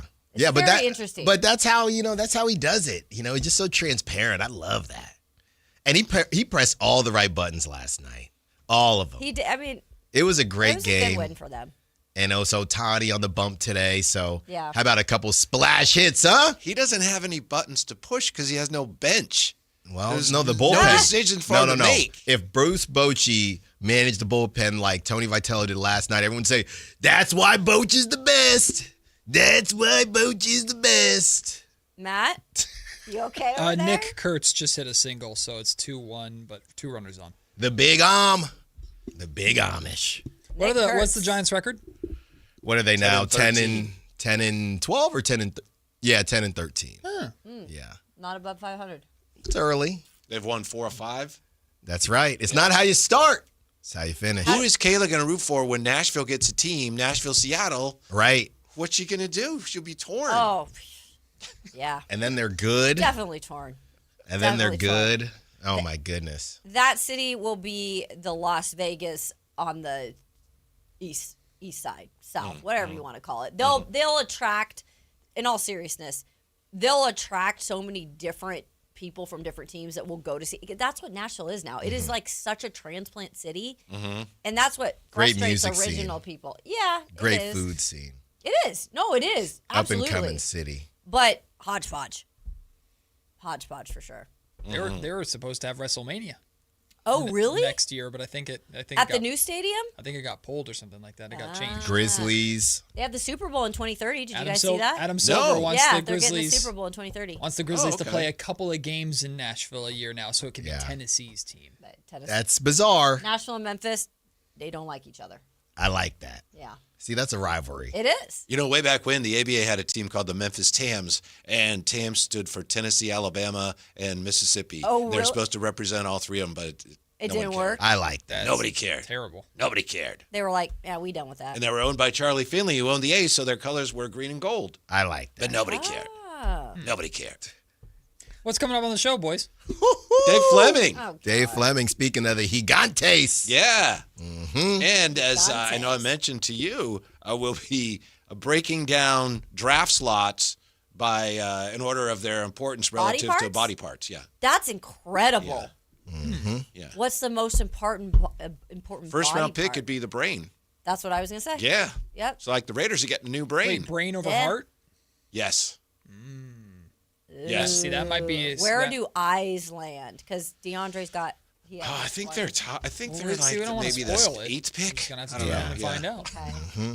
Fingers. So that's on. We may not get to that. It's on the board for today, but we'll see. We have a lot. Yeah. This is interesting. We have a lot to get to. It's like a game of operation in a way. Remove Funny Bone. And I'll never pass up a chance to have some fun at De'Aaron Fox's expense. So we're gonna let's go. We're gonna do that. I literally had a segment on like Steve Kerr at 2:30, and I jot things down, and Alan looks at it, we move things. Had De'Aaron Fox like 5:30, and Alan's like, hey, that Fox thing. Oh, wow. We gotta move that up. I need that. Alan needs a punching bag early, I baby. need that. That's a 2:30. That is not 5:30. You can I'll flip be those listening. right now. And he's right. He's right. Right now. Come on, Matt.